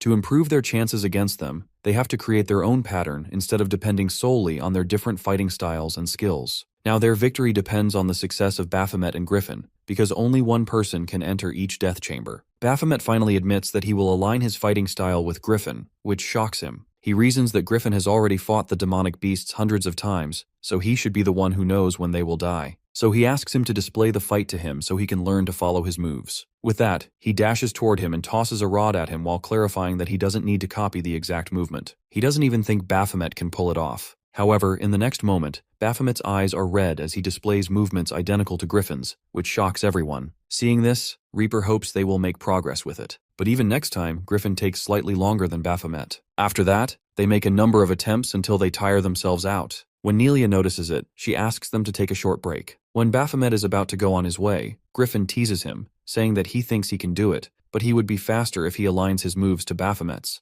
Our boy curses him but is cut short by Reaper, who gives him water and states that even if he gives up now, she will still pay him his full fee as her mercenary. However, Baphomet is adamant about clearing this tower even if he dies there. Then he comments on her generous offer of money and wonders aloud whether her archaeology work is quite precious. But she clears out that it isn't her only reason for being there. She adds that she wants this war to be over soon. She explains her opinion that demonic beasts are evil from a human perspective, but humans are the enemy from a demonic perspective as well. She wonders how long this cycle will continue. 1 year, maybe a decade or two. He earlier says that demonic beasts' sole purpose is to kill humans, but she doesn't agree with this logic. She thinks they have their own story to tell, and for this purpose, they need to delve deeper into the abyss to find answers and search for an ultimate peaceful solution. At that, he comments on how annoying she is, which shocks her because he actually has the guts to say that to her face. She agrees that they are here to fight demonic beasts and she shouldn't overcomplicate things. But she adds that they need to delve into things in order to find clues and understand why this floor is really difficult to clear. She then comments that they can't even communicate telepathically, which rules out killing demonic beasts at the same time. Suddenly, he gets up as he gets an idea, realizing they have been doing things the wrong way from the very start. Later, they are ready for another attempt. Nelia turns to both hunters to ensure they are ready. Looking at Baphomet, she assumes he is exhausted but consoles him, saying their gap is decreasing, so he needs to hang in there. When they leave, Nelia suggests going back if it doesn't work again this time. Chu, however, is sure it will work. Nelia thinks he is just hoping for the best, but he can sure because of some reason. True to his words, they suddenly receive a message that the elimination has been completed simultaneously, and now they can move to the 50th floor. A while ago, when they are discussing Baphomet's idea to clear the floor trial, he gets to know from Nelia that the two doors share information. She even tries to break the long thread of mana between the doors but is not successful, as it is an impossible task. Then Baphomet gets the idea to use this communication to their advantage. Shu at first doesn't understand and deems it impossible, but our boy points out that it would work for them. Griffin, however, is not sure, because from his perspective the tower is a den of demonic beasts, so everything is designed to give advantage to them. Even the rules are made to disadvantage hunters, but successful hunters break those rules. Baphomet doesn't agree because, to him, this is a misconception. In reality, the tower is a common battleground for both hunters and demonic beasts. It's up to both opponents to use it to their advantage. He points out that if demonic beasts have such an advantage, then why would they be trapped here instead of going outside to hunt humans? This prompts a comment from Griffin that Baphomet is seeing things from a demonic beast's perspective. Then Chu asks them to share their suggestions regarding the communication system between the gates. Griffin suggests using the same system the demonic beasts are using. Chu is doubtful. Griffin agrees that in theory it is plausible, but they don't know if they can use it to their benefit. He then points at Baphomet, who might have a solution, though Baphomet himself wants them to help him find it. Now in the present, when they emerge victorious, Nelia wants to know what they have figured out. Baphomet states that she is correct that they need to defeat both demonic beasts at the same time. Moreover, the timing should be identical when taking down the demonic beasts. For example, both of them go to chambers A and B. In reality, both monsters don't move at the same time. If chamber A's monster moves, it sends a signal to chamber B's monster to move, like a puppet with strings. But mana doesn't always transmit in the same rhythm. Sometimes it is slower, sometimes faster. That is the reason he doesn't match his tempo with Griffin. So this time, he enters the chamber in an unconscious state, which results in his whole body being enveloped in mana. This way, he starts moving in the same way Griffin moves in the other chamber. Listening to this, Nelia falls down in disbelief because all of this makes her feel like a failure. Her role was to strategize, yet our boy solves the problem. She apologizes to everyone, saying it is her fault they wasted so much time and effort. Baphomet is about to make a comment on her admitting her mistake when Reaper shuts him up. Chu consoles her, saying her health is their priority. He then turns to Baphomet and praises his judgment even though he becomes A tier only recently. They step ahead to the next floor, and Chu thinks about how amazing he is even though he is a newly ranked A rank hunter. Not to mention, he already fights like a veteran when they spar. Griffin comments that maybe our boy has more experience of the tower than anyone else here. As soon as they enter the 50th floor, they freeze in shock. Ruins of destroyed buildings surround them. Nelia doubts whether they are still inside the tower. The system informs them that they are in a virtual reality and need to complete the quest in order to progress to the next floor. They don't know what the quest is, but in the next moment, a large monster is already upon them. They immediately take action and start fighting. Stepping on the monster, he questions what these creatures are. A number of demonic beasts lunge and charge at each of them, forcing them to fight. Nelia, however, freezes as she observes the ruined city, the monsters, and finally a person who is begging our dude to help her. Even Reaper is trembling, but the only person completely oblivious to the situation is our boy. Griffin points this out, especially since he is usually so knowledgeable about towers. It's strange that he doesn't know what exactly is happening around them. Finally, he reveals that this is the Gate Shock recreation in virtual reality. Meanwhile, in the real world, Mr. Ha is assuring someone on the phone that he has also sent his own agent to the Tower of Sanctum. He also assures them that the tower will be cleared only by members of the Nebula Guild. As soon as he hangs up the call, his expression turns irritated because of the constant nagging from the Nebula Guildmaster, especially since Vango's brother is also there, someone he is quite attached to. However, he decides to go ahead and find the information he is seeking. At that moment, he spots Mr. Ma. He is startled to see that Mr. Ma is also heading in the same direction as him. Meanwhile, the person on the call is a member of the Nebula Guild, Neptune, who is irritated with Mr. Ha constantly trying to assure him. He then turns to the Guildmaster and asks whether he trusts Mr. Ha as a government agent, which the Guildmaster immediately denies. However, the guildmaster expresses a bad feeling regarding the tower. Neptune assures him that he will hire more people and prepare them to act as backup. Vango doubts whether they are trustworthy, but Neptune assures him that they are specialists in their field.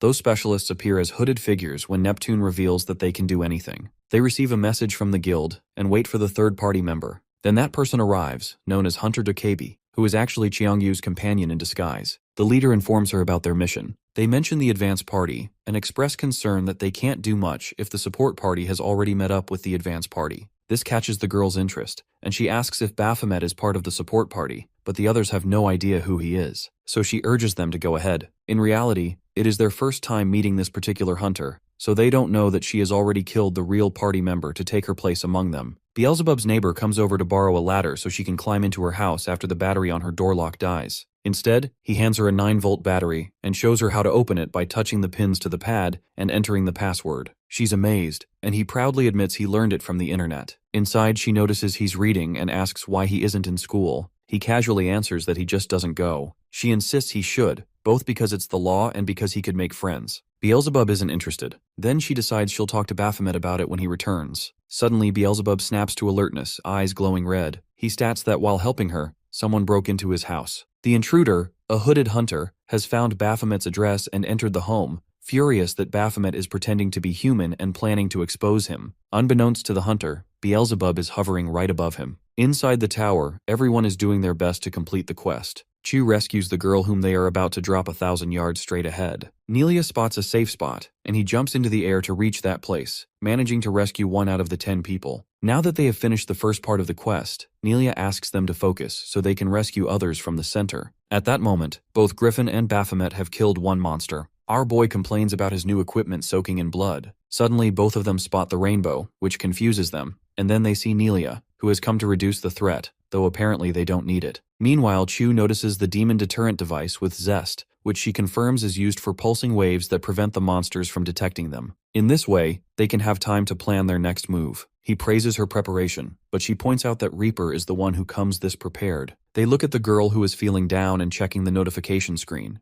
They need to rescue 9 more survivors to get to the next stage. Griffin is also curious about this next stage phrase, and Nelia answers that she has never seen anything like it before. Our boy guesses that it refers to the next floor. She points out that if that's the case, it could simply be called the next floor. Baphomet argues that maybe the next floor is also part of the same virtual reality, especially since they don't know how many floors exist inside the virtual gate shock. He adds that from the perspective of the tower boss, he would want to use this environment in more than 1 floor. Especially if they replicate the exact scenario of the gate shock, it will naturally come with swarms of demonic beasts as well. At that moment, Nelia observes him closely and comments on his calm behavior, even though he likely experienced the gate shock. On the other hand, the others feel uncomfortable in this gate shock scenario. Nelia herself feels as if her trauma will wake up, but looking at him, it feels like he has never experienced it at all. He doesn't tell them, but of course, he has never experienced the gate shock. She then approaches Reaper, who seems quite detached. Nelia shares her own story from the gate shock, especially because Reaper is feeling ashamed as a hunter for not being able to cope with the situation.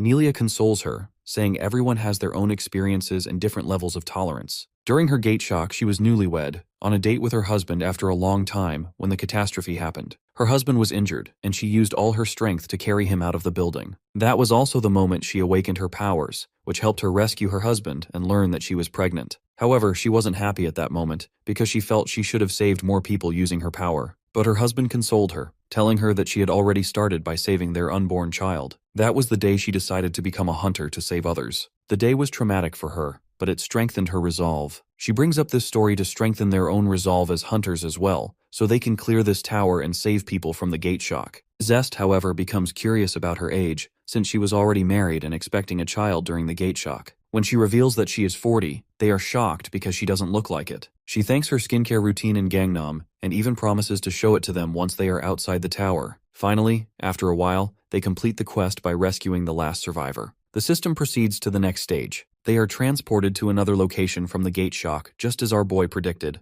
This time, they need to rescue 9 people. As they progress, the number of survivors decreases, but they face stronger demonic beasts. To get through it, they split into 3 teams. Zest and Reaper in one, Chu on his own, Baphomet and Griffin in another, while Nelia stays as backup in a safe location. Eventually, they reach the stage where they need to rescue only 3 survivors to proceed to the next stage. Baphomet is eager to rescue those last 3 so they can finally escape this gate shock. Griffin, however, watches him closely, which is something Baphomet immediately notices and comments on, saying he feels like Griffin is glaring at him. Griffin retorts that it's just his demonic beast instincts. Baphomet is amused to see him openly suspicious. Then he reminds Griffin of what he said during orientation, that if Griffin exposes him, he will kill him. Griffin, however, expresses his confidence that Baphomet really is a demonic beast. He even threatens that if he kills him, no one will be able to tell whether he died by his hands or from some monster. Baphomet takes this as a challenge to fight to the death. Before Griffin can confirm it, they hear the shriek of a survivor and decide to settle the matter later. Our boy immediately dashes toward the sound, but Griffin instantly recognizes the voice. He steps ahead just as Baphomet kills the monster and saves the child. Griffin is taken aback when he sees the childhood form of Raven, his big brother. Meanwhile, Reaper and Zest are fighting the big demonic beasts in their place. Reaper pulls the strings around the monster and binds it with them. Then she calls for Zest for the next move, and Zest immediately jumps on the monster to stab it with her sword. In the next moment, there is a huge blast. After finally killing the monster, Reaper takes a sigh of relief. Zest expresses that she didn't expect the monster to come out of nowhere, which shows that this is really a depiction of gate shock. Reaper then apologizes, but she tries to console her, saying that everyone there has their own experience during the gate shock. Then they decide to move ahead. Suddenly, something rustles behind them, but both girls don't notice. Reaper is worried that she makes others worried and is about to say something to Zest, but Zest suddenly shouts her name as a monster appears exactly behind her. After a while, she goes to the safe zone with Zest and lets Nelia check on her. Nelia analyzes that she has an extremely rare paralyzing venom which can't be cured by any ordinary potion. Zest apologizes for the inconvenience, but Nelia consoles her, saying she is here for backup in these kinds of situations, and assures her that she will take care of her until she gets better. She also summons a small creature that will help heal her, and decides to take Zest's place in searching for survivors. At that moment, she finds Reaper chuckling, who comments on how Nelia's summons are also cute like her. Nelia reveals that it is all because of her son who wanted to play with her summons. When she first summoned them, they looked like monsters and scared him, so she made them look cute instead. Usually, hunters who deal with weapons don't know that a summon and summoner have a bond, and the stronger the bond, the stronger the summon becomes. As they move ahead, Reaper inquires about something she heard that for certain summons, summoners need to put their life on the line. Nelia confirms it because she once saw a young hunter determined to do that. She reveals that the person is now a famous guild master and an S-rank hunter. Then she changes the topic and asks about Reaper's well-being. Reaper assures her she is fine, though she is confused about her own state because this is just virtual reality. She is afraid she won't be useful if gate shock happens in reality. Nelia reassures her that it won't happen because they are going to clear all of the towers, starting from this one.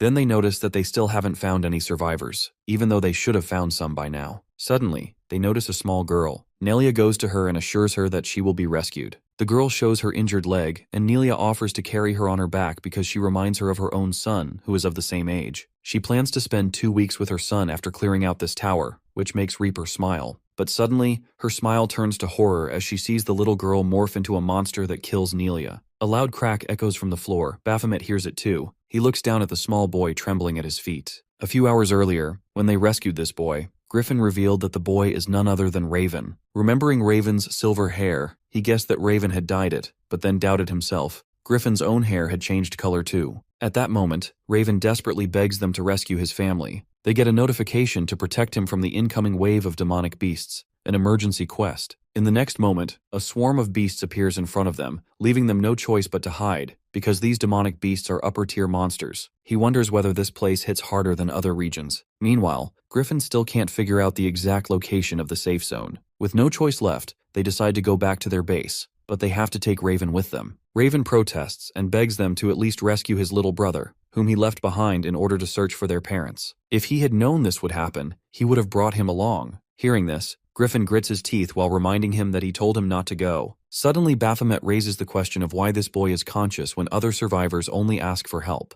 To console him, he makes up a story that they come from the future, introducing Griffin as his brother. When he mentions that his brother is a hunter, Raven becomes more worried that Griffin dyed his hair silver. Griffin explains that the hair color is the result of whitening, a phenomenon that happened in certain areas during gate shock where people's bodies turned white. In their case, only the hair changed. After killing the monsters and moving ahead, Baphomet wonders whether they were one of the survivors in their area. Griffin corrects him, saying both brothers were the only survivors from that area. Hearing this, Raven becomes even more worried about his parents. Before Griffin can answer, the monsters swarm in again, making our boy curse them for never taking a break. Then they toss a device at Raven and instruct him to hide. He remembers that this device can save him from monsters if he installs it, so he immediately decides to install it. Suddenly there is a large blast, and blue flames engulf the area. Both hunters notice it as they look at the kid, Raven, who transforms into adult Raven, determined to kill all of them. A little while ago, when Raven installs the device, he sees the pierced bodies of his parents, which makes him cry. He remembers that he and his brother were the only survivors. Suddenly, blue flames erupt everywhere, engulfing even the demonic beast behind Griffin and Baphomet. Looking at the flames now, Griffin remembers how they survived back then, because Raven had awakened his power and told him to come to him because it was dangerous on the other side. Now they can't believe they're seeing a fully grown Raven standing in front of them. Griffin is worried, but our boy smirks because they get another emergency quest. They must eliminate this new Raven. Meanwhile, Reaper is terrified to see Nelia with a gaping wound in her body and immediately tries to rescue her. Then a large monster appears behind her, and she receives an emergency quest to eliminate this demonic beast, Goliath Q17. The area will be isolated until she completes the quest. The monster taunts her for running away and warns her that she will never reach their king because it will eliminate her first. With that, it jumps into the air and fires a laser beam. Reaper immediately uses the Shield of Verdure to protect herself from the attack, which makes the monster scoff. Inside the shield, she uses every kind of advanced healing potion, painkillers, hemorrhage suppressants, even regeneration potions, but nothing works. At that moment, Nelia weakly tells her that she is fine, which brings back memories of Reaper's mother during Gate Shock, who had consoled her the same way. She is fine as long as she lives. Reaper repeats those words now and urges Nelia to hold on. Nelia tells her to run, but Reaper scolds her and reminds her she can't lose hope. She's a hunter who has starved for weeks, and a small wound like this can't kill her. She points out that the monster didn't hit her brain or heart, so there is a hope to save her. Meanwhile, the monster keeps attacking the shield from outside. Reaper then asks Nelia whether she wants her son to grow up without her. She pulls out a legendary item, Calyx Pocket Watch, that temporarily freezes time around them. She gets up. She tells Nelia to wait here because she can't let her die like this. Meanwhile, the beast reminds her that she can't stay there forever, that she is trapped. She steps out and challenges it back, declaring that she is not trapped at all. The monster, without wasting any time, attacks her. She is already prepared with her strings and leaps into the air to dodge it. With the help of nearby debris, she pulls them toward the creature, but her aim misses as the creature dodges away and mocks her, saying she can't even aim properly. She tries again and again, but every time the demonic beast prevents the attack from landing. It seems to play with her, constantly taunting her for her slow strikes. It mocks her again, saying it feels like she isn't even trying to hit it. Then it stops when it notices the trap of her strings around it. She confirms that her intention was never to strike it. It was the condition needed to activate her skill, Arachne's Haven. Suddenly, the monster finds itself trapped in a void. She appears behind it, admitting that she is not skilled in direct combat, and that every time she enters the tower, she hopes to find a way to end the war between humans and demonic beasts. Listening to this, the monster calls it nonsense. Enraged, it declares that they are never meant to coexist, and that one day they will rule over humans, that it is their reason to exist. Then it realizes it is bound by strings everywhere, its body crackling with lightning. Reaper admits that she expected this kind of response and still respects its opinion. The monster doesn't understand why it can't move. She calmly says that it will make a good sacrifice as she pulls her strings tied to her hair. In the next moment, the strings slice through the monster, and Reaper darkly declares that it is a sacrifice for peace. As soon as Reaper completes her quest, the isolated zone restores to its original dimension. When she steps out of the void, someone calls her a hypocrite, saying she won't be able to erase what she has done. She turns back but finds no one there. Then Nelia calls for her and praises how she eliminated the beast on her own, saying it shows her promise as a high-rank hunter. Reaper, however, is more concerned about Nelia's injuries, knowing she can't heal here. Nelia admits that Reaper has to go down in order to get emergency aid. Then Reaper notices the blue barrier around them, which she guesses can't be a natural phenomenon. Nelia guesses it must be a divided zone. Reaper worries that it shouldn't be here because she has already completed her quest. But then her eyes widen as she realizes that each zone has its own emergency quest. In a flashback, Beelzebub taunts our boy about being in love with Raven because of his obsession with always searching for information about him on the internet. He protests that he can't just go through his search history like that. Beelzebub understands if he is researching an enemy, but Raven is already dead, so there should be no reason to keep looking. Baphomet admits that this is true, but he still wishes to fight him one more time. Now, in the present, our boy gets the opportunity to fight this virtual version of Raven. Raven swings his sword as both brothers face each other, and Raven strikes his shoulder without hesitation. He attacks again, but Griffin finally snaps out of his daze, determined not to let Raven treat him as a sidekick anymore. Raven, in the next moment, clangs back Baphomet's whip blade toward him as our boy grabs the blades with both hands. He is genuinely happy to see Raven again. Even though he knows it's just a virtual version, he understands that he will never be able to see him again, so he gives him honor as he has already activated his passive skill. Not only that, he has also activated his locked active skill because he wants to give everything he has in this fight against his ultimate opponent. He immediately lunges at him, and Raven crouches to save himself from the chain. Baphomet appears in front of him and their blades clash. For a moment, the only sound is blade striking blade, while Baphomet experiences déjà vu because this already happened in the tower. Both of them land on the ground. He strikes at Raven again with his chain blade, and Raven dodges. Another blade comes at him, which he blocks with his sword. Then he jumps in front of our boy. Baphomet is ready as he attacks again, and again Raven dodges. He attacks Raven's legs and Raven jumps to save himself. Now Baphomet's ego sword has taken its original form. Raven freezes when he sees his own weapon in our boy's hands. Baphomet smirks and cracks the ground under him. He throws the debris at Raven, who slices each piece with his sword. Then Baphomet appears in front of him, urging Raven to entertain him more. He strikes again. Both of them clash swords for a while, one attacking while the other blocks. They step back onto the ground, but now our guy is huffing.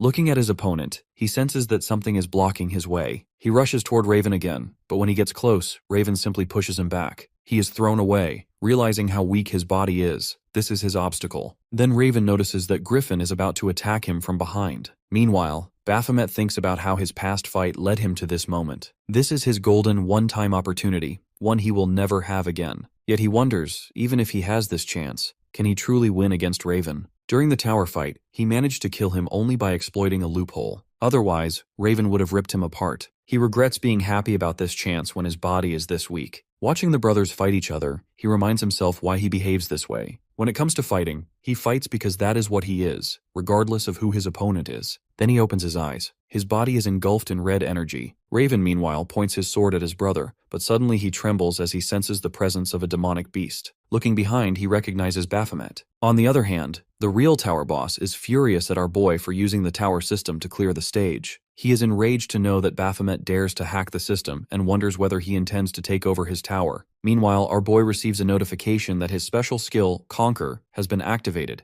giving him access to 15% of the tower system. He agrees to proceed with the system. The skill activates, but its range is limited. Not to mention, because of his low proficiency, the activation is unstable and the result is uncertain. Even so, his skill rises, allowing him to claim the throne. His system urges him to climb higher. With that, he transforms into his demonic beast form, and Raven turns toward him, clearly terrified. Griffin, on the other hand, is confused because he has never seen his brother like this, not ever since he awakened his power during the gate shock. Even after clearing the tower solo, Raven always carried rage. But now for the first time, Griffin sees his brother tremble, his rage replaced by fear. Now he understands that what Raven fears is Baphomet. Looking at our boy's true form, he can't believe this is the same Baphomet who kills and is killed by Raven. Staring at him, he exclaims that he always knew Baphomet was a demonic beast. Raven finally snaps out of his daze and recognizes Griffin as his younger brother. Looking at his body, he can't believe he is alive or how it is even possible. Griffin, however, is taken aback, realizing this copy of Raven is actually acting like his real brother. Baphomet, on the other hand, is laughing like a maniac because the system has restored Raven's data, making this fight completely equal. He is ready to enjoy the fight to the fullest, but in the next moment he freezes, realizing he is stuck inside his beast form as his beast form attacks both brothers. Raven jumps to his feet and says he wants to figure out what is actually going on, but he can't think straight when Baphomet is acting so aggressively toward them. He warns his brother that Baphomet is the mythic tier final boss who can't be defeated by someone like Griffin. Griffin shuts him down immediately, saying that first, he can take care of himself, and second, Raven is the actual enemy of the tower, someone they need to defeat. So Raven should remember his place. Now Griffin knows he has to fight both Baphomet and Raven. He thinks he can do it if he plays his cards right, but he remembers Mr. Ha's words, that he is not improved enough to pass the S-rank tier. Even so, he leaps into the air and attacks Baphomet with a wind slash. He attacks again, but Baphomet blocks his sword, grabs one of his blades, and throws him away. He charges again and tries to slice through Baphomet's body, but terror hits him when he realizes he can't even scratch him. In the next moment, Baphomet roars, filling him with terror and reducing his stats by 50%. Because of the fear, he is paralyzed and unable to move. Baphomet is about to attack him, and Griffin finally understands the true strength of a mythic tier boss. But before Baphomet can strike, Raven stops him and saves his brother. However, he bluntly says he notices no improvement in Griffin, which means Griffin's goal died with him. Griffin's eyes widen in realization as Raven rushes toward Baphomet. Meanwhile, Our boy's human consciousness is cursing because he can't control his demon body at all. Then he is hit with the reminder from his system. The result will be uncertain due to his low-level skill. Raven and his demonic beast body clash with each other, but in his consciousness he is irritated, realizing Raven is stronger now, at the peak of his power, and he can't fight him. Both Baphomet and Raven burn with power as their blades collide. Raven realizes something. It feels like someone is keeping an eye on him. Instead of attacking Baphomet, Raven turns toward a small camera-like device and destroys it. Baphomet also realizes that this was the presence he kept sensing. The tower boss does not understand how a mere specter like Raven can do something like this. Raven, on the other hand, feels strangely alive. He understands that the tower retrieved his data in order to use him as a demonic beast. He hates the feeling of being treated as one and looks at our boy, because he knows there is only one way to end this. As Baphomet's demonic body raises its sword toward him, Raven lets the blade pierce through him, knowing he must die again to stop it. After Raven's defeat, the system confirms the quest completion and floor success. Our boy watches the message, teeth clenched, cursing Raven, who stands sweaty and unsure if he still feels pain. The skill deactivates. Baphomet presses his blood-filled blade to Raven's chest as our boy drives his sword in. Raven grabs him, demanding why he's a demonic beast with a human face, curious if a quest caused this. He suspects Baphomet lost his original powers inhabiting a human body, and mutters quests to make anything possible before disappearing, leaving Baphomet confused and alone. Later, Chu notes a named demon appears in each chamber. Reaper recounts her fight with demons disguised as twins, thankful for no casualties except Nelia, who's badly hurt and can't continue despite emergency treatment. Nelia insists she can manage, but Chu decides to pause for her well-being, prioritizing safety over finishing the tower. Our boy refuses to abandon the mission or go alone. Reaper protests, questioning his solo plan. She senses his sour mood and wonders what happened earlier. Griffin breaks silence, choosing to stay too, wanting to investigate something, locking eyes with our boy. Chu asks if others want to stay. Zest opts to return with Nelia, blaming herself for Nelia's injury, but reassured it's not her fault. Reaper agrees to continue with Baphomet, Griffin, and others. The Peacemaker girl volunteers, confirmed as Hunter Dakabi, excited to join. Chu heads down with Zest and Nelia, promising to return after Nelia recovers. Zest warns Reaper to stay alert. Reaper commits to caring for Nelia. They step through a glowing doorway. Others continue climbing. Moving forward, Reaper doubts managing alone given the tower's difficulty, suggesting caution until the leader returns. Suddenly, a massive explosion forces them to scramble as metal hands of monsters attack. Panicked, Reaper begs for mercy. Hunters prepare to fight as metallic creatures swarm. A platform appears. Our boy and Griffin jump onto counterattack. Reaper calls halt, feeling lightheaded, requesting a break. Using the golden incense burner, she heals herself and party. In recovery, relieved, she notes they cleared the 89th floor, progressing well. She asks about Griffin's plan. Seated, he says staying put is pointless, needing activity. Eyeing our boy triggers a tense standoff.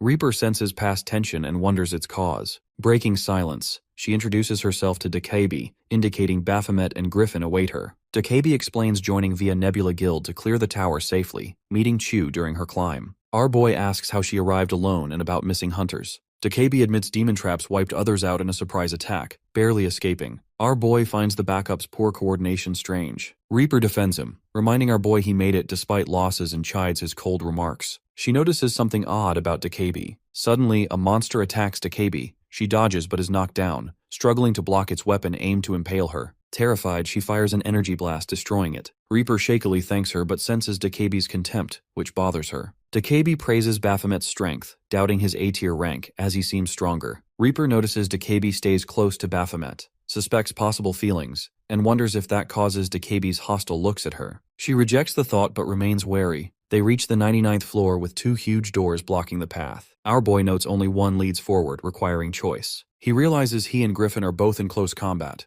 making pairing inefficient, suggesting mixing close and long-range fighters. He notices Reaper's irritation and mental plea to be chosen, despite denying feelings and growing angry. He selects Dakabi to go with him through the left door, surprising Reaper, who demands an explanation. He explains her near-fatal wires made dodging difficult, and wonders if she suits Griffin better due to speed. Teams form, Baphomet urges all to proceed and moves with Dakabi. Reaper looks disappointed. Dakabi shoots her a smug look. Reaper suspects something off, uses identity ability to scan Dakabi, and is stunned. Our boy and Dakabi enter an empty corridor, wondering if it's the fake door. Dakabi asks if Reaper is his girlfriend. He denies it. She guesses he's dating someone and apologizes for prying. He mentions the presence of none other than them, making Dakabi blush. Suddenly he draws his weapon, lunging at her, calling out her fake rookie act. She stumbles back, surprised. He advances with raw power, credits her courage for not hiding killing intent, says it suits him, frustrated, venting rage on machines, and warns her to protect her neck to survive. A while earlier, Reaper holds onto Baphomet's arm as everyone gets ready to leave, while DeKB watches them from somewhere nearby. Reaper opens a private chat that Baphomet quickly accepts. The message points out weird things about DeKB's hunter status, and Reaper thinks she works completely outside the normal government system that all real hunters need to join. Our boy lets her know he already figured out something was off about her from watching how she acts. She asks about it in shock and confusion, so moving closer to her, Baphomet brings up getting food once they leave this place. Back to the present, DeKB suddenly rushes forward with her gun, ready to fight, which makes Baphomet move straight toward her with his weapon ready. His blade cuts through the air with huge force, creating a deadly attack aimed right at her. Her response comes incredibly fast as she creates her own attack that crashes into his, and both strikes hit each other hard in midair. He watches her from behind his weapon and launches another wave at her, but she moves smoothly out of the way. More attacks come one after another, all trying to hit different spots to make dodging harder. She drops down low to stay under the strikes going over her head, but another one comes right away, so she jumps up while attacking back at the same time. Both of them lift their weapons at exactly the same moment, and a huge explosion happens right where their attacks meet, sending strong winds everywhere and pushing him back while she lands on her feet. They both stand up at the same time. The ego weapon gives Baphomet important details about how she fights and handles her weapons. She keeps switching between different weapons while fighting, showing skills that most hunters can't match. It also points out she doesn't have a special ego weapon like his, which makes her quick weapon changes even more impressive. Illegal hunters usually use changed programs and forbidden software to hide from government tracking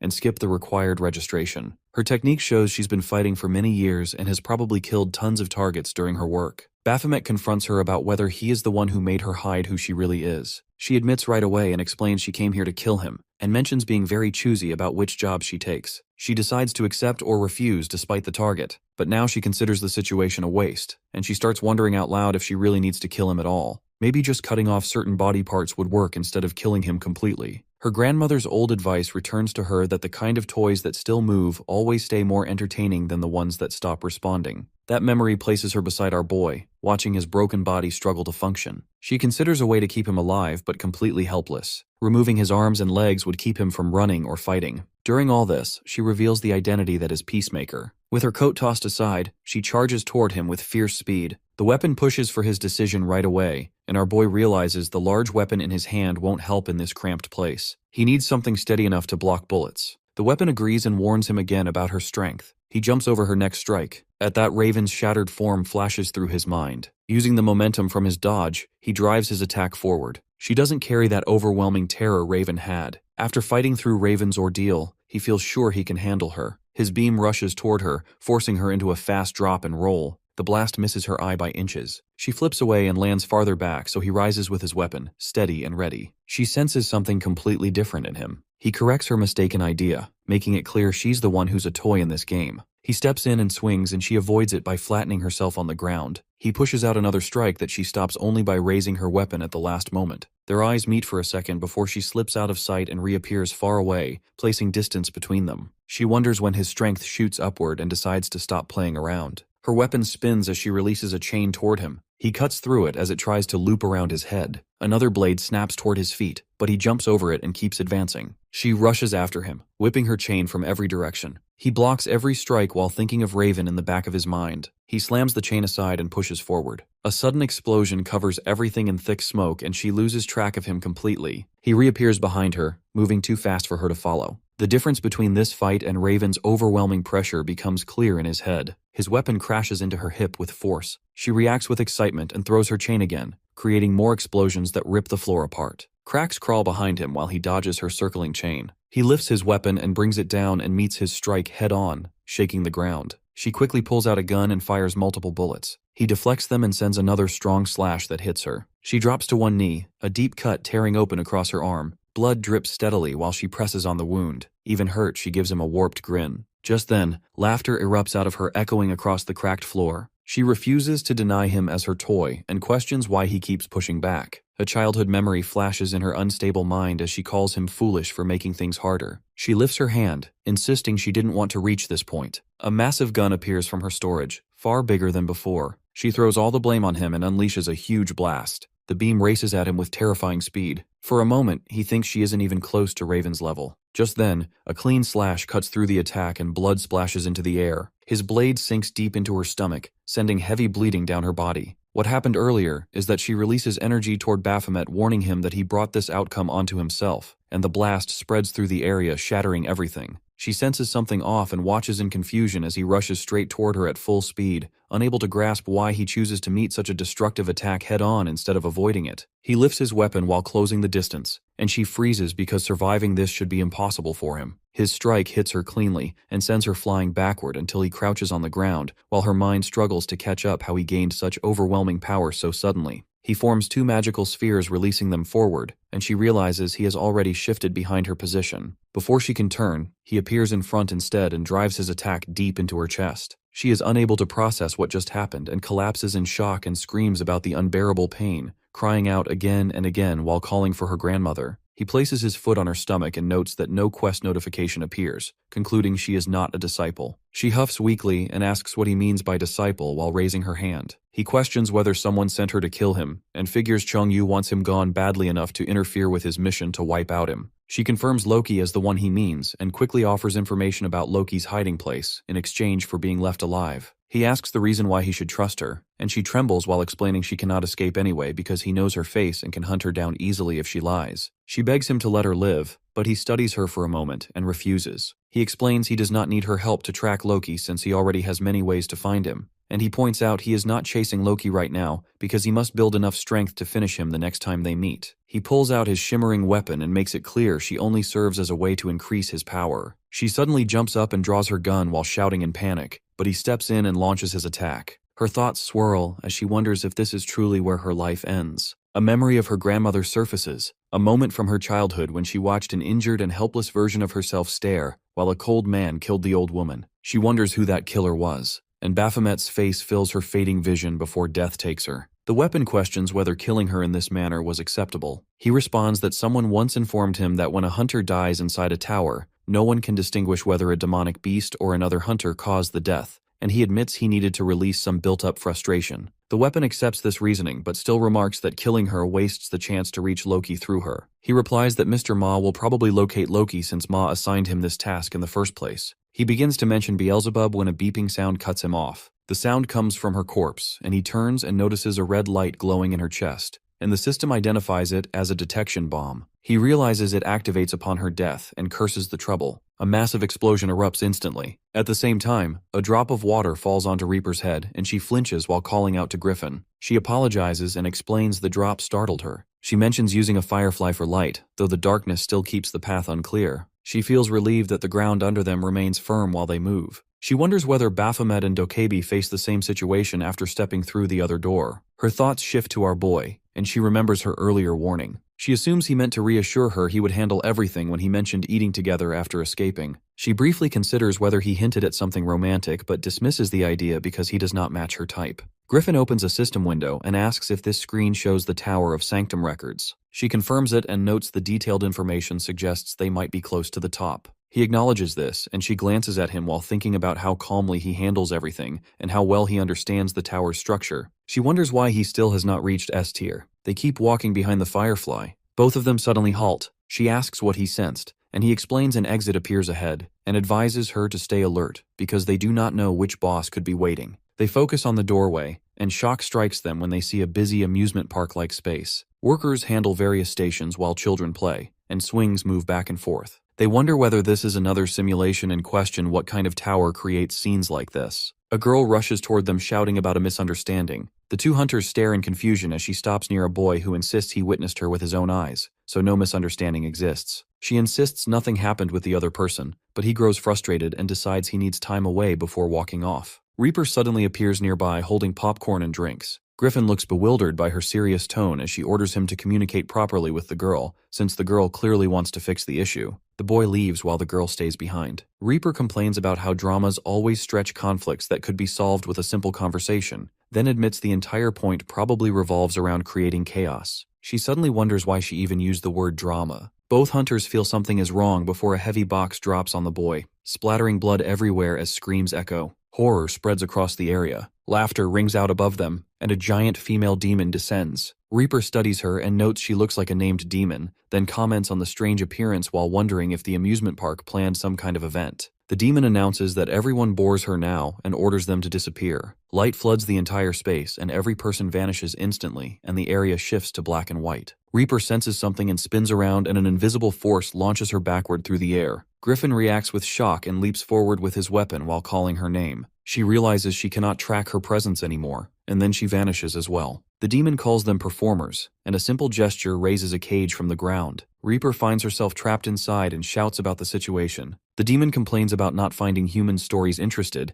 and decides these hunters will provide better entertainment instead. Just then, a notification appears instructing them to eliminate Jezebel. The demon asks them in a casual tone about their preferred entertainment genre while listing thriller, noir, action, comedy, and fantasy as examples. Yet she makes it clear they never had any real choice because romance remains her personal favorite. Reaper struggles with everything she has to escape the cage holding her, but the demon orders her to stop resisting. Reaper demands her release and questions what purpose the demon has for her, pushing all her strength into the bars, only to find the cage refuses to move even a fraction. She immediately attempts to open her inventory, and a system window flashes an error in front of her. The demon laughs at her failure and taunts that proper casting always requires background checks on actors. She reveals she already knew Reaper could use a large number of items, so she adjusted the system to block that ability. She refers to Griffin as the co-star, and identifies him as the younger brother of the legendary hunter Raven, commenting that his technique feels lacking and pointing out how difficult it always becomes when someone tries to match an older sibling's reputation. Reaper recalls what the virtual reality simulations already proved, that the creatures in this one possess information about the outside world, and the real issue is to find out exactly how much they know. She decides rushing into action would only make things worse. A slash of attack suddenly lands on the demon's face, and Reaper turns in confusion toward Griffin, who launched the attack while glaring in anger. The demon smirks at both of them and assumes they seem prepared to begin. She raises her hand and snaps her fingers while announcing the start of the show. Reaper watches in confusion as the demon starts narrating a story about an ugly girl who lived in an old village. She identifies Reaper as that girl. Reaper protests instantly, but the demon continues describing how the girl reached her final marriageable years without receiving a single proposal. Reaper tries to argue she is still young, yet the demon ignores her and continues with the tale of how no man wanted to marry the girl. Reaper fires back with the claim that her own wealth and appearance attract plenty of suitors. The demon keeps going and introduces the one exception, the most handsome young man in the village. Reaper calls the idea insane, but she continues to say why such a good-looking man would choose someone ugly with a terrible temper. Griffin listens with his eyes closed, and the demon calls the man foolish as he was handsome, and continues with the tale of the girl who grew jealous of the world's fairest maiden named Jezebel, and because of that jealousy, she ended up locked in a cage. The demon then presents the question of whether the foolish young man will rescue the ugly girl so they can enjoy a perfect ending. Griffin suddenly launches himself upward toward the demon. She dodges him effortlessly and continues the story while the boxes floating around her begin releasing energy beams toward him. The blast forces him to the ground, and when he lifts his head he finds every box glowing with power. He jumps between them and raises his weapon while charging toward her. Countless boxes form a circle around him, and another blast erupts, filling the area with thick smoke before he crashes down again. He nearly falls directly onto one of the boxes, but slices through it mid-fall, then continues attacking as more boxes surround him. A beam of light shoots from one of them, and he narrowly dodges it. He thinks about how their speed increases the longer he fights. He hits the ground hard, and Reaper shouts his name from inside the cage. She watches the boxes move faster than before, and wonders if they study his movements and adapt to counter them. He jumps from the cracked ground while thinking the number of enemies around him feels overwhelming. He pushes himself forward and smashes through each box in his path while slicing through others as he jumps above them. He realizes he will run out of stamina before finishing them. While he battles, strange weapons emerge from the centers of the boxes. The weapons vanish instantly. Both hunters freeze for a moment, thinking about cloaking abilities. Griffin realizes he cannot detect any sound of presence and scans the area in confusion. A beam of light shoots across his face and magical crystals appear around him. He grabs his weapon immediately while glaring at the threat. He clashes his weapon with an incoming strike, and a massive weapon swings toward him, followed by several more. He smashes them into the ground, and the force cracks the earth beneath him. He senses a large box falling onto him at the worst moment and gets struck. Reaper screams his name and reflects he cannot match their speed anymore. The issue stems from the lights disappearing and dulling his senses in the darkness. She tries to explain that the light itself is the problem, and that using a flare gun would help him target them easily. Her voice cuts off when tape suddenly seals her mouth. The demon approaches her and orders her to stay quiet and watch. Griffin trembles with frustration while following her instruction, and selects a flare gun from his inventory. The demon interrupts him again, reminding him that she already mentioned the story has an unhappy ending. She rises into the sky and directs him to resent his own weakness despite his good looks. She points her finger and every box rushes toward him at once while she laughs, and Reaper shouts in fear for him.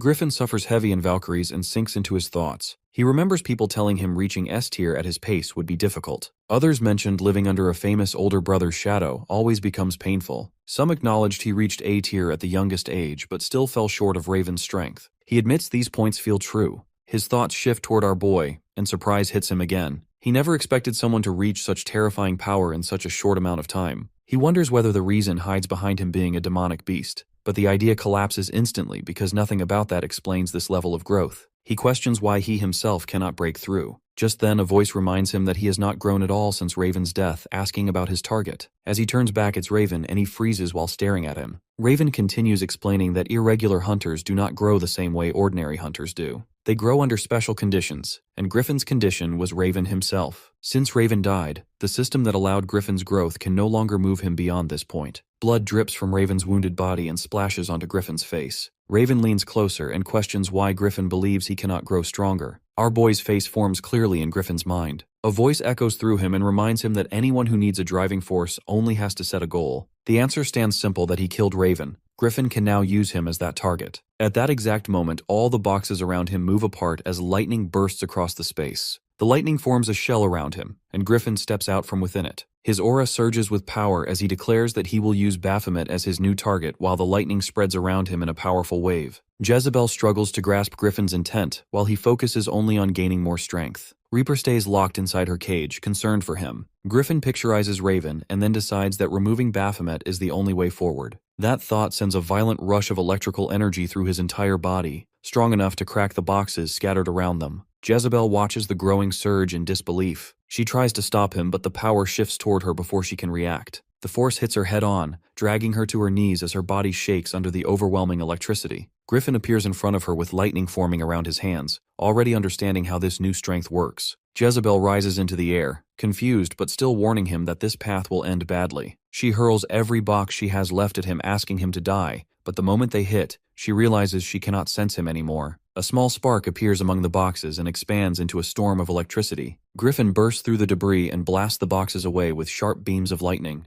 Jezebel watches in disbelief as he stands unharmed. Griffin gathers more energy in his palms, steps in front of her core box, and cuts through it with a single precise beam. More lightning follows, tearing through all the remaining boxes with perfect control, and then he turns towards her. Jezebel refuses to accept what she sees. Her weapon form returns as she screams at him, furious that a human ruins her plans. She charges straight at him, but Griffin questions where she thinks she aims. He appears behind her before she can process his movement and releases another strike. Jezebel turns with wide eyes, unable to understand his speed. Griffin shows a cold smile and ends the fight with one final surge that engulfs her completely. Jezebel realizes her fate as the blast consumes her. A massive explosion spreads across the space, and the system confirms the quest's completion with her elimination. Reaper rushes to him in surprise and marvels at the level of power he now holds. She studies his back and notices blood falling from his mouth. She asks about his condition with concern. He wipes the blood and explains that adjusting to this power drained him, but he will recover soon. Lightning still pulses from his body as he lifts his hand and pushes forward to the next floor. The Reaper stays silent, unsure what to make of his transformation. She thinks he might already surpass Raven, which would help her plans. She wonders why they haven't reached the boss chamber yet, and hopes Baphomet's group moves safely on their path. They finally reach their next point and find our boy waiting for them. He questions their delay, and Reaper feels relieved that he stands unharmed, but notices Hunter Dakabi's absence. Our dude explains casually that she died on the way up. She asks for details while Griffin studies Baphomet's new strength. He observes Griffin's changed power. Reaper repeats her question about her, and he gives a vague confirmation. Our boy steps forward and places his hand on the giant door, admitting he cannot open it alone. Reaper examines the device beside the entrance and identifies it as a biometric system. She finds another one on the opposite side and concludes that both must activate together, meaning at least 2 survivors must reach this point.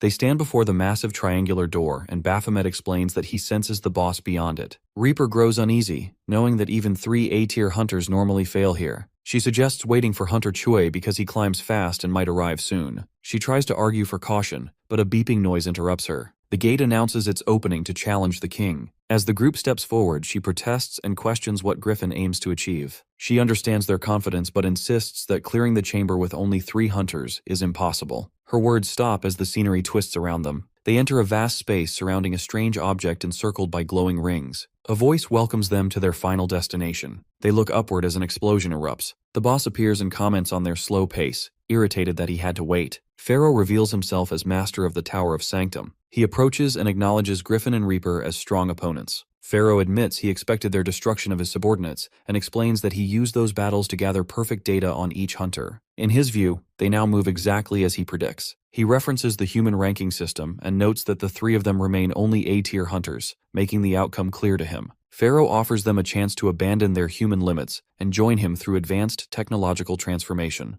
Our guy interrupts him and mocks him as a useless tin can. Pharaoh freezes for a moment, startled by the insult. Our guy lifts his hand and gathers energy while teasing Pharaoh's appearance. He wonders if diamonds protect Pharaoh's core and states they will test his durability. Griffin prepares his own power beside him. Our guy finishes his challenge by declaring they will find out through a direct fight. Pharaoh accepts, points forward, and launches a wave of flying weapons. A massive explosion signals the start of the battle. At the Office of Hunter Association, a female worker handles night shift tasks at her desk. A colleague approaches, surprised she hasn't gone home yet, and invites her for coffee. The worker hesitates because she cannot miss a tower clearance notification, or she will face trouble. The colleague offers to bring coffee back for her, and she accepts with gratitude. She continues typing until something on her screen catches her attention. The colleague notices her reaction and asks what happened. The worker explains that she cannot understand how the Tower of Sanctum is already cleared when it appeared only recently. Meanwhile, the tower is destroyed. Later, citizens gather along the streets chatting casually until someone notices a hooded figure approaching. A person points toward a newcomer, and the crowd hurries over with excitement. They surround the hooded figure and mention hearing about the hunter who cleared the Tower of Sanctum. The government labeled the tower as a legendary tier, which leaves everyone eager to know how an A-tier hunter achieved such a result. The hooded figure begins to respond, but only mentions landing the final hit before running away. The crowd calls out while she escapes, revealing Reaper running in panic from the attention. Elsewhere, Beelzebub enjoys ice cream while discussing the situation with Baphomet. The system credits Reaper for clearing the tower, yet Baphomet insists he and Griffin fought the boss until the final moment. Our boy explains the story and the scene shifts back inside the tower as an explosion shakes the battlefield. Pharaoh praises both fighters while his damaged body regenerates instantly. He explains that his body can recover endlessly, leaving both hunters stunned and aware that only one option remains. Baphomet calls for Reaper and reminds her of the Void Cube's special effect. The item erases anything placed inside and he urges her to throw it at the boss. She processes the instruction, charges forward, and hurls the cube directly at the demon. The impact triggers a massive explosion. Beelzebub analyzes the situation and concludes the demon crystal inside the item collided with the one in the boss. He regrets losing such a valuable resource because a demon crystal fused with arcane engineering would sell for an enormous amount. Our boy corrects him by pointing out that Reaper also lost her mythic item and pulls out the crux and confirms he still has it. He suggests they continue their tasks and asks about the captive's location. Our boy confirms to him about the prisoner being locked in the shed. Later, Baphomet stands before a door and addresses someone spying on him. The intruder broke into his residence after finding his location. Baphomet recognizes the mage who once joined his party in the labyrinthine tower and demands the person's real identity. The intruder kneels when a powerful energy wave bursts from behind a door, forcing him to collapse. Beyond that door, Beelzebub sits eating ice cream under a protective field. The intruder identifies the spell and grows frustrated at meeting that troublesome child again, disturbed that someone so young handles advanced magic so easily. The link between Beelzebub and the demonic beast Baphomet suggests the child hides far deeper abilities. Baphomet leans closer and demands to know how the intruder learned his nature as a demonic beast. He wonders if the mage witnessed his transformation. He studies the person and questions the feminine appearance. The intruder snaps that he is male, prompting Baphomet to lift his hand threateningly. The mage breaks down in tears and begs him to stop. Baphomet hesitates when something familiar surfaces in his memory. He recalls the twin tails and confirms the intruder's identity, Finesse, an S-tier mage hunter known for cross-dressing. Finesse once climbed the abyssal tower where Baphomet defeated him. When Baphomet cornered him in demonic beast form, Finesse cried and begged for his life. Baphomet considered Finesse's performance disappointing and attempted to finish him, but Finesse's forbidden magic activated automatically. The emergency warp spell teleported the hunter out of the chamber, leaving Baphomet confused. The spell punished Finesse by resetting all his stats. In the present, Finesse explains losing his S-tier rank because of those penalties. He needed to climb towers repeatedly to rebuild his strength. He then presses Baphomet's identity as demonic beast and demands to know how he took human form. Baphomet questions whether that knowledge changes anything, and Finesse threatens to expose him to other hunters. Baphomet comments that few would believe such a claim without proof. Finesse insists he will inform the Central Agency for Hunter Affairs if needed. That threat triggers laughter from Baphomet, and he moves closer and asks whether Finesse possesses any real evidence. He also notes that Finesse entered his territory alone and wonders about the hunter's judgment. Fear overtakes Finesse as Baphomet asks for a preferred cooking method. His aura grows heavier while he lists brutal options such as beating the victim beyond recognition, puncturing the body until blood pours out, or slicing off limbs slowly. Finesse trembles and demands to know why he must hear this, and his innocent tone catches Baphomet off guard. Baphomet pauses before warning that survival depends on cooperation. He assigns 2 tasks. The first requires locating Loki. Finesse asks who that is, and Baphomet explains Loki works off-record without government registration, making any normal search useless. The second task involves something drawn on paper. Finesse refuses to help a demonic beast, but our boy responds with a heavy kick that slams Finesse to the floor. He stands over him and explains that Finesse fails to understand the situation.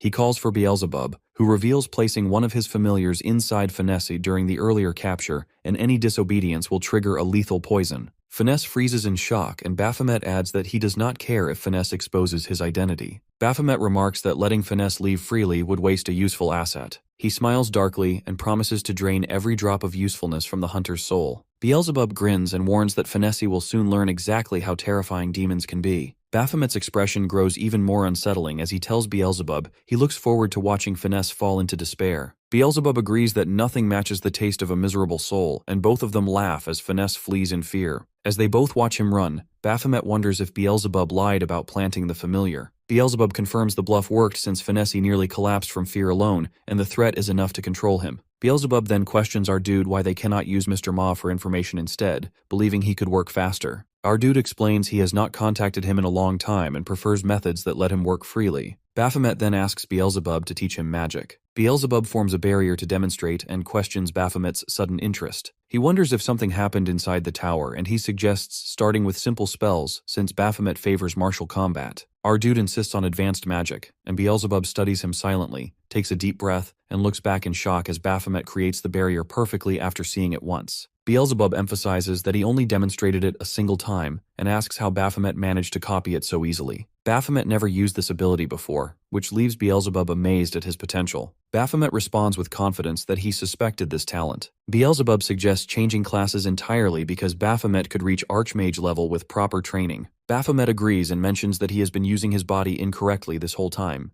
Beelzebub notices the strange phrasing and questions whose body Baphomet actually uses. Meanwhile, another man confronts Finesse, who appears extremely stressed. The man reminds Finesse about a scheduled meeting and demands an explanation for the absence. Finesse insists the man promised details about Baphomet, but then disappeared. Finesse needed evidence before contacting him again. The man asks if Finesse found anything, and questions the point of the meeting without results. He turns to leave, calling the whole thing pointless. Finesse stops him by revealing that Baphomet serves as a boss. The statement freezes the man, and Finesse explains that Baphomet is actually a final boss of the Abyssal Tower. Back with Baphomet and Beelzebub, the name shocks Beelzebub, and he demands clarification. Baphomet informs that the body belongs to Raven. The scene reveals that the man Finesse met turns out to be Mr. Ma. The goddess explains she only fulfilled Baphomet's deepest hidden desire. During his battle with Raven inside the Abyssal Tower, when Raven's blade pierced him, Baphomet wished with all his being to become like Raven. To grant this, she created a body with an empty soul that allows him to shift into human form. She introduces herself as Ra, embracing him from behind.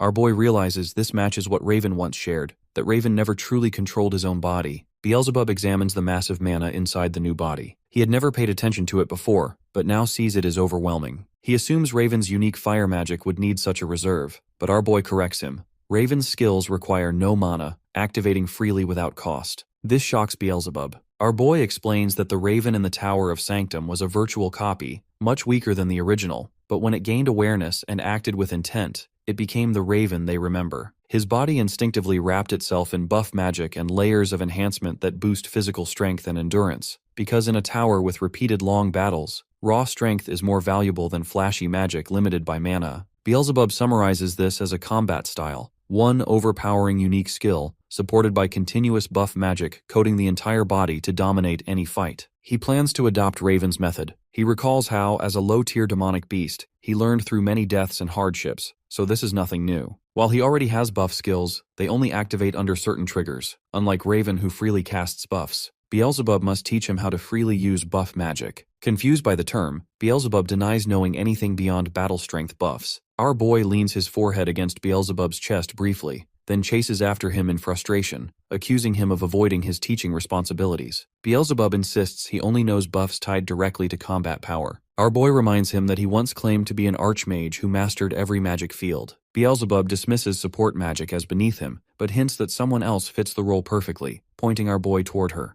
Later, Yunseon examines our boy and confirms his arm is fully healed. After clearing the tower, his body holds up well. She asks him to repeat what he said earlier, and boldly asks what he expects to learn from her. He doubts his choice to seek help from someone so unreliable, and as he turns away, she grabs him from behind. She says she heard about his interest in buffs and reminds him that she's a buffer. He explains he finally understands how buffs support battle strength. Yunseon agrees to teach him but demands payment. He already expects this and asks what she wants. She extends her hand, hinting that she desires his labor work. His cap slips off as she steps closer, making it clear she's serious. At an orphanage, children gather around him. He surprises them by grabbing a boy's arm, tossing him lightly, then catching him immediately, thrilling the kids. Yunseon reminds them that health checkups come first. While she conducts medical exams, Baphomet plays with the rest of the children. A girl with a leg cast watches quietly as he continues playing but gets hit in the face by a football. As evening falls, the orphanage director thanks Yunseon again, relieved that the kids enjoyed their checkups. Yunseon downplays it, pointing out that Baphomet handled the harder part. The director, amazed, notes that an A-tier hunter spent the day with lively children. Exhausted, Baphomet wonders how the kids never tire. He asks Yunseon if her request is complete now that he finished her tasks. She reveals that 2 more places remain, which frustrates him. He suggests continuing tomorrow, and she gasps dramatically, teasing that he seems unusually eager. She explains that magic can't be taught freely. 1 day of labor isn't enough payment. She leaves, promising to return tomorrow. Baphomet stands fuming about spending the whole day wearing an ugly headband she gave him, realizing she tricked him from the start. Beelzebub and Reaper tease him about the headband's terrible look. Reaper appears, telling him she visited his house when his phone was off but only found his brother. She asks him to call her Yoram Na instead of her title. She requests his time and leads him toward a car. Before leaving, she thanks Beelzebub for his politeness, which he credits to her wealth. He clarifies that his earlier invitation to eat together meant something different. Reaper explains she invited him because everyone worked hard to clear the tower and deserves a celebration. Outside the hotel, Baphomet notices a huge congratulatory banner with Reaper's photo, praising her as a genius who cleared Tower Sanctum. Reaper is embarrassed, blaming her uncle for the publicity stunt. She doesn't want fame as a hunter, only recognition as an archaeologist. Inside, Chu, Nelia, and Zest wait for them. Nelia praises their feat of clearing the tower alone,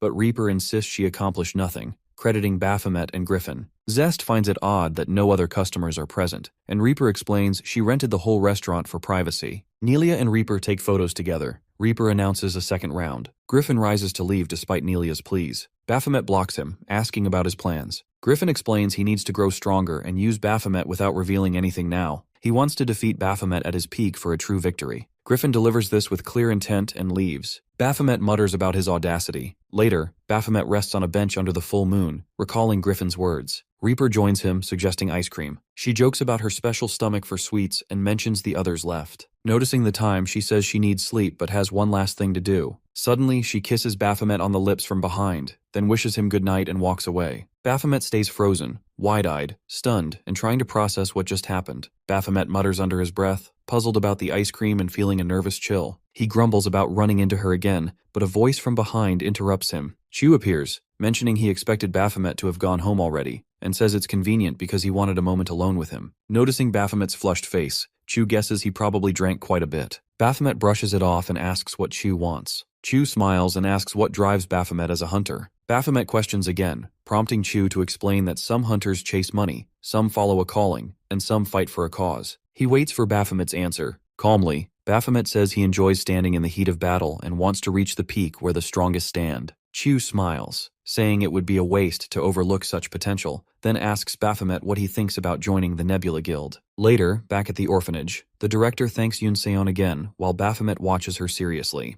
Yunseon says helping children gives her deep satisfaction and pride as a doctor. She asks if he agrees it's rewarding. He responds dryly that it's fine and reminds her not to avoid their agreement. She feigns innocence and asks why he thinks she dragged him all the way there. She starts teaching him magic. He releases a controlled burst of mana. Yunseon watches with glowing eyes, surprised at how fast he picks it up. She admits teaching him might be fun after all, and understands why high-rank hunters seek prodigies, and they want to see how far they can rise. She explains that as his stats improve, new techniques will open, which she can teach if he wants. He says he wants them, but casually adds he's done with her guild. Stepping closer with a grin, she demands what he means. He reveals another guild approached him. Her voice tightens as she asks which one. He pretends to think before naming the Nebula Guild. They descend stairs as she repeats the name in shock. He notes he doesn't need to explain more. Guilds offer big sign-on bonuses, expensive gear, supplies, and tower access, things she knows well. Sweat covers her face as he reminds her she tricked him, dragged him into a dungeon,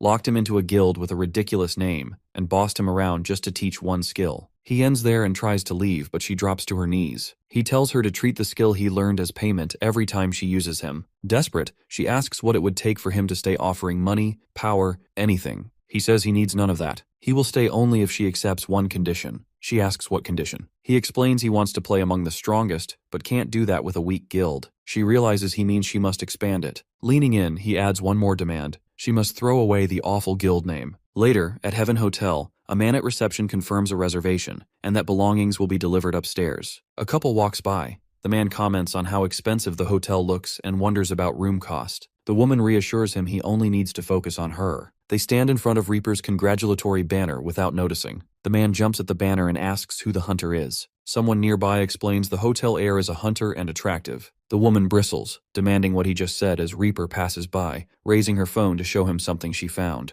Inside the event hall, voices call for confirmation as the doors slide open. Reaper enters, drawing murmurs from gathered hunters. Near the tables, a hunter girl admires another girl's growing influence and wonders where she found such a crowd. Minerva, Guildmaster of Defiance, credits Reaper for the turnout and mentions the difficulty securing the venue. Ella of Lafoam agrees Reaper's presence helped and congratulates Minerva on reaching the top 10. She brushes off luck and demands dinner as repayment. Ella snaps at one of her hunters, scolding her for needing to avoid eating due to a photo shoot. The girl nervously apologizes and reaches for food but freezes under Ella's glare. Minerva urges her to let the girl eat, but Ella insists on calorie counting if she wants to surpass Valkyrie. Minerva drops it and says important guests will arrive soon. Ella asks who and Minerva only hints. Baphomet arrives. The girl Ella scolded stiffens, stumbles, bows nervously, and apologizes as he passes. Yunsun approaches Baphomet amid all hunters' eyes, saying he should have worn a proper suit. He argues hunters don't need that, but she explains that top aspirants must look the part at official events since reputation matters. Ella comes to their table, calls Yunseon's name,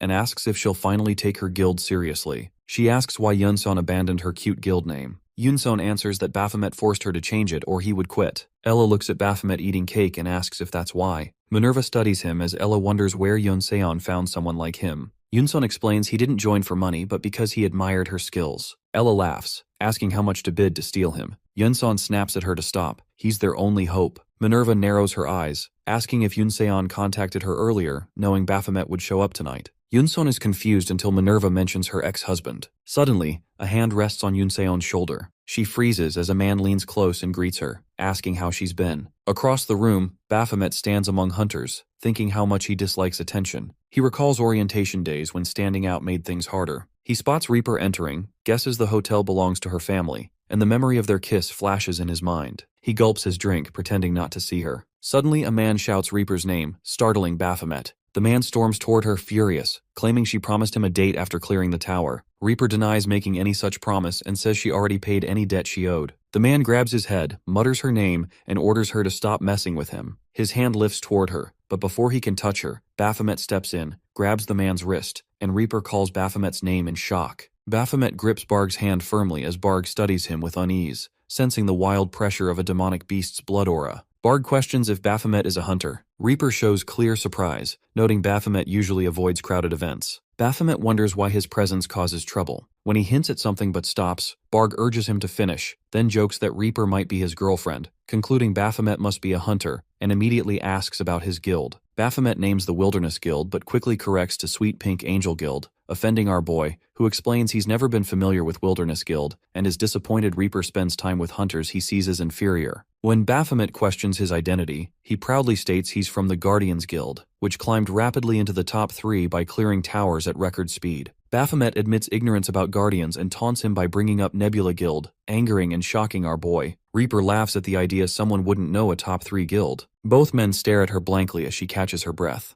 Barg grits his teeth, glaring at Baphomet, wondering how he keeps such an attitude while belonging to a guild Barg deems worthless. Barg notices Minerva, Defiance Guild's master, seated among guests. He approaches Baphomet, suggests leaving, but soon loudly proposes something to Minerva. She shows interest as he explains the atmosphere is too quiet for hunters used to constant action. Some whisper about the refined event, while Barg recommends a competition. Minerva asks if he means a friendly duel. Ella tenses, warning that guild leaders are present and even friendly fights risk offending others. Barg insists it will remain proper if both sides agree and points to Baphomet as his chosen opponent. Ella objects to a fight in a formal setting, but Minerva admits boredom, surprising Ella. Their eyes shift to Yunson and her ex for their opinion. Later, Baphomet faces Barg as the match begins. Ella murmurs about the odd situation. One side represents Yunseon's guild, the other the Guardian's guildmaster. Minerva apologizes for the fight's location, saying she only arranged the venue. Reaper reassures her that reconstruction was planned. Reaper hides worry, suspecting Barg has more experience,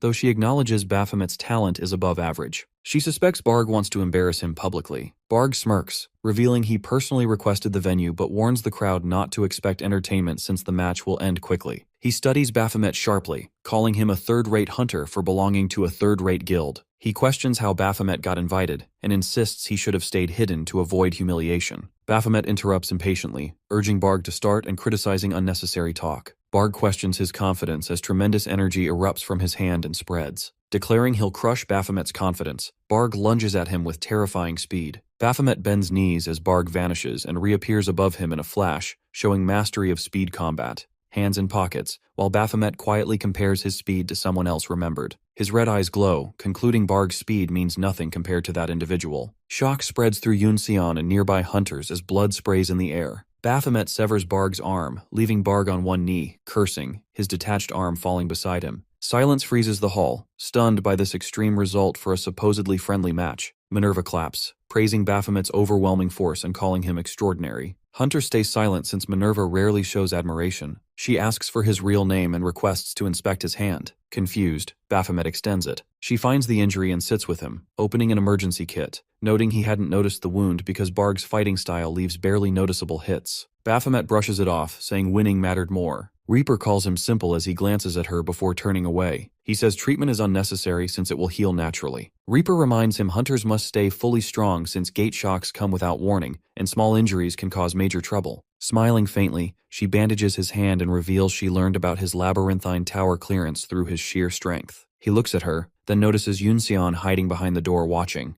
Yunseon steps out, admitting she didn't want to interrupt. She says she buffed his right hand earlier. Reaper quickly deduces he lacked time to buff his whole body and had to focus on one hand. She adds he didn't need to go that far against Barg. Baphomet explains winning was necessary to protect their guild's dignity. Yunseon questions what dignity their guild holds when hardly anyone knows its name. Internally, she admires Baphomet's ability to adapt skills to his style and respects his battle instincts, though they frighten her. She wonders how strong he might become and feels grateful their guild gained attention through him. Minerva approaches again, saying greater strength demands more time in the spotlight. Powerful hunters represent their guilds. She cites Valkyrie from Arc Guild and Vango from Nebula Guild. She says reaching S tier makes a hunter a symbol and studies Baphomet, saying he resembles her, someone who needs combat as both purpose and life. She mentions a place called the Colony perfect for him. Baphomet asks about the colony. Yunseon quickly objects, but Minerva insists it's the fastest path to S tier. Yunseon counters that the colony is where A tier hunters face near certain death. She stresses that number 302, Baphomet, can reach S tier without entering. Minerva admits that takes longer, but Yunseon argues steady growth is still progress. The three exchange looks as Baphomet asks what the colony truly is. Yunseon sweats nervously while Reaper explains,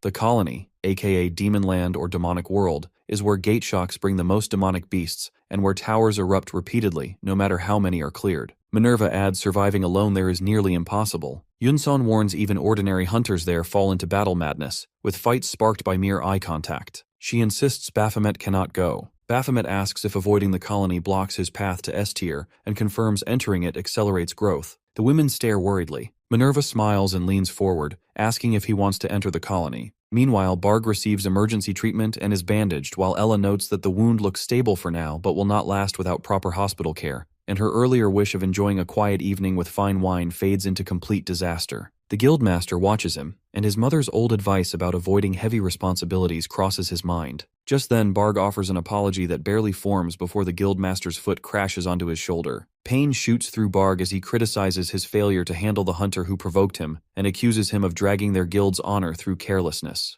Barg tries another apology, but the guildmaster dismisses the effort and reaches for his throat with a tightening force that makes Barg plead in panic as sweat runs down his face. Mr. Ma steps in, grips the guildmaster's arm, and suggests that Barg already understands the entire lesson. Guildmaster acknowledges him with familiarity, while Barg pulls free and immediately escapes. He forms a smooth smile, greets Mr. Ma, and offers an apology for any rough tone before inviting him for tea. His phone rings before he can continue, and he asks for a moment. A voice on the other end questions whether meeting his first love again makes him eager for extra time. The call ends abruptly, leaving him frozen. Mr. Ma remarks that the guildmaster's wife never changes. Later, as Ma prepares to leave, he recalls how he learned about his old government position long ago, yet pretended otherwise, which matches his sly nature. Yunsun suddenly appears behind him and questions who he calls sly. Ma jumps and demands to know why she stands there. She explains that she had a meeting nearby, noticed the Defiance Guild hosting an event, and came to check. He reaches toward her automatically, but she blocks him and states she has no time because an emergency concerns Baphomet. Ma insists on details and she explains that Baphomet plans to go to the colony. Ma repeats the word with disbelief while she expresses shock at his interest in what she considers a living hell and begs Ma to intervene. Ma admits that the idea holds merit since the colony would strengthen Baphomet more than anything else. While at Cafe Eden, two people sit across from Baphomet while he focuses on Finesse, who wears feminine clothing that leaves him questioning the odd choice. Finesse insists it relates to business, but Baphomet dismisses it as nonsense. A guy among them approaches and requests a picture with Finesse, expressing deep admiration for his streams, and Finesse accepts quickly. More customers gather, and Baphomet watches the scene unfold with rising confusion until he questions the situation.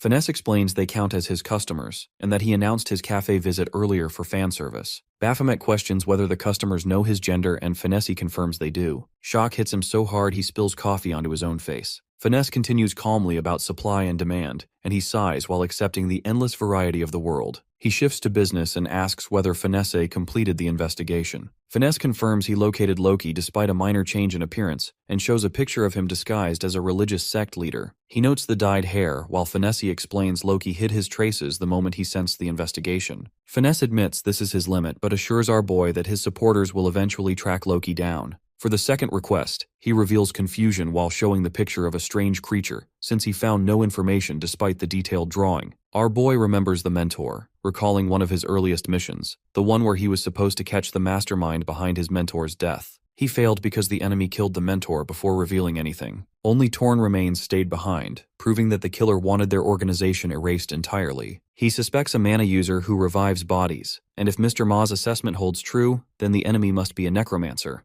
Finesse shocks to hear necromancer and notes how rare such a class appears, which should narrow the search. Our dude admits he underestimated Finesse's usefulness after criticizing him earlier. He then questions whether Finesse revealed his identity to anyone. Finesse flinches and denies it, but Baphomet's stare pushes him into panic. His mind then recalls a memory from days earlier when Finesse approached Mr. Ma and shared the unbelievable truth that the Abyssal Tower chamber boss Baphomet was actually Baphomet himself. Ma revealed he already knew Finesse had entered the Abyssal Tower and instructed him to think of it as verifying information. He confirmed Minucha as Baphomet, which caused Mr. Ma to burst into loud laughter. Ma explained that he believed everything because someone appears to orchestrate events behind the scenes, and because Finesse's eyewitness account lined up with his own intel. Finesse remembers Ma's order to assist Baphomet while sweating at the thought. He now questions while unable to understand Ma's logic. While our boy gets the call from Yunseon, Echidna asks Valkyrie to test a product during the slow season, but Valkyrie is distracted by trying to clear a difficult game stage. Echidna recognizes her usual pattern of bored laziness. After Valkyrie fails again, Echidna suggests she take a vacation, warning she might lose popularity to the rising hunter-musician Muse. Valkyrie, feeling nothing is enjoyable anymore, ignores the warning. Their conversation shifts to Valkyrie's mentoring work in the colony. Echidna confirms Arc Guild isn't all female and promises to recruit a male hunter soon. When she asks why Valkyrie is suddenly interested in the colony, Valkyrie dodges the question. Echidna dismisses the idea, claiming Valkyrie wouldn't survive a day there. Valkyrie grows curious about the colony, especially after spotting Baphomet walking with Yoon Seon. She observes them secretly, wondering about their relationship while they shop. Upon overhearing that Baphomet will soon leave for the colony, she rushes back to Echidna and announces she wants to go too, stunning her guildmaster. Later, Baphomet's neighbor reassures him about the dangers of the colony and promises to look after Beelzebub while he's gone. Yunseon drives him there, begging him to reconsider, warning survival inside the colony is brutal. Baphomet refuses to back down. When the towering landscape finally appears, smoke rising around countless massive structures, he stares in awe. grinning with excitement at the jackpot waiting ahead. Yoonseon then returns to her hospital where the receptionist greets her and confirms Baphomet has already left. Yoonseon lowers her face while accepting this, and her reaction makes the receptionist question whether she worries about his condition there. Yoonseon suddenly bursts out, screaming how he looked eager to live there forever. She reenacts his jackpot moment with frustration and shouts about his ridiculous response with loud disbelief. Meanwhile, the colony rises with massive towers and a small entrance door at the base where hunters crowd the main square. One hunter grabs another by the shirt while demanding what he just heard. The other meets his glare and explains he only suggested watching where he walks since he moves like someone without eyes. The first curses before drawing his sword and striking. Their weapons clash as Baphomet steps in and questions the point of this fight. Both freeze when they notice him and demand his identity before threatening each other about future encounters and warning each other to watch their backs. Baphomet stands between them until they step away. He observes how simple bumping starts fights here and notes that the A-tier hunters around him are no weaklings but actual threats. He notices everyone keeps weapons drawn instead of stored, something impossible outside.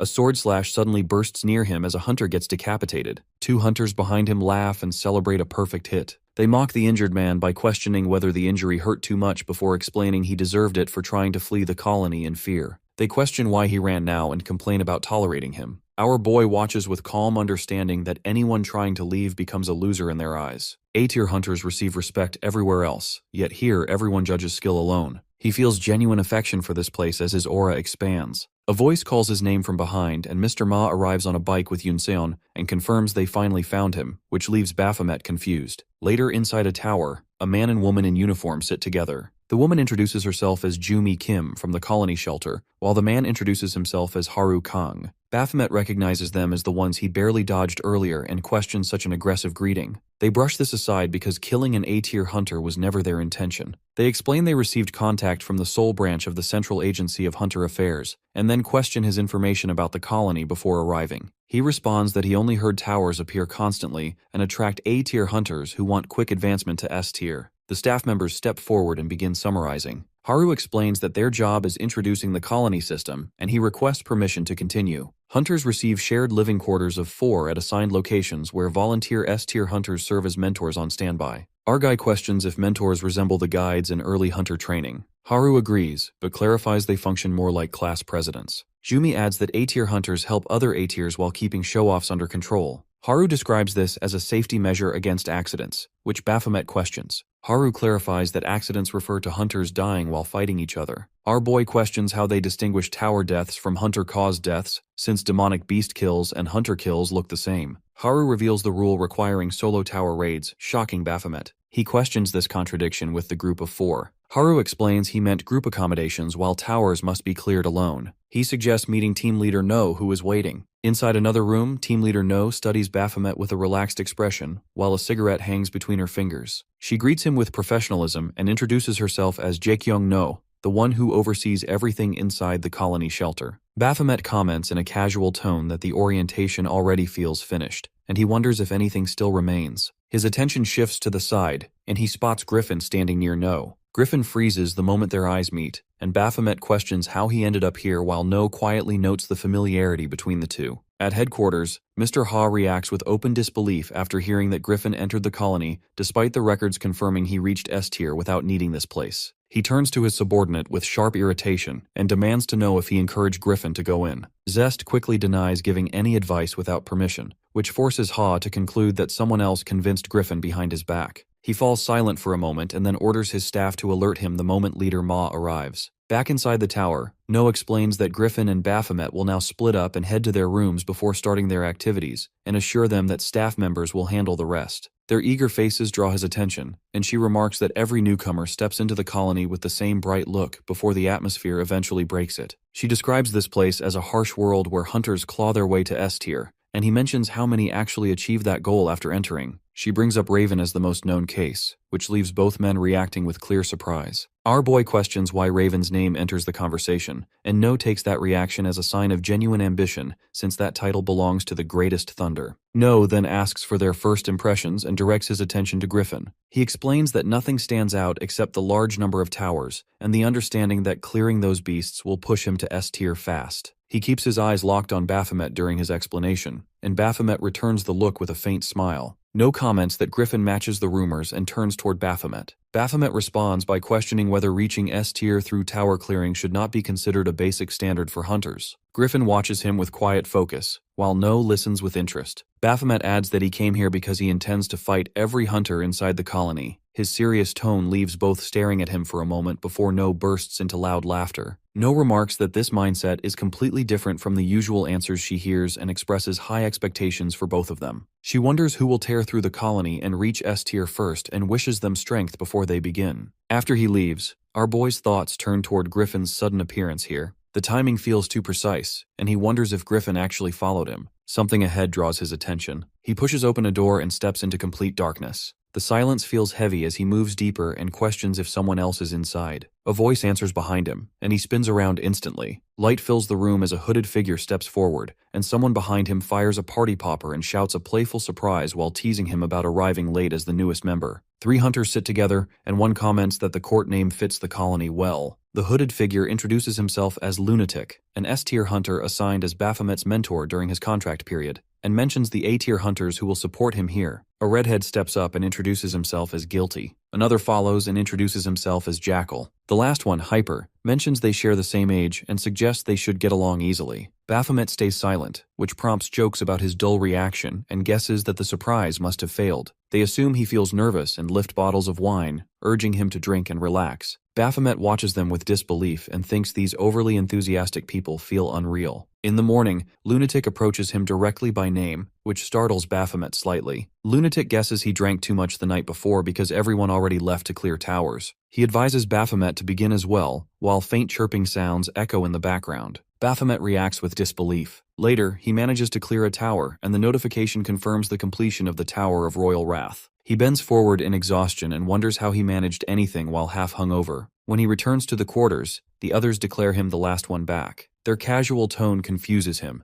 and Guilty explains that this team follows a competition system they created themselves. First place earns 3 points, second earns 2, and third earns 1. Lunatic adds that last place receives nothing and points toward a board with everyone's scores. Baphomet gives a small nod. Guilty comments that he drank far too much yesterday because hunters should never let their guard drop. Their laughter fills the room, and Baphomet sighs before letting out a small laugh of his own. Without warning, he slams the table, smashing it instantly, and shouts that they completely ruined him. His eyes sharpen as he declares that their behavior was genuinely ridiculous. Their expressions slowly turn into nervous smiles. Rain pours down as our boy stands in the tower with a glowing stone, with his weapon raised. He cuts straight through a demonic beast, then turns and cleanly removes the head of another. He calls out for the real enemy to reveal itself, and a disguised boss steps forward with subordinates forming a circle around him. The boss demands to know how a human reached this chamber and promises regret for stepping inside. Energy surges as he rises from a magic circle, lifts both hands, and unleashes power across the ground, and the force wraps around every subordinate. Something begins gathering beneath his coat before his joints split open, revealing a massive demonic form,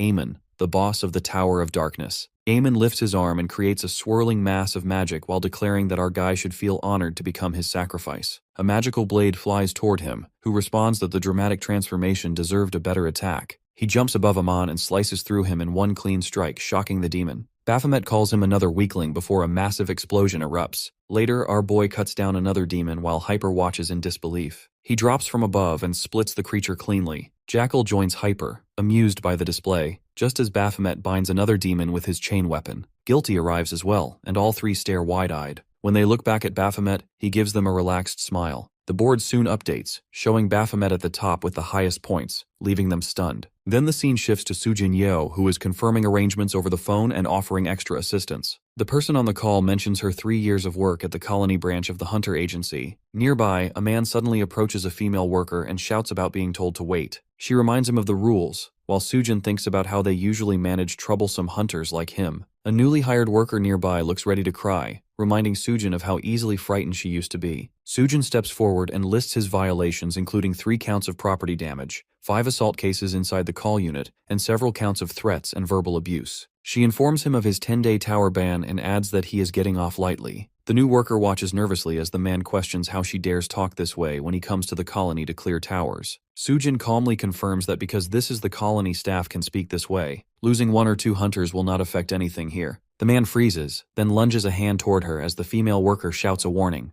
A hand stops him. Baphomet appears between them and tells the man to leave since his own turn has arrived. He adds that this is the colony, a place where hunters behave like walking disasters. When Baphomet steps outside, he bursts into laughter, catching everyone's attention. He declares that he has burned through every note in his inventory, fighting non-stop every single day, and calls it refreshing with a bright grin. Elsewhere, a receptionist asks if Yunseon is coughing from a cold. Back at the colony, Baphomet thinks about the 2 months that have passed since he arrived. He has improved a lot, upgrading his skills using cruxes from tower clears, though his level rises slower than expected. His biggest jump came from the crux of the labyrinthine tower, making him wonder about the differences between tower tiers. He recalls the categories: rare, unique, epic, legendary, and mythic. Higher tiers give stronger cruxes. He currently clears up to epic towers, so his upgrades come from epic tier and below. He compares it to an RPG where skills need more experience points the higher they go. The only way to get those points is by clearing towers and collecting cruxes. Legendary and mythic towers will demand far more strength. He realizes that he can fight endlessly now without waiting around like he did in his old tower life. He will surpass his past self and surpass everyone, especially Raven. He starts laughing uncontrollably, drawing looks from passing hunters. At that moment, his phone rings, surprising him. Back home, he learns with shock what Beelzebub did 2 months earlier. A flashback shows a classroom where a teacher introduces the new student, Jinu Cha, Beelzebub standing emotionless. She encourages everyone to get along.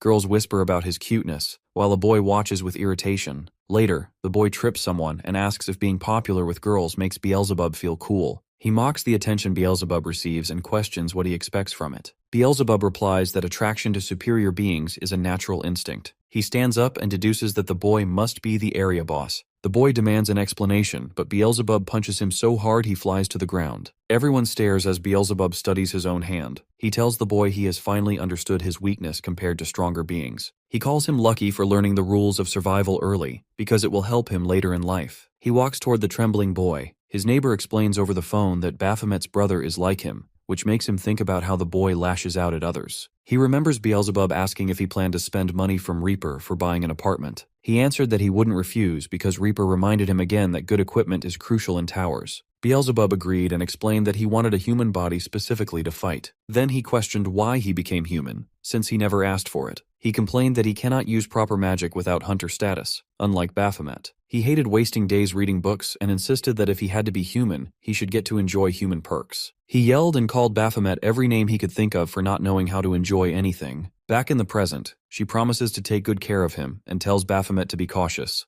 though she admits he probably has nothing to worry about. After the call, Baphomet wonders why that memory returned, especially the part about strength by Reaper. Hyper suddenly appears and asks what he's doing. Baphomet looks at him, and Hyper stares back before asking why he's acting distant. Hyper claims he isn't plotting anything and insists housemates should be friends. He asks if Baphomet is still mad about their earlier teasing and mentions that grudges aren't healthy. He suggests they go out for a break. Our dude questions the idea, and Hyper points out that Baphomet has been clearing towers non-stop. He acknowledges the hard work but warns that burnout is real. He tells him to fix his hair, put on decent clothes, and have fun. Baphomet refuses, but remembers Beelzebub's rant about not enjoying life, and he changes his mind immediately. Now at a party, Baphomet studies the empty surroundings and wonders what people even do here. He walks forward and soon spots a group of girls dancing. He watches them, confused and curious about what kind of situation he has walked into. Hyper walks beside Baphomet and explains that people always react the same way the first time they enter this place, because no one expects a spot like this to exist inside the colony. He mentions that it opens only once in 30 days and allows colony hunters, outside hunters, and even ordinary people to come and go freely. He adds that constant battles wear people down, so having somewhere to unwind helps prevent everyone from breaking under the pressure and urges Baphomet to follow him.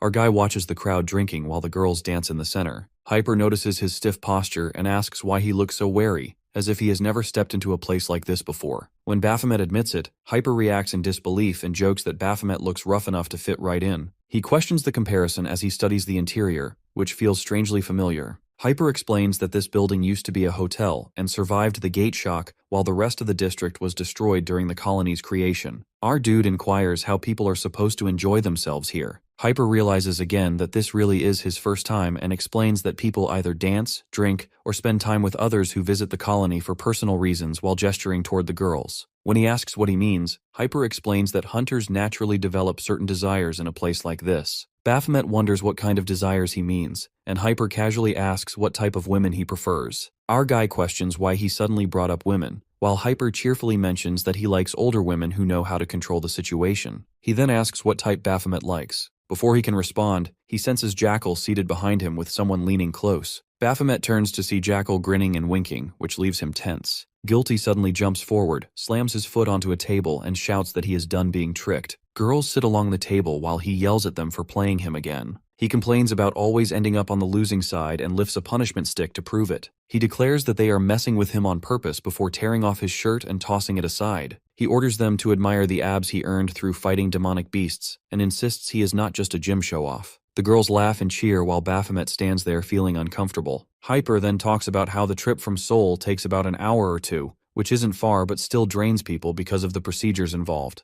When Baphomet asks why people still travel here, he explains that almost everything is allowed in the colony, except killing someone. Baphomet stares at him in disbelief as Hyper sticks out his tongue to reveal a pill resting on it. Hyper calls out to the nearby women and motions for our boy to come join them. Baphomet wonders about the pill as he recognizes it. The scene shifts back to Baphomet standing with Griffin before No, who asks for a short private conversation. Baphomet asks if something else needs discussing, but No brings up hearing that Baphomet joined the cleaning crew. Baphomet questions how No even knows about the crew and asks if she works with them as well. No replies that she understands enough without needing more explanation and shows a pill connected to a drug spreading among hunters in the colony. Baphomet questions why hunters would rely on drugs and asks why No cannot track down the dealer himself. She explains that hunters control the colony, so most things get tolerated unless the issue becomes truly severe. She adds that the situation changes when civilians get dragged into the problem. When Baphomet asks if civilians have already been affected, No confirms it and explains that he followed his usual nightly routine until he finally got a lead. Baphomet figures out that since hunters are using it, hunters must be the ones selling it. He then asks with a grin if he can kill the one responsible once he finds them. She smiles back and comments that hunters treat the colony like their own private world, even when one of them causes trouble. Back at the party, Hyper approaches Baphomet again, wondering why he is still just standing around, and suggests having fun with the two girls behind him. Our dude considers whether Hyper is involved in the drug issue or simply tied to someone who is. He decides blending in would help him figure things out and agrees. His attention shifts when he notices a girl with long flowing hair and turns out it's Valkyrie. He studies her closely while thinking of a familiar woman.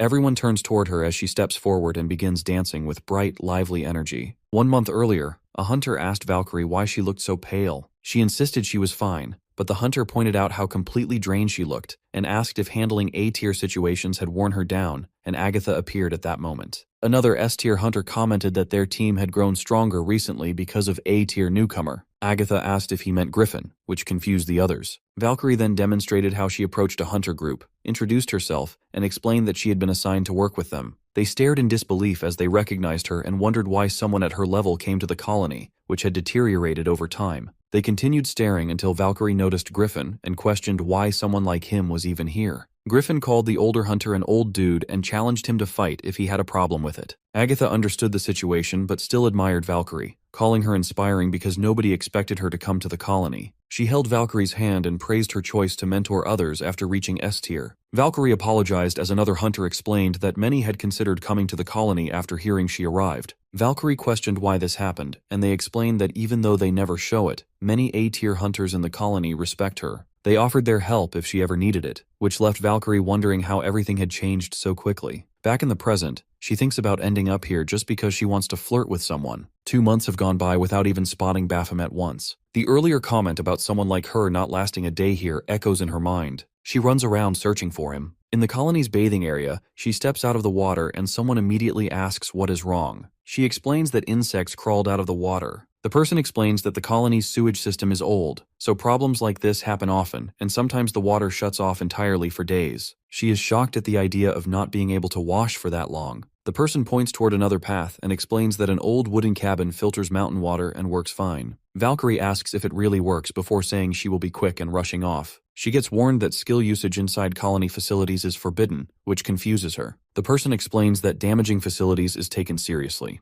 Valkyrie questions walking around in darkness, and they offer to go with her if she feels scared. She refuses and reminds them she is an S-tier hunter before hurrying away. As she walks, she wonders if she should have accepted help because missing one shower would not matter much. Suddenly she hears movement around her. She tenses as a massive hand appears behind her. She jumps back in shock and ends up landing on someone. When she looks up, she sees Baphomet. Her eyes widen, and she shouts his name, and Baphomet looks down at her, asking what happened before losing consciousness. Agatha walks beside Nen while scrolling through her phone, and she wonders how Hunter Valkyrie can look so harmless when her reputation spreads fear everywhere, and realizes that Valkyrie feels a bit scattered in real life. Nen reminds her that she sent Valkyrie to the cabin without anyone, which pushes her into worry. She admits she feels guilty because Valkyrie looked scared of the darkness, so they decide to go after her. Nen starts mentioning Valkyrie's real strength. She mentions that an S tier stands far above them and questions if the two of them could even handle her in a fight. Agatha stops and warns her that she is building ideas without any reason to fight Valkyrie, though she also wonders how far Valkyrie has already gone ahead.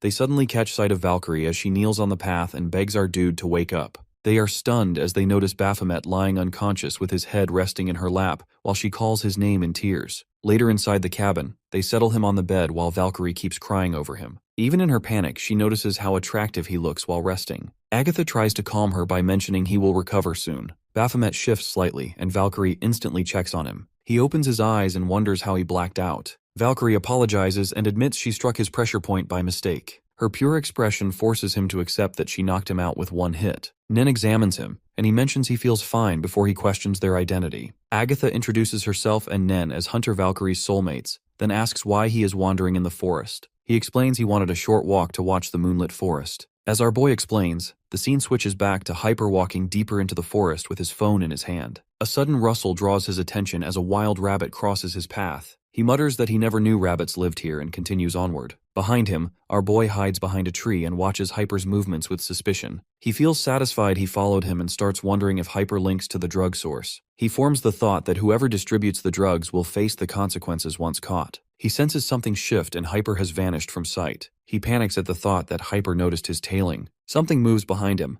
and he whirls around. Valkyrie stands there, which explains how he eventually ended up facing her. Back in the present, Valkyrie becomes crushed by her mistake when she learns she considered him a demonic beast. Baphomet pushes himself up but notices his body feels slightly off. Valkyrie checks if something hurts, but he denies any problem. He glances at the three women and realizes they sense nothing strange. A faint aura lingers around the cabin, and he recognizes it because of his birth in a tower. The feeling matches the energy that surrounds a tower. He becomes certain something exists inside this cabin, which makes its isolated placement feel even stranger. Valkyrie mentions the cabin once worked as a surveillance point. As he inquires about it, Agatha confirms this and explains that it was built during the colony's early days to watch tower activity. He wonders why anyone would monitor towers from such a high point, but pushes the thought aside since it has nothing to do with his current goals. He gets ready to leave and they inquire about the zone he belongs to, and he informs them it is Zone C, lying in the opposite direction. Valkyrie stops him before he steps away, her eyes wide with innocence as she asks if they will meet again. He grows confused and points out she is not his mentor. Her friends stare from behind, almost convinced he remains completely clueless. He mentions they will probably run into each other eventually since they live in the same area,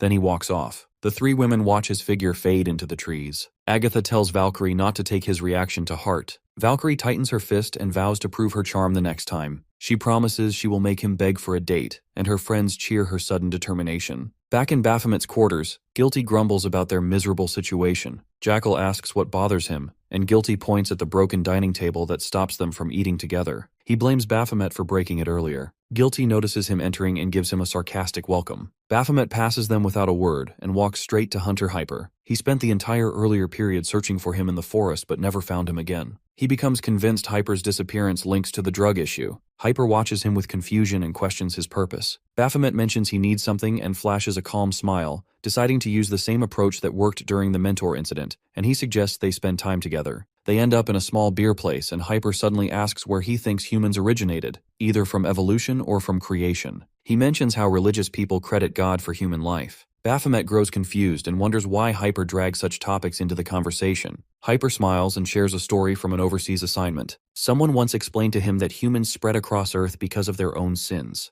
According to that idea, Earth works as a place for repentance. The man believed God grew angry at humanity and built the towers so demonic beasts could punish those unworthy of existence. Hyper ends his thought by insisting weak and selfish humans deserve to vanish, then looks at Baphomet for agreement. Our boy remains still while Hyper insists he understands the idea completely. Suddenly he opens his eyes and he lies alone in a forest. Pain throbs in his head, and his memory feels empty after the moment with Hyper. He notices a folded paper in his hand with some sign. A ringing phone nearby catches his attention, and he wonders how his device ended up so far away, and he picks it up. Reaper's voice echoes through the speaker, relieved that he finally answered. He recognizes her tone and questions why she called. She reminds him that he was the one who contacted her, and his confusion deepens as she explains he probably blacked out from drinking. She sounds relieved because he suddenly disconnected last night. He asks what part worried her, which leads her to mention the strange things he muttered. He asks for details, and she reveals that he asked her for a date. A long pause follows before he bursts out denying it. Reaper accuses him of assuming she made the story up, which to her means he feels embarrassed. He loudly rejects that thought. She tries to calm him and mentions his colony assignment before wishing him luck. She adds that she might consider dating him if he reaches S tier, and he cuts the call after telling her to shut up. On his way back, he curses himself for drinking so much. He bumps into someone, and the man instantly shouts at him to step carefully. Our dude snaps back and threatens to pull out his eyes and feed them to sharks. The men behind the stranger whisper warnings about his unstable mood. Lunatic appears and notices Baphomet's irritation. Our boy recognizes him with surprise, and Lunatic points out that his clothes show he spent the night outside the dorms. He mentions he is also heading that way and offers to walk together. He adds that he expects Baphomet to reach S tier soon. While walking, Lunatic explains that not all S tiers stand equal in strength. Some can overpower 2 S tiers alone, while others can defeat 3. Baphomet listens and eventually questions how many Lunatic could overpower while calling him Mr. Ma. He admits he cannot judge because he remains inactive. He then notes that Baphomet figured out his identity. Baphomet mentions that anyone would notice. He thanks him for keeping the secret for 2 months and asks him to continue hiding it from others. Baphomet considers it easy but mentions he owes him answers. He turns toward him with a heavy stare, causing Lunatic to stiffen. Lunatic points at him and curses, blaming him for starting this mood. Baphomet asks what he expected from him before demanding to know why Lunatic entered the colony undercover. He pushes open his room door while speaking. Both freeze as the room comes into view as Jackal lies dead on the floor. Baphomet stares in shock as he discovers Guilty's lifeless body nearby. Lunatic steps inside with disbelief, unable to understand how this occurred. His eyes widen even more when he notices Hyper's corpse lying to the side. He mutters his disbelief that hunters have been murdered inside the colony's protected safe zone, especially someone of Hyper's level. He keeps staring ahead, overwhelmed by the massacre spread across his room. Hunters gather around the bodies and whisper among themselves, stunned that murders occurred there. One hunter notices claw-shaped bloodlines across Hyper's torso and wonders if some beast attacked him. Our guy studies the scene and questions who stole his target from him. Haru and Jumi arrive and order everyone to step back so the investigation can start. Haru announces they must seal the entire area, which means every bystander needs to leave at once. A hunter protests and demands to know how murders took place inside a safe zone. Another hunter insists they deserve answers instead of being pushed away. Both officials hold their ground while Jumi warns that anyone refusing to leave will become a suspect, and the threat shocks everyone. Baphomet scans the bodies and pieces the clues together. A fight between A-tier hunters should leave marks across the room, yet nothing shows signs of struggle. This lack of resistance points toward a killer with such overwhelming advantage that the victims never even processed their injuries. Baphomet reaches the conclusion that only an S-tier hunter could do this. His words freeze both officials, and he reasons that these deaths could not come from an A-tier unless that A-tier had absurd power, and nobody here holds that level of force, himself included. Jumi urges him to avoid early claims until they confirm the evidence. Haru adds that such remarks stir trouble. Baphomet responds that he speaks nothing but basic logic. The hunters around him slowly admit an S-tier could kill this cleanly. Some turn their frustration toward the officials for not detecting such a threat earlier. A girl rushes in and calls for attention, and No appears with Lunatic standing behind her. Later, at her office, she orders Baphomet to stop his investigation. Baphomet reacts with confusion because they already uncovered Hyper's link to drugs before the murder. He insists the killer must be found and offers to take the lead. No questions whether he can stand against an S-tier as he claimed. His confusion deepens as she dismisses him entirely and urges him to focus on improving his abilities like everyone else. She thanks him for his earlier work, leaving him speechless. Outside, Baphomet tries to reconnect the scattered pieces. Hyper died after their separation last night, and his headache tightens, because every memory after that moment remains blurry. He wonders why Hyper became the target and what Hyper did to him. He pulls out the paper that was in his hand. A vision appears in front of him with Hyper showing him that symbol. Hyper admits he understood Baphomet's suspicious approach, but had no concern because he believes Baphomet would relate to his viewpoint. Right after seeing the paper, Baphomet lost consciousness, even though the paper carries no mana. He questions if the mark works only once and whether this object hides the clue he needs. Lunatic approaches and calls for him, and he informs Baphomet that the staff already removed Guilty and Jackal's bodies. Baphomet explains that team leader No removed him from the case despite knowing he was involved from the start. Lunatic asks if his work focused on Hyper. Baphomet confirms and questions whether Lunatic holds information, reminding him that infiltration comes with a deeper purpose. Lunatic admits he came to monitor Baphomet's growth, but also carries another mission. Baphomet asks if this mission ties to Hyper's killer. Lunatic stops briefly before explaining how the colony operates outside central government control, which allows them to hide or reshape any incident inside their borders. He inquires if the colony branch itself participates in this cover-up. Lunatic grows quiet before suggesting that team leader No herself might have killed the hunters. Baphomet reacts with shock as Lunatic explains her role. She has been present since the colony formed and remains the only one who understands its full structure and how to exploit it. Lunatic entered the colony to investigate her crimes, but the murders occurred before he found the truth. He wonders if No used him to remove Hyper, then killed Hyper herself when the plan failed. Lunatic agrees but adds that her reaction looked personal this time. He notes her response came too suddenly, considering she did not even bother hiding the bodies. He understands No cannot control the system alone. Lunatic agrees and states that others must be helping her, which leaves only the two of them able to trust each other, though one more ally would make things easier. Later, Agatha informs Valkyrie that a murder happened in Zone C. Valkyrie stiffens as Agatha explains that 3 members of Baphomet's team died. Valkyrie repeats the information in disbelief. Across the room, Nen slams the table and curses the loss of 3 strong A-tiers. Both women look at her as Agatha explains that she and Nen arrived soon after the colony was built to guide rising hunters. A-tiers always held special meaning for them. Valkyrie listens quietly while Agatha recalls life before the gate shock. Hunters were not respected, which left the world without strong defenders. When the disaster hit, countless lives vanished, including people they witnessed dying with their own eyes. Agatha trembles as she mentions how strong hunters could have changed that outcome. She expresses that this colony was created to nurture such protectors, which makes losing these A-tier hunters deeply painful. Back at the colony's center, Haru reminds our dude that the last 3 team members besides him have already left.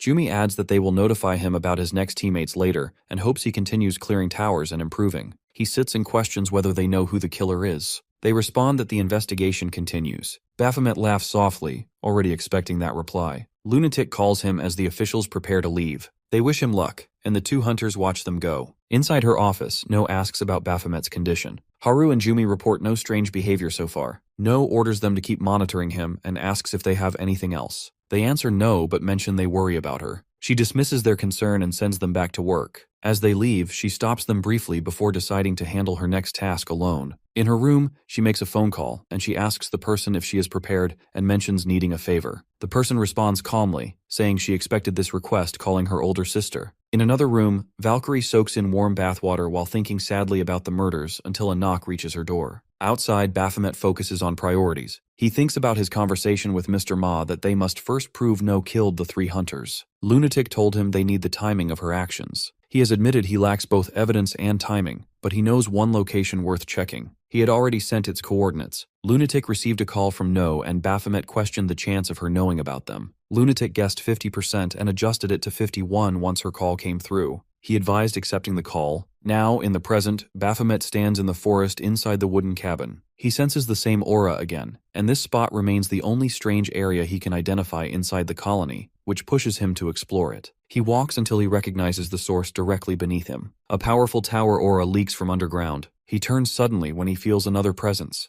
Valkyrie leaps forward and attacks him, then freezes as the moment triggers deja vu. Her eyes widen as she recognizes him. Our dude complains about her constant reckless charges and asks why she came here. She claims she wants to use the cabin for cleaning. He questions why she traveled all the way out here for that and falls silent as she scrambles for an excuse. Baphomet reveals his identity as a government hunter and mentions his superiors ordered him to investigate this cabin. Valkyrie questions what makes this plain cabin special. He describes his ability to sense things others cannot. She pauses and asks if he feels something below them that only he perceives. Without warning, Baphomet drives his fist into the floor, cracking it open. Valkyrie screams in shock. Mana explodes upward, flooding the entire structure and rising from the depths. She collapses onto her knees, overwhelmed by the evil aura. She calls out to Baphomet as he drops into the hole and lands below. She watches in worry. She steps down after him and studies the area. She realizes a hidden cave existed under the cabin. She questions whether he knew this place was here, but her eyes land on something ahead. She freezes as she recognizes what looks like tower gates. Our boy finally understands why towers keep appearing inside the colony. Valkyrie stares at him in confusion. He explains that this place produces towers endlessly. He names it a tower nest while looking toward a massive red door standing before them. Lunatic walks beside No while she studies the clear night above the colony. He comments on how rare it feels to see a sky full of stars in Korea. She encourages him to enjoy the view while he remains here, and he accepts the advice before he brings up the reason she called him out. No explains that they barely had moments to talk since this colony marks the first place they ever met. She points out that they never crossed paths anywhere else. Lunatic agrees and mentions that his assignments usually push him toward remote regions or countries that lack strong hunters. No gives him a faint smile and mentions noticing how often he traveled to Costa Rica, Monaco, and Singapore. She remembers another hunter being sent to Singapore and wonders if Lunatic ever met Hunter Mild there. He stands silent for a moment before answering that dispatch duties never guarantee hunters will know one another. No accepts his response with a short pause. She then questions why Singapore would even need foreign hunters when their own system produces plenty of talent and calls him Mr. Ma with a smirk. Lunatic understands she uncovered his identity and admits she found it out. A sudden explosion tears through the air, filling the area with smoke. Mr. Ma appears in his real form now that No removed his disguise. A vicious beast steps out behind her and he demands to know if she killed the A-tier hunters while she focuses on why he came to the colony. Mr. Ma refuses to move on without an answer and pushes her to explain the hunters' deaths. No warns him not to interfere with her plans. He shouts that her intentions make no sense to him, but her actions can only be viewed as betrayal and charges at her. Before he reaches her, A-tier hunters looking blank move in front of No and block the attack. The force flings him backward and grinds his teeth as he studies them and realizes they are A-tiers. He demands to know what she has turned them into. Meanwhile, Valkyrie questions Baphomet about something called a tower's nest. He confirms it exists and wonders why such a massive truth remained hidden here. He catches himself thinking about why he even knows such details. Valkyrie wonders if this nest explains the number of towers inside the colony. She steps closer and suggests tearing it down, and he reacts instantly, confused by the idea. She argues that treating it like any other tower means clearing each chamber, which would stabilize the colony and reduce future tower births. As he weighs the consequences, he realizes destroying it would erase the colony itself and immediately shuts down her attempt to destroy it. Valkyrie stops and asks the reason, and he argues that hunters like him will not be able to improve if the colony vanishes. She reminds him that towers outside still exist, and insists that protecting civilians must come first. Baphomet responds that this will only be successful when hunters already carry enough power. He brings up gate shocks and questions what happens when there aren't strong hunters to hold the line.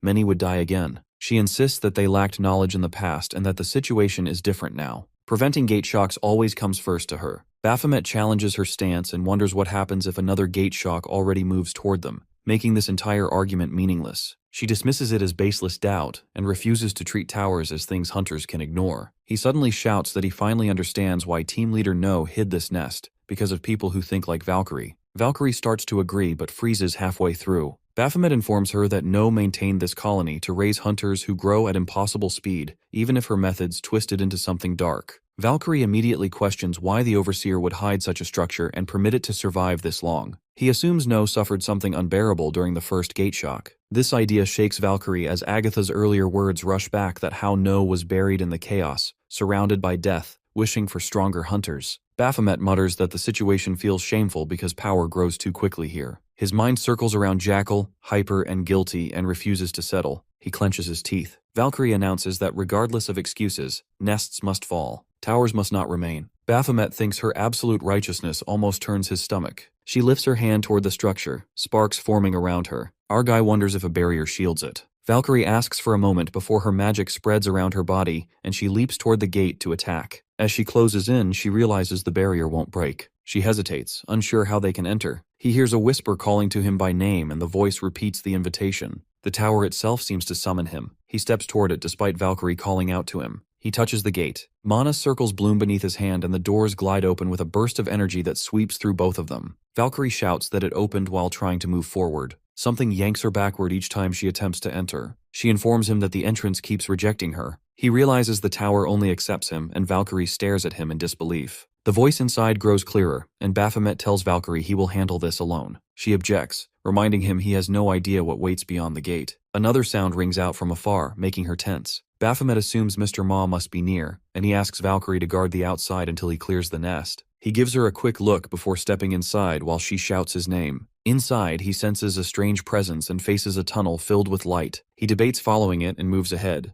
The goddess interrupts with a notification, questioning if he truly intends to continue. Baphomet smiles, almost amused, noting it has been a long time since she tried to stop him. He wonders if the place is forbidden to him, and the goddess explains that his arrival was always part of the plan, but the moment came too early. He asks if the future data turned worse. She assures him that the outcome remains unchanged. He questions her concern then, and materializes in front of him, and admits she simply worries about him. She grants permission as the main quest appears, ordering him to clear the tower's nest. Baphomet enters the nest and studies the chamber beyond the tunnel. The air feels different from the outside, almost like moving underwater. A sudden explosion cuts off his thoughts. A massive beast forms in the light and roars toward him. He reacts in alarm. Before the attack lands, a voice echoes behind the monster. A kid walks over its giant head and he freezes on the existence of a human there. She stands above the creature, smiling while announcing with delight that a human finally arrived. Griffin walks with heavy steps, exhaustion spreading through his body after continuous raids without rest. He decides that tomorrow must become a break day. A memory drifts back from the team leader approaching him while asking for help in the colony. Griffin now considers it a right choice to accept it, unsure how much power he has gained since then. The street around him feels strangely silent. He slows his pace and scans the area, wondering if anyone even remains inside. Someone suddenly appears behind him with a raised blade. Next moment, an explosion shakes the street as Griffin dodges and turns toward the attacker. The strike tears into the ground, forcing Griffin to leap back. The attacker jumps clear of Griffin's counterattack before releasing another blow. Griffin dodges again and crosses his swords in preparation. He focuses ahead and charges for a direct assault. The opponent springs upward and lands near two more figures. Griffin notices three hunters standing together, each wearing the same lifeless expression he saw on the hunters under No's influence. He cannot understand the reason behind this, but he considers this a chance to test himself against real threats. Lightning crackles around his weapon as he challenges them to come at him. Meanwhile, somewhere else, Agatha lifts her hand, forming magical circles from her palms, creating mind magic controlling them. Inside the nest, the kid studies our boy closely while shouting at Banshee. He compares his eyes, nose, mouth, and ears to their own kind and concludes he was made like humans. Baphomet grabs his ear and demands to know his identity and whether he was the one calling for him. The kid stares with confusion and explains they never called for Baphomet,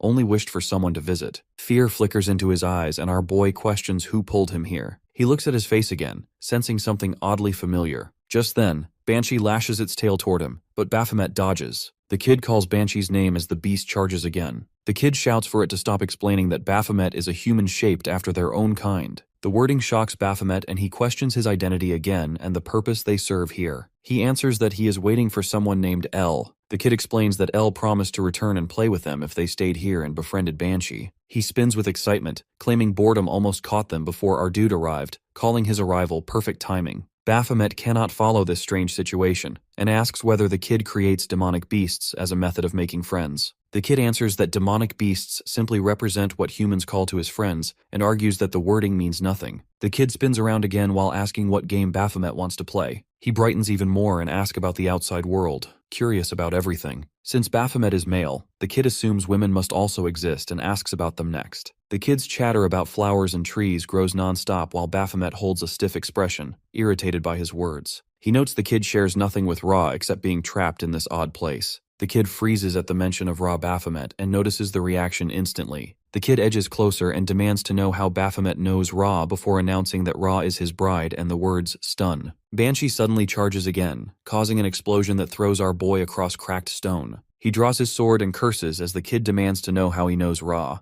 The kid repeats the question with rising emotion. Baphomet wonders why the kid becomes so frantic, and the kid decides the method no longer matters and declares their intent to erase him completely. His emotions twists wildly as he shouts that incorrect data must be removed. He watches his unstable shift with alarm. He lunges at him, leaving him confused by the sudden hostility. A notification appears, revealing the main quest objective to eliminate the creator remnant of L. Before he can react, L changes into a huge creature with wings that make Banshee look tiny. One eye turns red, the other yellow, and its face reshapes entirely. Baphomet freezes, trying to process the meaning of creator, L, and remnant. L extends a hand and commands him to vanish. Magical circles surround the nest before rushing toward him. Our boy raises his ego weapon to defend, and the weapon screams about unbearable pain. He realizes, shocked, that his weapon hurts because of someone other than its wielder. He jumps back in time to escape an explosion. L points again and orders him to disappear, and a beam of cutting energy races toward him, and he narrowly dodges. More beams follow with the same command echoing through the chamber. His ego weapon warns him that something about the kid's ability feels wrong.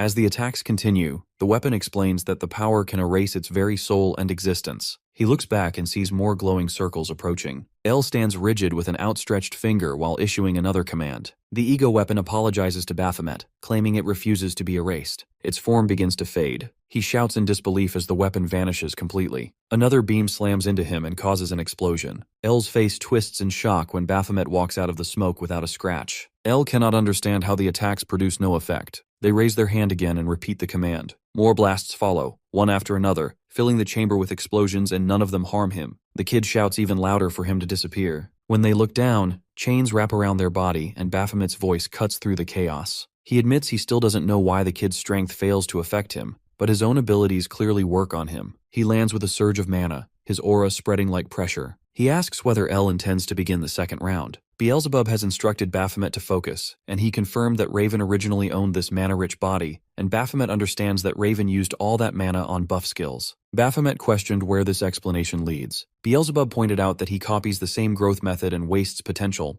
Our boy ordered him to stop dragging his words and reach the core. Beelzebub explained that magic opens a whole field of supernatural power. A hand can burst into the unknown, or turn into a hand of judgment that crushes everything. Magic carries whimsical force where creating a universe waits right beyond one's fingertips. He continued expanding this thought when our boy cut him off. He questioned whether he is being pushed toward becoming a magician. He describes magicians as fragile cowards who hide in corners and wave soft hands, and he wants nothing connected to that path. Beelzebub shouted at him to withdraw those words and insisted that so much work lies inside those hands. He calls it delicate effort, far beyond brutes who embarrass themselves. Baphomet fired back at the flailing remark, insisting his techniques require precision. He cursed while Beelzebub counters that they look like circus tricks compared to proper magic. Beelzebub darts away and our dude charges after him. Later, Baphomet informed him that he will not switch paths because he already mentioned preferring magic that supports combat. Beelzebub replied, "Magic can support fighting even better," and states he already learned several useful tricks while holding his aching face. In the present, El stands frozen before Baphomet in disbelief. Confusion hits him when he realizes Baphomet uses simple chain magic against him. Baphomet leaps forward and delivers a punch that sends him flying. He turns red as he stares at Baphomet before rising, and another explosion erupts when Baphomet lands. Baphomet watches him, and the child nervously meets his gaze. The kid reminds him that he is nothing more than someone's creation. El lifts his hand again and orders Baphomet to vanish. He questions why Baphomet refuses to disappear as another massive blast bursts and fills the air with smoke. Baphomet stands inside the smoke and raises his head. He questions whether he learns that his power is not helping. Magical chains wrap around him and inflict pain before he charges again. Baphomet spots a small cut on his own arm and notes that he managed to deal some damage. He steps forward and observes his sluggish movement. He rises above him and concludes that he owns power, but lacks the knowledge to use it in real combat. Baphomet opens his inventory instantly and summons weapons.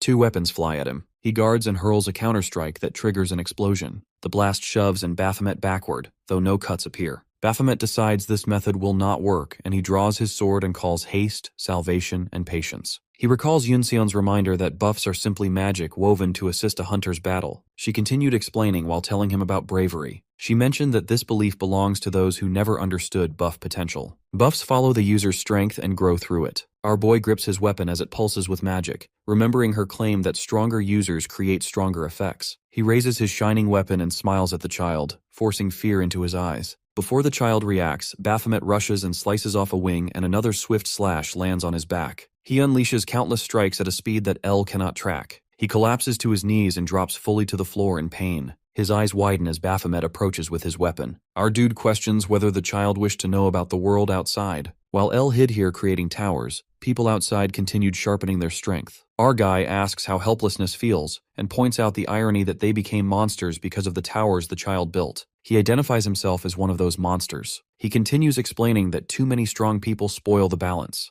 There must be weak ones, average ones, and strong ones. Because of this, the child's role ends here. Baphomet lifts his weapon and aims directly at him while ordering him to disappear. He laughs and questions how a creation imagines it can erase him, mocking him. His body expands as tentacles burst outward and rush at Baphomet, shocking him. Argai answers that he is a hunter and unleashes endless cuts that tear through the child until blood sprays everywhere. L calls Banshee's name while Baphomet lifts his head and announces his own name. He launches a final strike as more blood pours out and his eyes stretch wide. L questions why this happens, and a vision of his bride Ra appears in his mind. He questions why she betrayed him when she should stand with him. Her voice responds, bids L farewell, and murmurs that she loved him back then. A tremendous burst of light erupts before Baphomet and crushes everything. A system notice appears, confirming that L's remnants have been eliminated, and a new skill has been granted. Our boy processes the idea of receiving a skill as a reward. From inside the light, a crux forms, and Baphomet reacts with shock and questions whether collecting another crux here is possible. A voice urges him to come and take it. He recognizes the same voice that called him outside the tower's nest. He throws his sword away and steps forward, grabbing the crux. Huge light bursts the moment his hand touches it, and the crux shifts color while lightning storms behind him and swallows the entire area. Outside, Valkyrie watches the strange phenomenon with confusion. She thinks about Baphomet and reminds herself she cannot enter the nest. She forces herself to trust him and wonders what he meant when he promised she would learn soon why she must guard this place. Someone calls her name from behind and she turns and finds Nen, who mentions searching everywhere for her. Agatha questions whether Valkyrie spent the night bathing at the cabin again. She notices the changed atmosphere and wonders aloud whether someone sits inside the mana-coated cabin and steps closer for checking. Valkyrie blocks her path and questions whether she stands with No. She replies that she once thought there would be no need to fight Valkyrie and admits that she was wrong. She lifts her face, prepares to charge, and apologizes. Mr. Ma runs while A-tier hunters pound the ground behind him as they chase with raised swords. They leap high together as if they intend to pin him down in one strike. He pushes forward, and smoke bursts around him, helping him slip out of their sight. 3 hunters land and scan the area in confusion. A voice reaches them from behind, and they turn just as Mr. Ma lifts his hand and hits across their backs, dropping them to the floor. He realizes he cannot handle this mess without support. He recognizes the pattern in their movements and understands this is mind control magic, not Ms. No herself. Another S-tier must be helping her. He remembers the report about Ms. No's younger sister being inside the colony,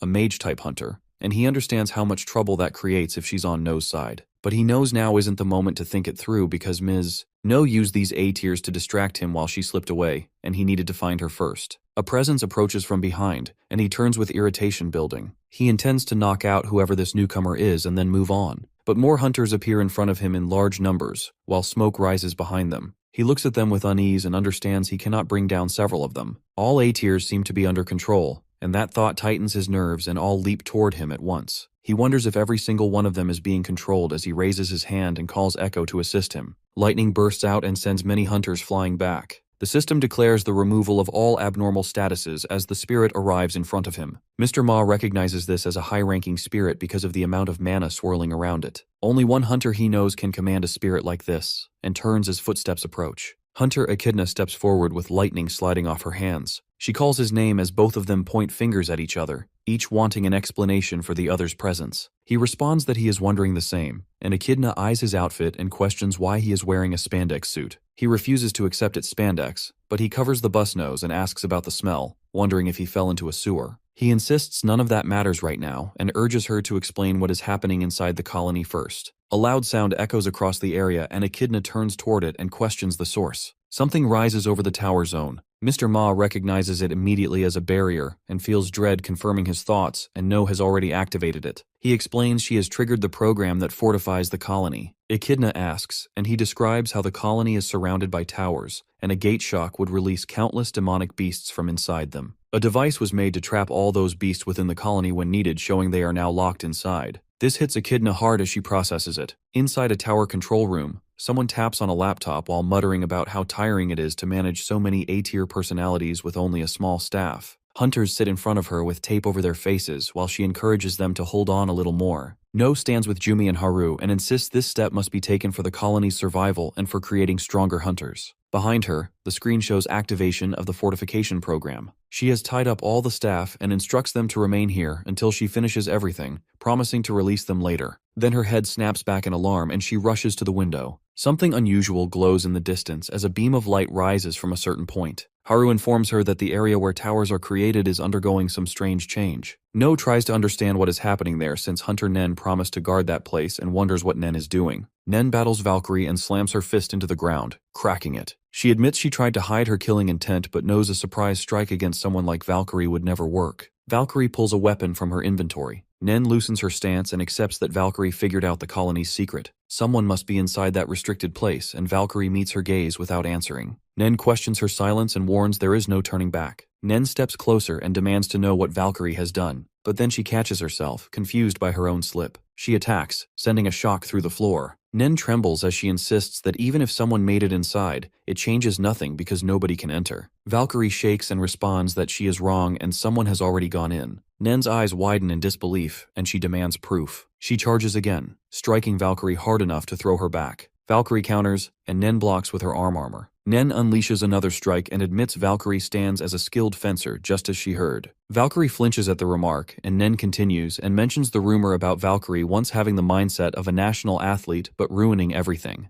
A memory hits Valkyrie as an official announces her name as being disqualified for breaking rules. Her awakening disqualified her instantly because awakened people are banned from competing. She remembers the tension she felt when the system revealed her awakening. People questioned her strength, claimed her fencing talent came from supernatural abilities, and accused her of trying to cheat her way into being a national athlete. Their disgust forced her head down as she cried. Back in the present, Valkyrie watches Nen raise her fist and acknowledge how devastating that must have felt. Valkyrie jumps, escapes the strike, and lands with force. Nen continues explaining she understands that pain because she felt the same helplessness during the gate shock when she could do nothing. Valkyrie rises and releases slashes toward her. Nen stands through the smoke and clarifies she isn't supporting No's reasoning. Lightning spreads around her as she insists she is acting according to her own belief. Her aura erupts into a powerful storm as she activates her skill, the second coming of the tiger. Lightning explodes around her, and Valkyrie watches in surprise. Valkyrie frowns at the talk of beliefs, and she admits her own despair never reached Nen's level during the gate shock. Light bursts from her body as she remembers her fellow hunters. Lightning crawls across her skin as she forms her belief. A memory returns of a man thanking her for saving his pregnant wife after a car accident,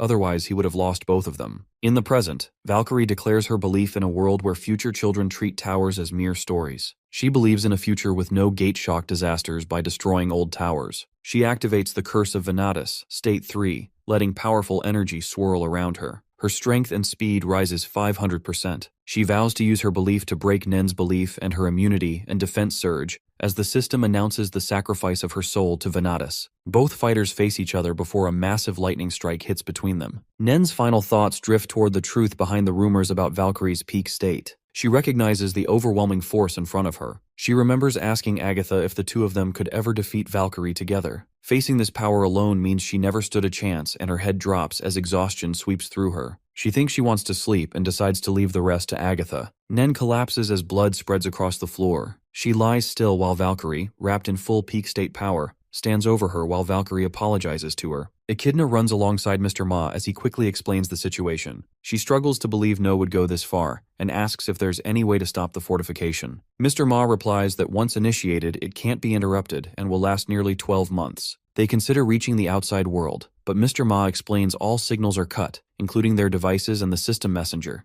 No faces the same restrictions. Blades rise before them, signaling that their priority is to take down the A-tier hunters. After a fight, both Echidna and Mr. Ma lie defeated. Mr. Ma estimates almost every A-tier in the colony is controlled and suddenly wonders if Baphomet is too. Echidna admits she suspected his presence inside. Mr. Ma questions how she entered the colony without clearance, implying she may have used illegal methods. She dodges the question, urging focus on the emergency. Suddenly, Griffin charges Mr. Ma but freezes when he recognizes him. Mr. Ma is equally shocked. Griffin then sees Echidna and reacts similarly. He says he feels fine and tries to understand the colony's chaos, the sirens and strange A-tier behavior. Echidna points out Griffin's unaffected A-tier status, and Mr. Ma deduces not all A-tiers are controlled. The two hunters they defeated earlier suddenly rise, moving like puppets. Alarmed, Echidna and Mr. Ma realize the need to find the mage controlling them. Mr. Ma suspects prolonged exposure triggers control since Griffin only recently arrived. He wonders why No, who once aimed to build an army, now uses mind control. He instructs Echidna to trace the mana flow to find the caster, their only chance. Meanwhile, Agatha stands in a chamber of shifting magic circles among S-tier mentors. She hopes all is proceeding without errors, and the hunters are ready. One hunter reports that dissenters have been knocked out temporarily, but wonders what will happen when they wake. Another mentions rumors of a government investigator in the colony. Agatha orders continued persuasion attempts and removal of the infiltrator if they refuse cooperation.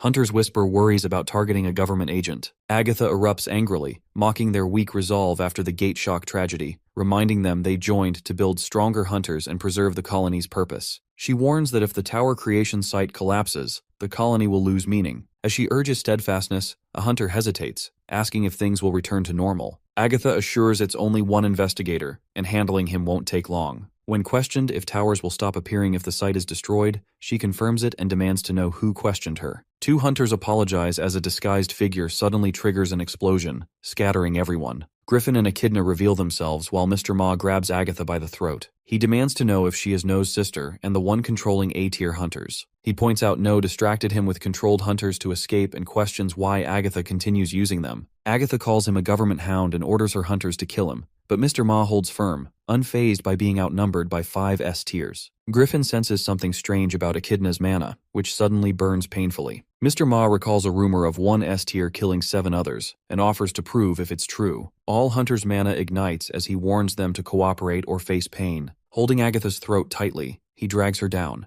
making it clear this is a threat, not a negotiation. Elsewhere, 2 hunters rush No, but Jumi and Haru quickly take them down. No wonders why controlled hunters who recognized her no longer respond. Haru points out the red light in the woods has vanished, suggesting Hunter Nen might have dealt with it. No knows she cannot contact Nen due to signal loss and decides to check the cabin first, planning to confront Mr. Ma afterward. Suddenly, a figure with glowing eyes steps forward, Baphomet, with blank, controlled eyes. Jumi and Haru prepare to fight, assuming he's under Agatha's spell. No knows controlling Baphomet requires great effort and shouts for them to retreat. Baphomet slashes both Jumi and Haru's arms, incapacitating them, then turns to question No about killing Hyper, Guilty, and Jackal, linking it to the tower's nest. No panics, fearing the disappearance of the red light signals disaster. Baphomet reveals he destroyed the nest, freezing her in shock. Blood sprays as Baphomet collapses wounded while a beast stands behind No. She is stunned that an A-tier like Baphomet entered the nest, a place even she, an S-tier, couldn't reach. Baphomet trembles, revealing he suspected No's true motives. The mark on his body matches Hyper's death mark, confirming No's guilt. He explains pushing himself this far due to his skills conditions, facing an unbeatable enemy, receiving a death strike, and standing atop a tower floor. No accuses him of going too far. As she attacks, shouting for his death, Baphomet has already destroyed L's remnants and unlocked a new skill. He unleashes Gehenna, transforming the area with a massive eye appearing.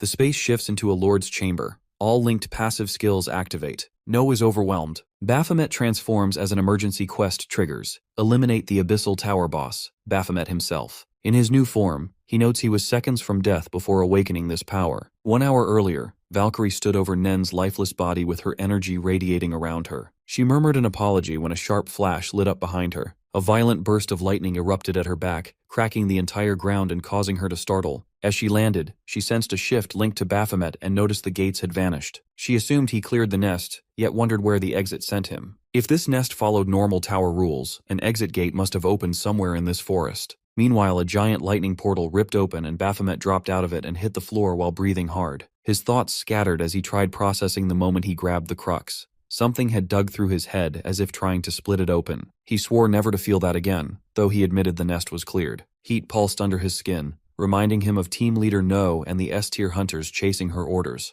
The situation felt heavier than he wanted to handle, so he decided Mr. Ma could deal with them instead. A notification sprang up in front of him and he froze as the main quest ordered him to eliminate team leader No and survive inside the colony. He questioned if the system planned his death through this. He opened his skill list and scanned Chrono Break, the power that let him draw on what he once held as a demonic beast. The cooldown still stretched endlessly until max level. The Labyrinthine Tower had been the first and last time he used it. Lowering that cooldown became possible only after he gathered cruxes. He pulled the nest's crux from his inventory as Ra never handed him tasks he couldn't handle, yet this one felt uncertain. He questioned whether to trust the risk, and his form shifted while he wrestled with the thought. Back in the present, he acknowledges he almost dies a moment ago. No stares at him as her own notification appears. The emergency quest orders her to eliminate the boss of the Abyssal Tower, Baphomet. Her confusion grows as she reviews the words. Baphomet examines her expression and asks if she receives a quest too, while his own quest demands her death. He realizes her system recognizes his current form as a demonic beast. She offers a smile while admitting none of his words make sense to her. She brings up Hunter Raven and how he sacrifices himself to clear the Abyssal Tower. She questions whether he plans to claim he is the tower's boss. He responds with a smile of his own, recalling someone who once mentions that anything can happen in this world without feeling strange. He urges her to keep her mind open. One truth remains that one of them will die here, and he extends his hand as he states it. She stands still, scanning the area while Jumi and Haru burst from behind and rush toward Baphomet. He instantly spins around to face them. Before they reach him, No watches them drop to the ground, trembling. Haru whispers, questioning if he is even alive. Baphomet looks at them with boredom, noting that killing small targets holds no interest for him. He releases chain magic and tosses them backward before charging toward No. He mocks her about not being worried since he already drags her subordinates out of the zone, declaring to want king instead of subordinate. He questions her readiness while rushing in. Two beasts appear in front of him and block his path with their swords. Baphomet recognizes that they are summoned demons. They launch attack after attack, so he leans down to dodge one strike and twists to avoid the next. While still low, he senses another strike closing in. He moves at close range, letting the attack slam into the ground beside him. The second demon leaps above him, but he seizes the first demon and smashes it into the floor. He then sprints toward the airborne demon and hurls chains at it.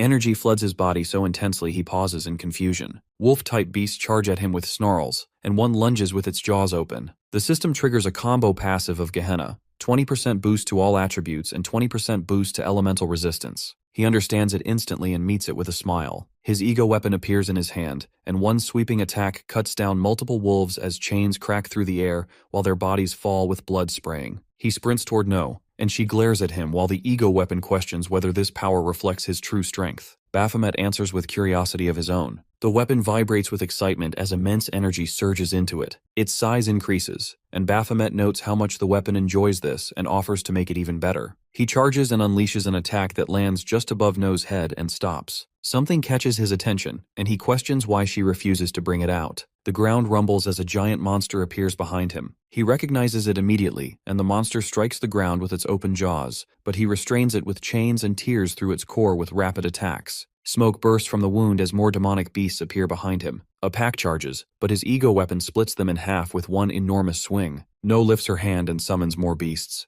Baphomet cuts through them as fast as they appear. She summons flying demonic beasts next. He catches them midair with beams of light before leaping upward. He cuts through their ranks in a flash while streaks of light follow his blade. More beasts swarm him, and he releases a powerful slash that cuts them apart, then chops down each one until laughter escapes him. Monster after monster appears, and he shreds them with effortless speed. A massive beast lunges with its mouth wide. He flips upward and slices the mouth clean off its body, leaving it collapsing in pieces. He steps toward No, shouting for her to stop hiding. His chain attack shoots toward her position, and the strike tears through the ground behind her as a giant beast rises behind her with jaws open while Baphomet smiles. Later, the beast's severed arms fly through the sky. Baphomet stands on its corpse with eyes glowing. Blood splatters around him as he orders the monster to die and presses his attack down on its body. No stands in the center of chaos with a darker expression, as a giant monster drops with a pierced chest in front of her. Baphomet steps out from behind the corpse with a confident smile. She flicks a lighter, burns a cigarette, and admits through her hardened look that the infamous boss Baphomet has reshaped himself into a human with real power. Baphomet confirms her thought and reminds her to keep her view open.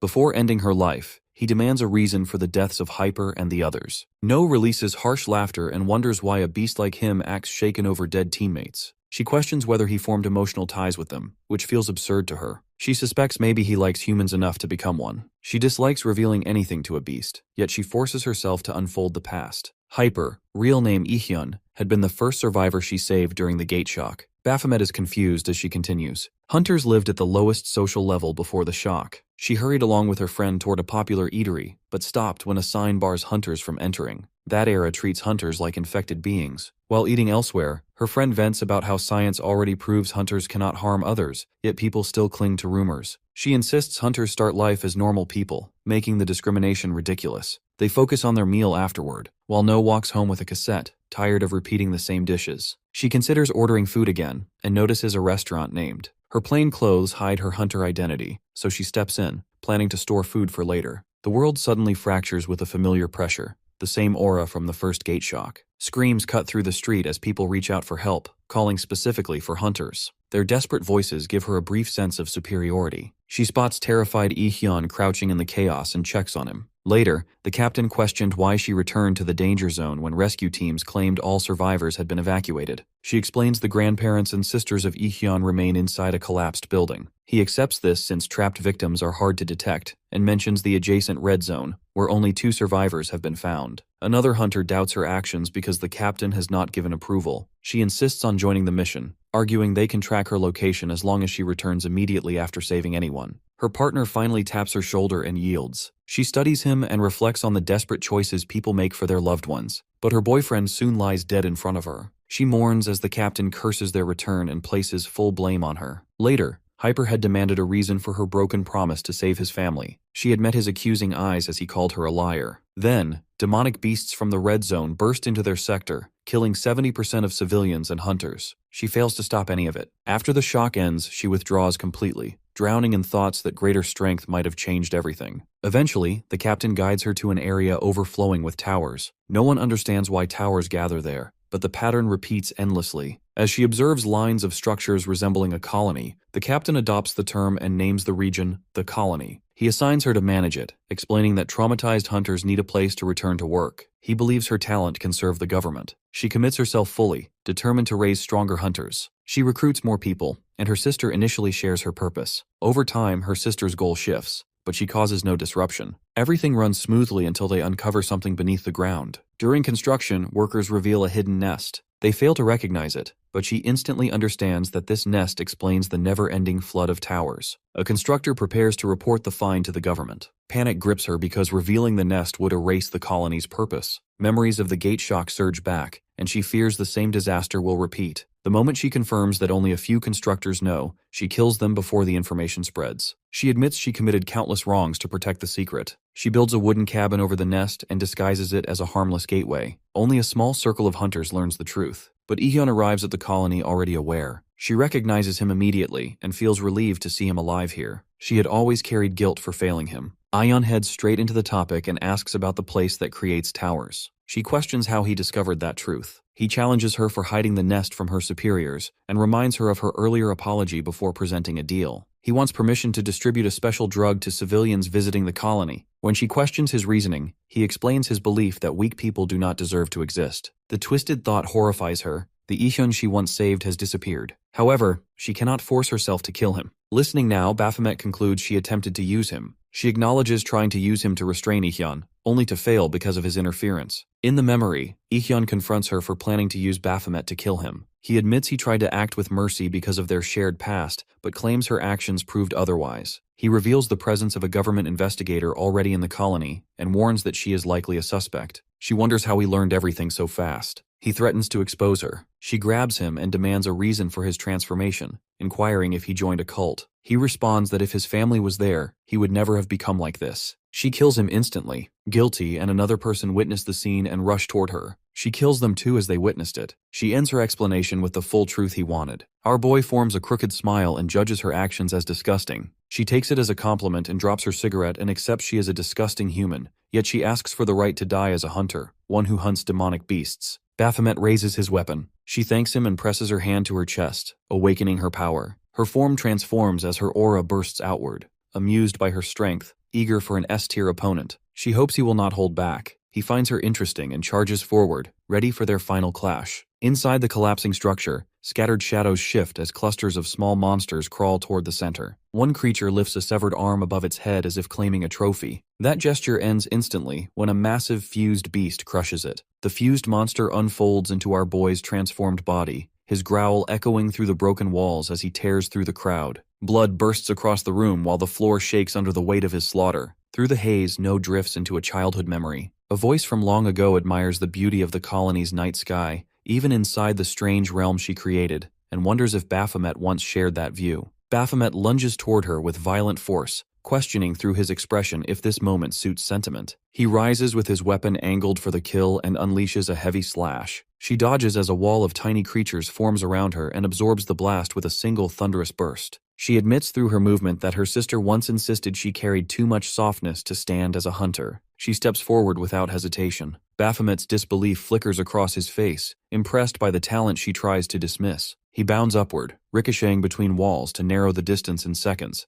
then drives a strike toward her. She knocks it aside and counters with a blow to his face. In the exchange, he shears off one of her horns. He comes at her again with greater force. Their clash triggers a blast that slices deep cuts across her hands. He charges once more, and her attempt to block only earns her another gash. A ruthless slash tears across her chest, followed by another across her face. His blades sweep from every direction until she stumbles back and crashes to the ground. He lands in front of her fallen form and leaps again with his weapon raised for the final cut. Mid-fall, he notices the shift. A massive combined creature forms between them, summoned as her last barrier. He hurls a wide slash toward it. A hand bursts out from inside the creature, meeting his blade with a shock that rattles the room. The creature twists unnaturally before standing tall. Its mouth splits open, lined with layered teeth, and it hurls itself at Baphomet. He responds with a slice that tears across its back. He then drives forward with a storm of blows, yet each wound closes as fast as he creates it. He cuts off its head, then slices the body apart again and again. Both pieces reform after every hit. He pushes deeper into the assault and releases another strike just as No materializes in front of him. The fused creature appears above his head with its mouth stretched open, teeth reaching downward. Baphomet lifts his hand and blasts it away with a concentrated burst that cracks the ground and ceiling at once. He leaps upward and carves through the air with multiple rapid strikes aimed at its body.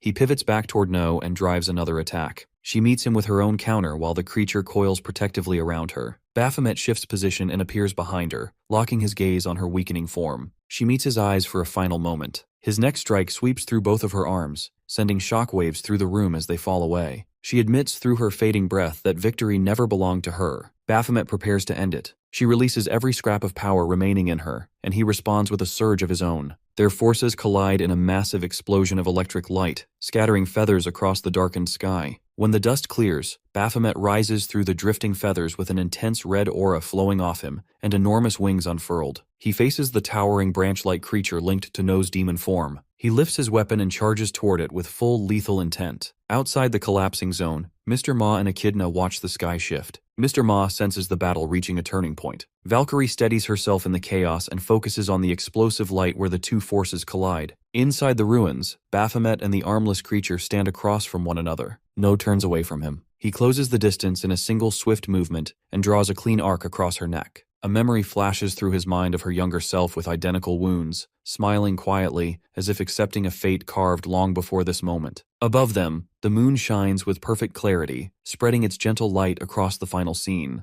The interrogation begins without delay. The official demands identities, and Baphomet answers. Griffin answers the next demand, stating that he carries A-tier status and entered the colony because team leader Seong Eun-ma approved him. The records expose a discrepancy when Echidna's case appears. The system shows no trace of her invitation, so the official presses her. Echidna grows annoyed and reminds them that she already explained to Ma that she slipped in through the same hidden path she once used to escape. She demands to know how long they intend to keep her confined when she has urgent work waiting. Focus shifts to Valkyrie, and they mention her role as a mentor, and ask if she sensed unusual behavior among the A-tier mentors. Laughter escapes her before she forms her reply. Attention moves sharply to Ma. They order him to recount every incident inside the colony, especially the one involving No. Ma reminds them that his full report already covers everything. They admit reading it but insist gaps remain. The report notes No's elimination, yet the autopsy clears Ma as the killer. Ma points out that he also recorded that the killer remains unidentified. The official insists that only Ma, Valkyrie, and Echidna possess the power to eliminate someone of No's level, yet none of their signatures match the wounds. Someone else must have been present. Ma agrees with the conclusion but states he has no answers. Impatience erupts from the official, who orders him to uncover the truth. Ma repeats that he doesn't know, and asks what they expect him to fabricate. He reminds Mr. Song that upper command sent him there under direct orders, and everyone in the system understands how those orders work. Song attempts to calm the room, explaining the interrogation is routine. Ma fires back that Song raised the tension first by shouting at him. Ma then explains that the fortification program activated and sealed everyone inside the colony. Echidna breaks in, addressing the earlier question. She bypassed the main route and used an old sewage tunnel that even the colony administration overlooked. That same tunnel allowed their escape,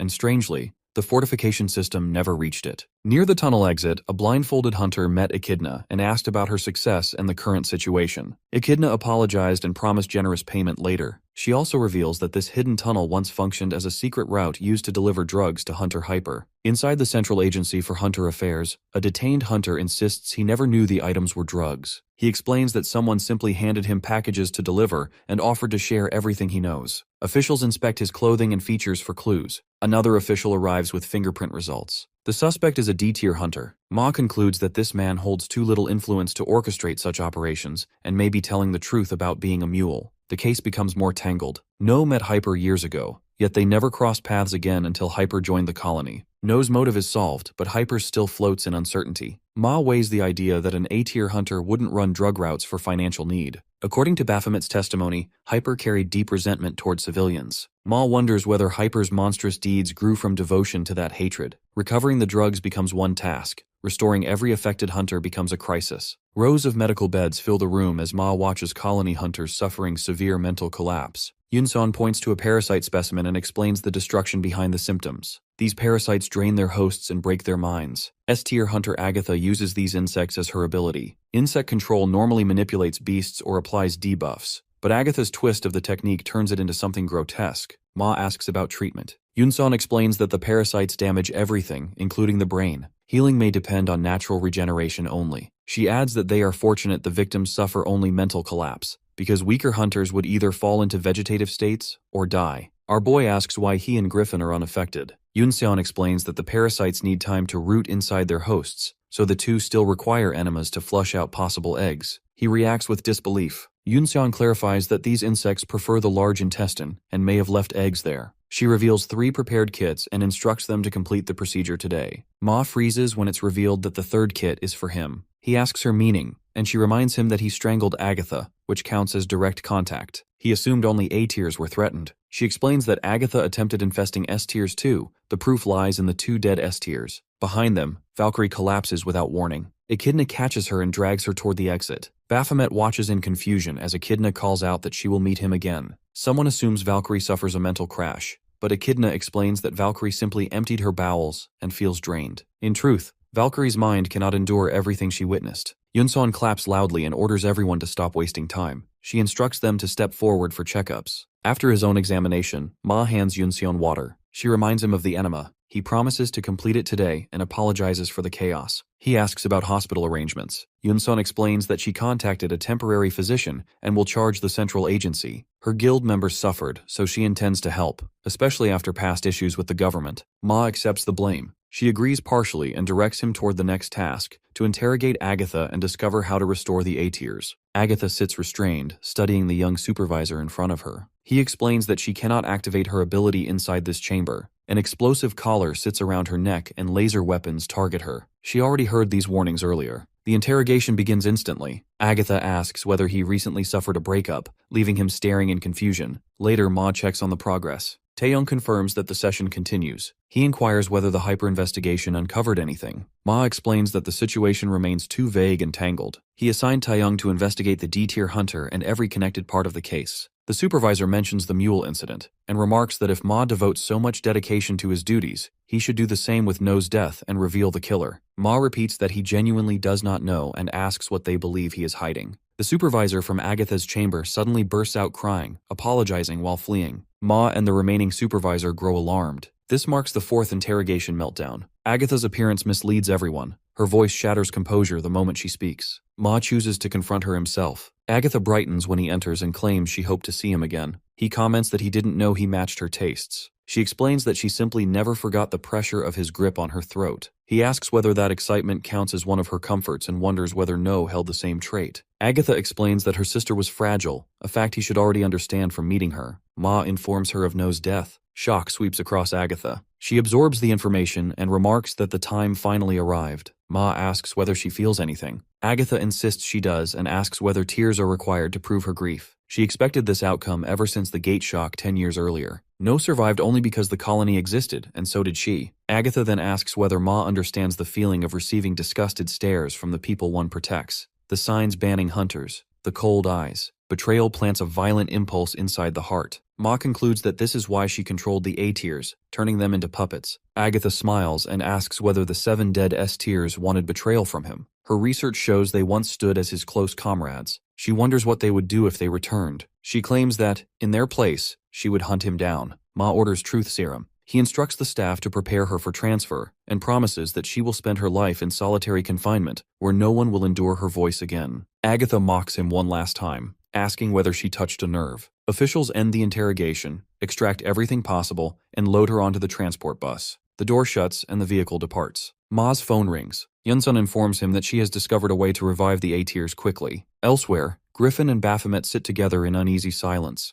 They consider the possibility of meeting again and notice Ma's absence. One prepares to ask about Ma's whereabouts when a sudden noise makes someone tremble. He vanishes instantly, leaving behind only a card. Griffin picks it up and studies it. In another office, a worker prepares the files Ma requested for the daytime hunters. She confirms completion. The subordinate asks her to include everything, even minor details for the investigation. She continues, until she freezes, realizing the photo has changed. It looked normal earlier, yet the system now records that this person died inside a dungeon 2 years ago. Somewhere else, a hunter scratches his head, thanking someone and promising not to forget Hyper's sacrifice. A mark rises under his skin, the same mark Hyper planted on Baphomet. His expression grows fanatical as he declares that the weak deserve death. An explosion erupts inside the building. Ma keeps drifting back to Agatha's question about the 7 S-tier hunters who once fought at his side. Her threat to hunt him down if they ever return presses against his thoughts. He forms his own answer, believing that if his death brings them back, then they can come for him whenever they wish. His phone rings and cuts through the memory. Taeyong's urgent voice reports that the D-tier hunter isn't D-tier at all. He used a disguise and is actually a terrorist. The news hits Ma instantly. Inside the washroom, Baphomet senses the building tremble. Cracks spread along the walls. Outside, the disguised terrorist stands over unconscious workers and admires the destruction. When he turns, Baphomet steps out and challenges him about the fallen staff in agency uniforms. The terrorist recognizes him as one of the hunters who escaped the colony. He mocks Baphomet's nerve for confronting him here and prepares something special for an A-tier. His form shifts into Raven and he charges. Baphomet spots the Raven mask and erupts with anger. He rushes forward, slices off the terrorist's arm, and throws it aside. He makes it clear he cannot tolerate anyone wearing that face in front of him. A violent shock shakes the building. Employees run toward the source. Griffin stands frozen. Ma appears and demands an update.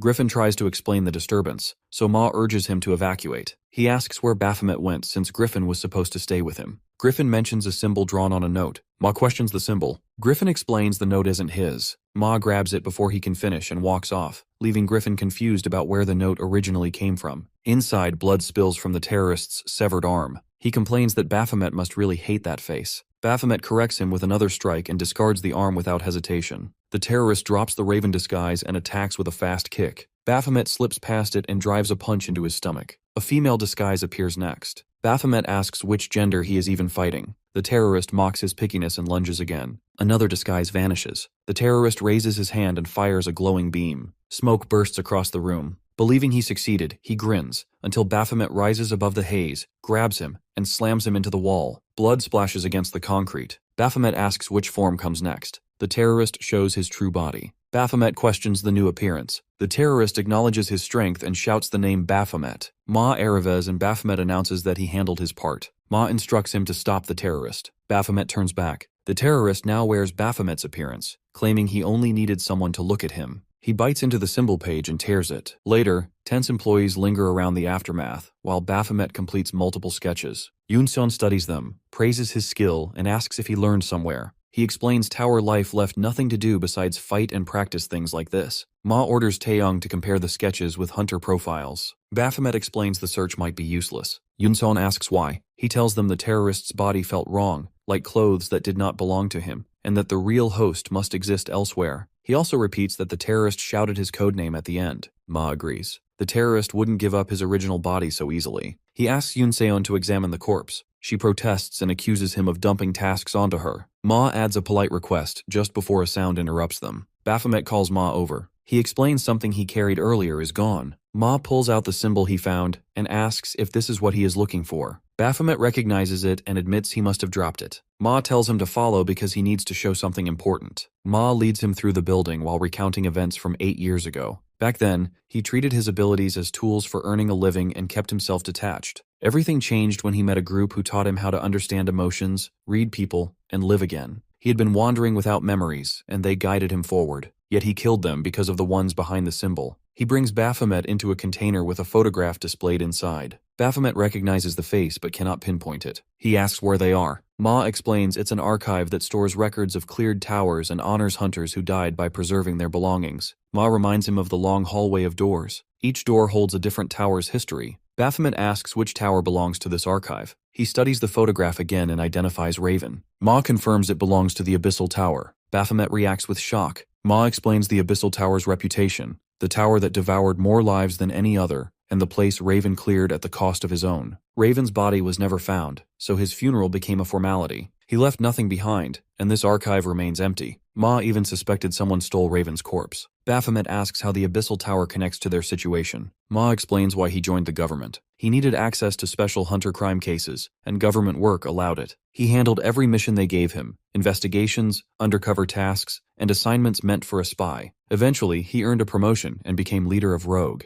a guild built to eliminate criminal hunters. Tower work never mixed with his role until the Abyssal Tower appeared. Unlike normal towers open to all, this one accepted only hunters with specific conditions. Those who qualified felt chosen. They felt proud. They didn't know they were walking into a slaughterhouse. Baphomet asks what he means. Ma reveals that every hunter who entered that tower was under Rogue investigation. The truth hits Baphomet hard. Ma finishes with the final point. Every hunter recorded in this archive was a criminal, and every hunter Baphomet killed inside the Abyssal Tower deserved to die. Not only this, his shock depends when Ma reveals that World Union has discovered the true purpose behind the gate's creation and the existence of demonic beasts. But what truly astonishes him is Ma's revelation that the physical structure of both humans and beasts is the same, except for their hearts. Ma adds that this information is not suitable for the public for obvious reasons. However, he also makes him realize how similar humans and demonic beasts actually are. Unlike demonic beasts, which kill humans on instinct, hunters have the choice to commit crimes. That's why he has been seeking such criminals, but Baphomet in the Abyssal Tower has unknowingly been doing the same. Baphomet is taken aback to realize that Ma knows his identity. Ma confirms it, explaining that Finesse has already revealed it to him. Ma's conversation shifts to the system spirit, who also told him that Baphomet is the fulfiller of his desires. Now, reflecting on her words and on his surveillance of our boy, he concludes that it can't be a coincidence that they met and that Baphomet was given the clue to the criminal organization he is after. Ma then seriously reveals that his goal is to wipe out the organization,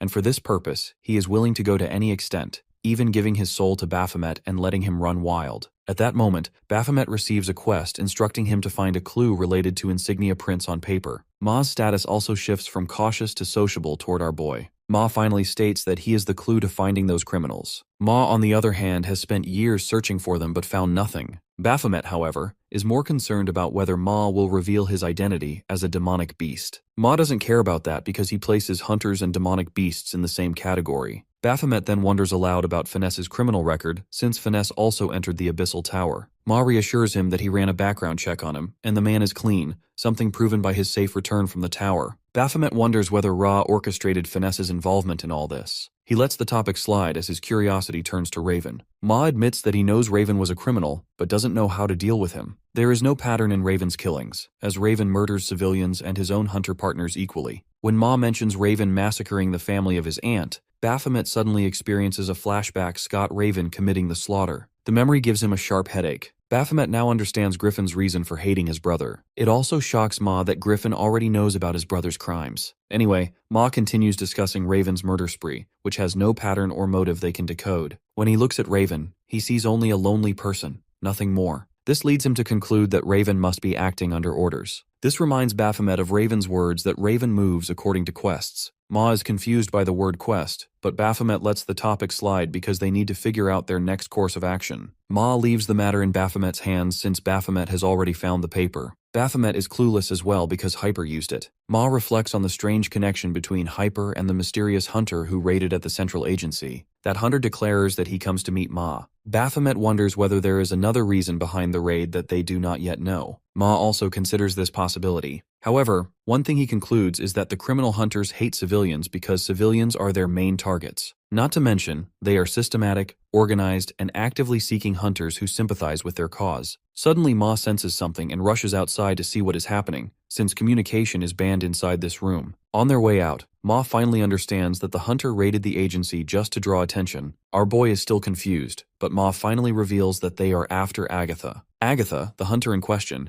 has been captured by the organization because she too hates ordinary people. Her tendencies and abilities make her valuable to them. Someone tries to touch her, but even with her body bound, she pushes them away. After a while, she opens her eyes at the sound of someone apologizing for the rough handling. Agatha sees two hooded figures in front of her and demands to know their identities. One of them answers that they are people who despise useless civilians, people who are completely worthless. Their motive is to eliminate them all. He wants her to join their cause while revealing the same insignia Baphomet is searching for. The moment she sees the insignia, her expression twists into something evil. She becomes excited and ready to begin the killing spree. Meanwhile, with our boy, Ma is preparing to deal with the situation while leaving him behind. Baphomet wonders aloud whether he can really trust himself. After all, he is a demonic beast who can go on a rampage at any time. Ma already knows this, so he has taken precautions in advance. In the end, he reveals that even if those cautious measures fail to stop Baphomet, he himself will stop him, because he knows Baphomet wants to fight him. Without waiting for an answer, Ma gives a soft smile and is about to leave when Valkyrie stops him. Valkyrie is drowning in regret for killing Nen and wants to get arrested for her crime. Ma understands that she did what was necessary in that moment, but she remains adamant that using the cursed Venatus skill, one that requires a sacrifice from the user, makes her a murderer because Nen's life was the price paid. Baphomet looks at her condition and consoles her in his own way. Nen obviously knows what she is trying to do when she fights her. Her tantrum can make Nen's death meaningless. Valkyrie first protests against the accusations, then slowly falls silent. She reflects on her regret, wondering if maybe Nen was right about wanting to maintain the colony. If so, her actions may have killed a better future. Ma also agrees that the colony helped hunters improve their power. To strengthen her willpower, he mentions a recent incident in which an old woman wanted to visit the colony because it was once her hometown,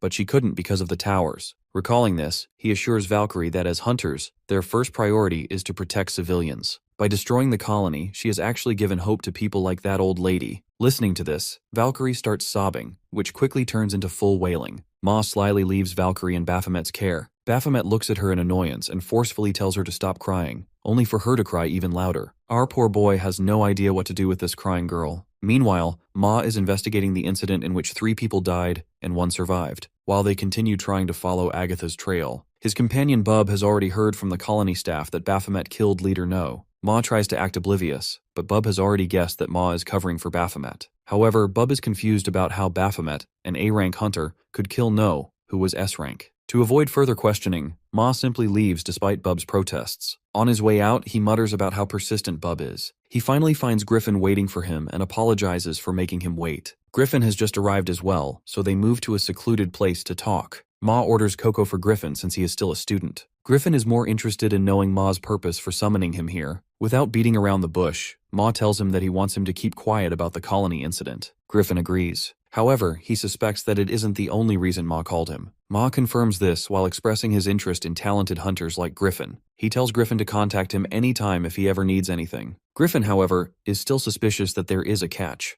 To clear Ma's confusion, he reveals that he knows Baphomet is the real reason Ma recommended he go to the colony. He adds that he is confident in his skills and believes he could reach S-class even without the colony, but he went there anyway to seek constant combat. But now he realizes that Ma wanted him to face Baphomet. Ma continues to act confused in response to Griffin's accusations. Griffin eventually lets the topic slide since he doesn't fully know Ma's true intentions anyway, but he still thanks him for suggesting the colony because he learned a lot there. With that, he leaves. The moment Griffin steps away, Ma starts sweating for real. Griffin is incredibly perceptive, especially for a middle schooler. Ma wonders if it's some kind of hunter instinct. Whatever the case, Ma's intention is clear. He knows Baphomet is growing stronger, so he wants Griffin prepared to fight him if things ever go south. In other words, Griffin is his insurance, and he wants him stronger even than Raven himself. Meanwhile, our boy is staring at his screen with an annoyed expression. He doesn't understand Ra's intention in wanting him to develop affection for humans. Until now, he has only been killing criminals during his time in the tower. He wonders what Ra's true purpose is in using him. Anyway, the screen shows people he already knows or has had some kind of relationship with. Even Beelzebub's face appears. When he clicks on his picture, he gets a list of information he already knows. However, Beelzebub's status toward him is marked as cautious, which really irritates him. There is even an option to view more for additional details. He realizes this screen will show information about the people he knows. His eyes catch Reaper's face, and all he wants is to click on her photo. He becomes too fidgety to do it.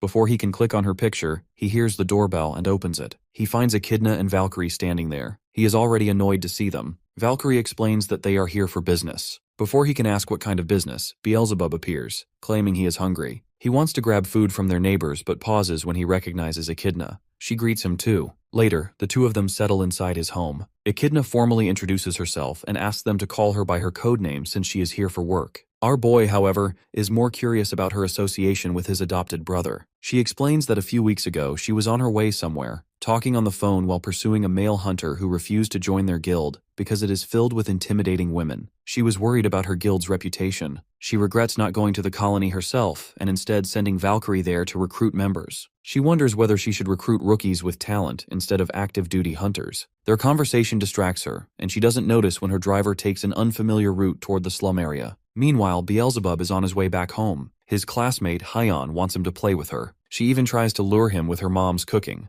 But Beelzebub wants to go to the neighborhood barbecue party, so he uses a flying jump to get away from her. She tries to mimic him but is about to fall. Panicking, he uses his wind magic to save her. The girl is already seeing stars because of him. Meanwhile, Echidna is delighted to discover such a gem in Beelzebub. She wants to recruit him, so she asks about his parents. Beelzebub tells her about Baphomet, who is currently in the colony. The moment she learns that Baphomet is his brother and that he is in the colony, she immediately realizes why Valkyrie insisted on going there. Now she completes her explanation. Baphomet is not happy with Beelzebub for using magic in public. Echidna, however, gets straight to the point that she wants to sponsor Beelzebub for the Hunter Training School. She explains that the age restriction was already lifted by the government after the Gate Shock 10 years ago. This school specializes in training hunters, enrolling children at an early age. She offers to sponsor him fully on the condition that Beelzebub will join her guild after becoming a hunter. She exclaims that Beelzebub has the potential to become an archmage. Well, he actually is an archmage, but Echidna doesn't need to know that. Baphomet is unimpressed by her offer, claiming her compensation for Beelzebub's service is insufficient. He reminds her of the incident when she tried to squeeze millions from him for pulling some blonde hair. Echidna immediately realizes he is still holding a grudge. Baphomet now has leverage over her and refuses to give permission for her to enroll Beelzebub under his guardianship.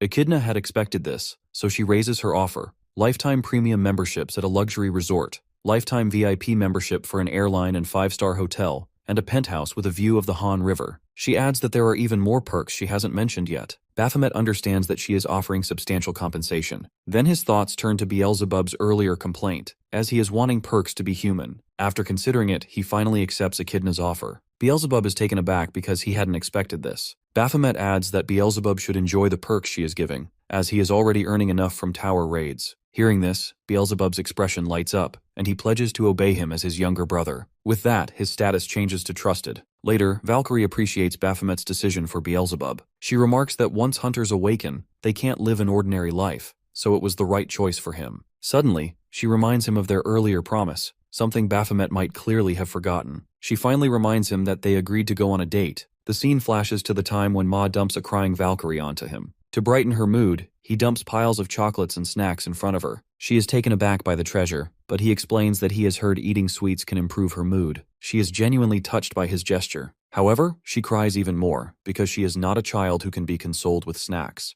Taking advantage of the situation, she suggests he go on a date with her to help improve her mood. Now, in the present at noon, when they agree to meet, he waits for Valkyrie, but she is nowhere in sight. Suddenly, everyone spots her form emerging as she looks around for our boy. She apologizes for her tardiness, saying she is busy with something. In reality, she is occupied pondering about what to wear to impress him. In order to amend her tardiness, she insists on paying for the meal. He agrees, obviously. She has already reserved a table at a famous hotel with a 5-star chef serving the meal, but he points instead to an ordinary restaurant where he wants to eat. Then they settle in the restaurant and start eating. Most of the time, Valkyrie watches him instead of eating her own meal. She notices his preference for the meat, then becomes baffled when she sees him ordering 4 more servings. After lunch, she ends up with a bill of 250,000 won, which proves just how much our boy eats. At that, Baphomet decides to call it a day, since he assumes all people do on a date is eat. She is shocked to hear this, and assumes he must be making fun of her. Instead, our dude is completely serious. When she asks further, and learns that he has never gone on a date or been in a relationship, she is totally flustered with disbelief. Her imagination goes wild, picturing our hero as a nerd who somehow turns out quite handsome in the end. She squeals with delight when she realizes that she would be his first in every way, including the chance to be his first girlfriend. Our boy is totally clueless as he watches her get excited all by herself. When he finally addresses her, she turns to him and corrects him to call her Juri Lee, her real name, while she calls him by his real name too. Because right now they are on a date, not on hunting business. Later, they first visit the aquarium. Then they go to the shooting range. Valkyrie takes a shot first, then offers him his turn. This time, his expression becomes genuinely excited as he hits his target perfectly. However, when they finish, the staff inform them that their policy does not allow giving prizes to hunters. Not wanting to disappoint them, they give the couple keychains instead,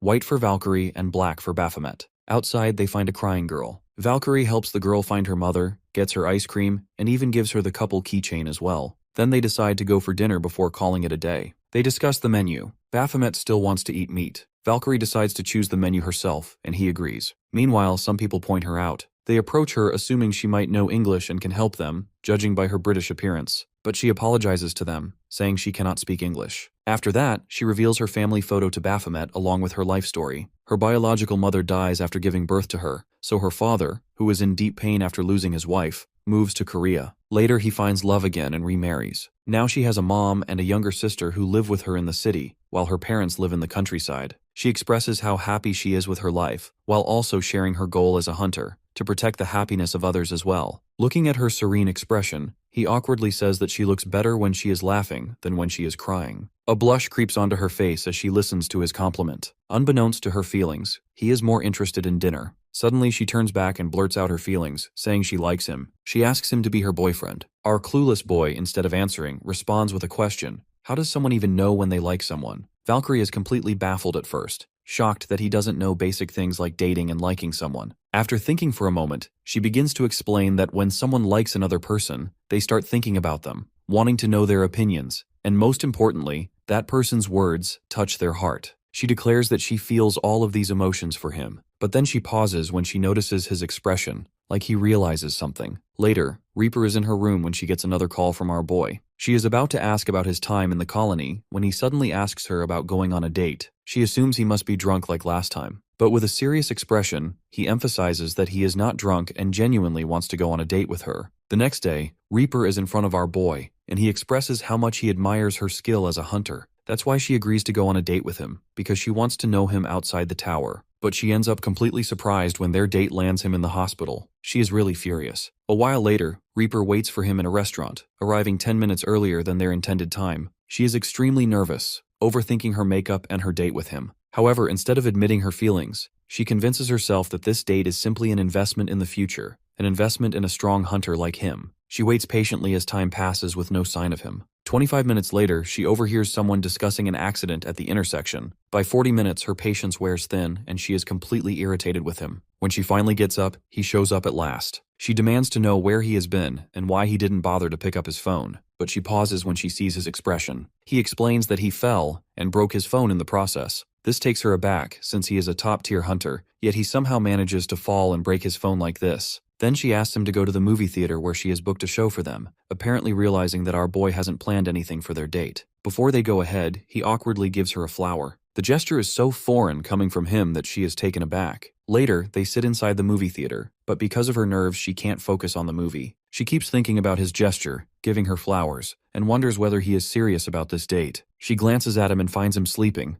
Her expression softens, because this is exactly the kind of thing she expects from him. But then she notices blood trickling from his temple. Now in the present, in the hospital, she learns that he actually gets into accidents with vehicles 3 times. Not to mention that the 3rd time he crashes into a truck. He would be dead meat if he were an ordinary person. Baphomet, however, is more interested in continuing their date. She is reluctant and wants him to rest. He, on the other hand, is more interested in confirming his feelings for her. Their conversation is interrupted by a very angry man, who turns out to be Reaper's uncle. He hears about her current location from his assistant, and as soon as he sees Baphomet, he assumes he must be her boyfriend. Later, when they settle down, it becomes clear that her uncle has come prepared with full homework on our boy. However, he exclaims that Baphomet's qualifications are not enough for him to be worthy of her boyfriend. He even assumes that she stayed with Baphomet last night when she didn't come home. She tries to explain that she was at her hideout. Eventually, with an excuse and help from his assistant, he sends Reaper away from the scene. Now that she is not there, he offers our boy a sum of money to stay away from his niece. Though the situation is cliché, Baphomet explains that they are not in a relationship.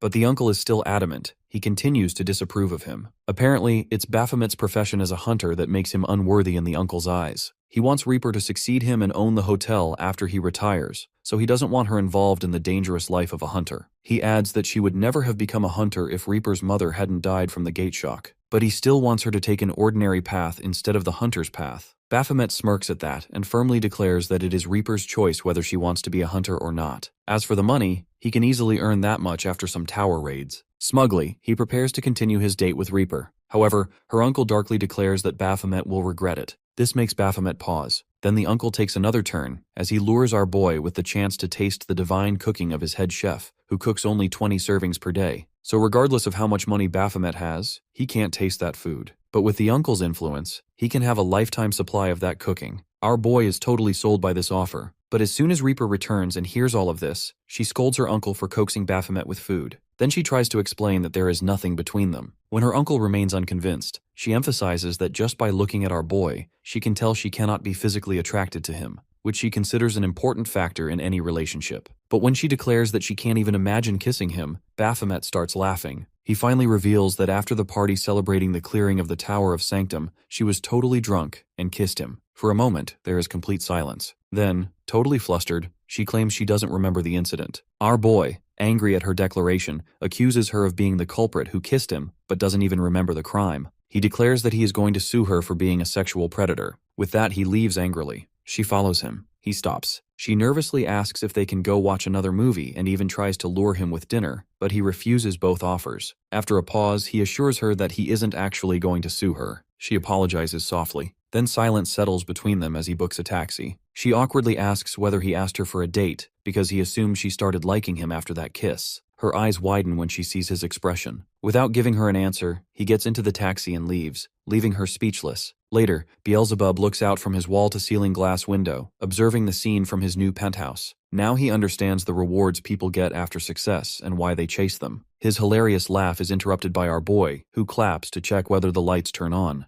Seeing his irritated expression, Beelzebub starts how he is going to vent his anger on him just because he gets ditched. Our boy's expression darkens even more. Beelzebub comments on how someone like him could fall in love with mere humans. He furiously denies it, insisting his feeling is just curiosity, but Beelzebub doesn't buy it. Suddenly, our boy raises a question. How does he know he gets ditched? Beelzebub shamelessly reveals that he tagged a familiar on him, but he was so in love that he didn't notice his surroundings. Beelzebub even knows about him getting hit by a car while pondering whether to buy flowers for Reaper. He taunts him, saying he is turning into a human, which our boy protests weakly. Uncaring of his emotion, he warns Baphomet about getting involved with a human, because one day he might revert to his old self. Suddenly he asks for the time. When Baphomet tells him, he immediately orders him to get up, saying they are going to eat a meal at Grandma's home. Baphomet is not convinced about going to the slums just to eat. Beelzebub emphasizes that they need to eat at home. Baphomet is taken aback because he thought Beelzebub was planning to live in the penthouse. Later, he is with Yunseon, who is checking his arm. It is in better condition.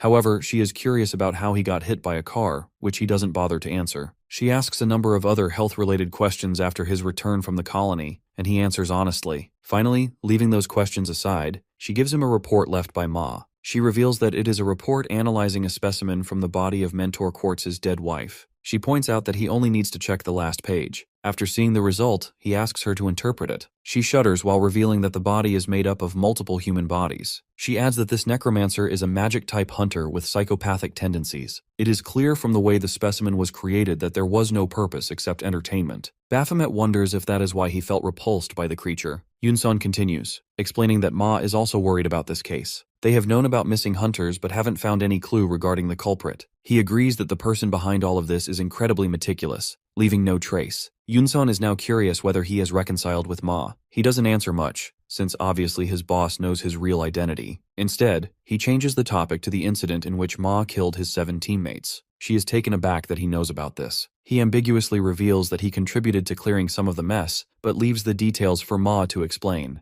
Yunseon can't really believe that Ma would share something like this with Baphomet. Her thoughts are interrupted by a kid running away from a shot. The male nurse Jang catches the kid. She introduces him to our boy. Jang greets him with a happy smile. A nurse calls for Yunseon, and she leaves, bidding farewell to our boy. Left alone with Yang, he awkwardly prepares to leave when Jiang steps closer into his personal space, commenting on his male beauty. He adds that he must be famous with women because of how handsome he is. Seeing Jiang's sparkling eyes, our dude is taken aback. Jiang also adds that he must be famous with the boys as well. Outside, he has no clue about the shine in Jiang's eyes. He contemplates his words. At that moment, he remembers Valkyrie's confession to him and tries to shove the thought away, reminding himself that he doesn't become human for relationships. Then he recalls Beelzebub's comment about him being in love. He reminds himself that humans are just toys. Reaper's image comes to mind, how she accused him that he assumes she liked him after that kiss. Not to mention, at the exact same moment, two girls are discussing how, when they are nice to guys, the boys start assuming they like them. Baphomet's aura darkens, which eventually scares the girls off. A little while later, he sees a couple being lovey-dovey with each other. He storms between them forcefully. Not only that, he notices couples everywhere. Even the cats are in love. His mood worsens as he sees more and more of them. Finally, he decides to find a solution to lift his spirits.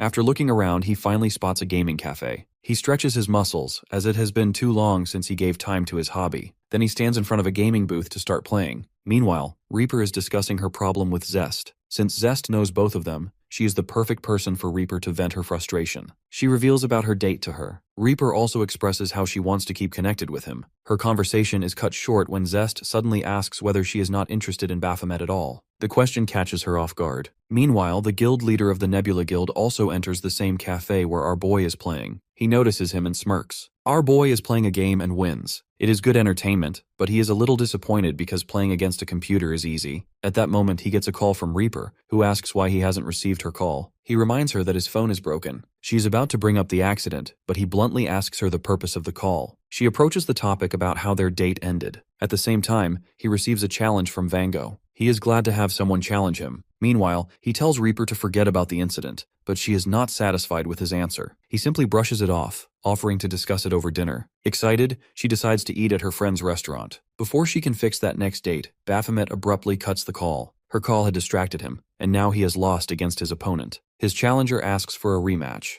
and this time he immediately accepts. This time, his opponent beats him relentlessly, which angers him greatly. Dumping the game, he decides to confront his opponent in person. As soon as he spots the boy, he immediately recognizes him as a hunter. Vango confesses that he has also heard many things from his brother, especially about his temper. He happily introduces himself as Vango, guildmaster of the Nebula Guild.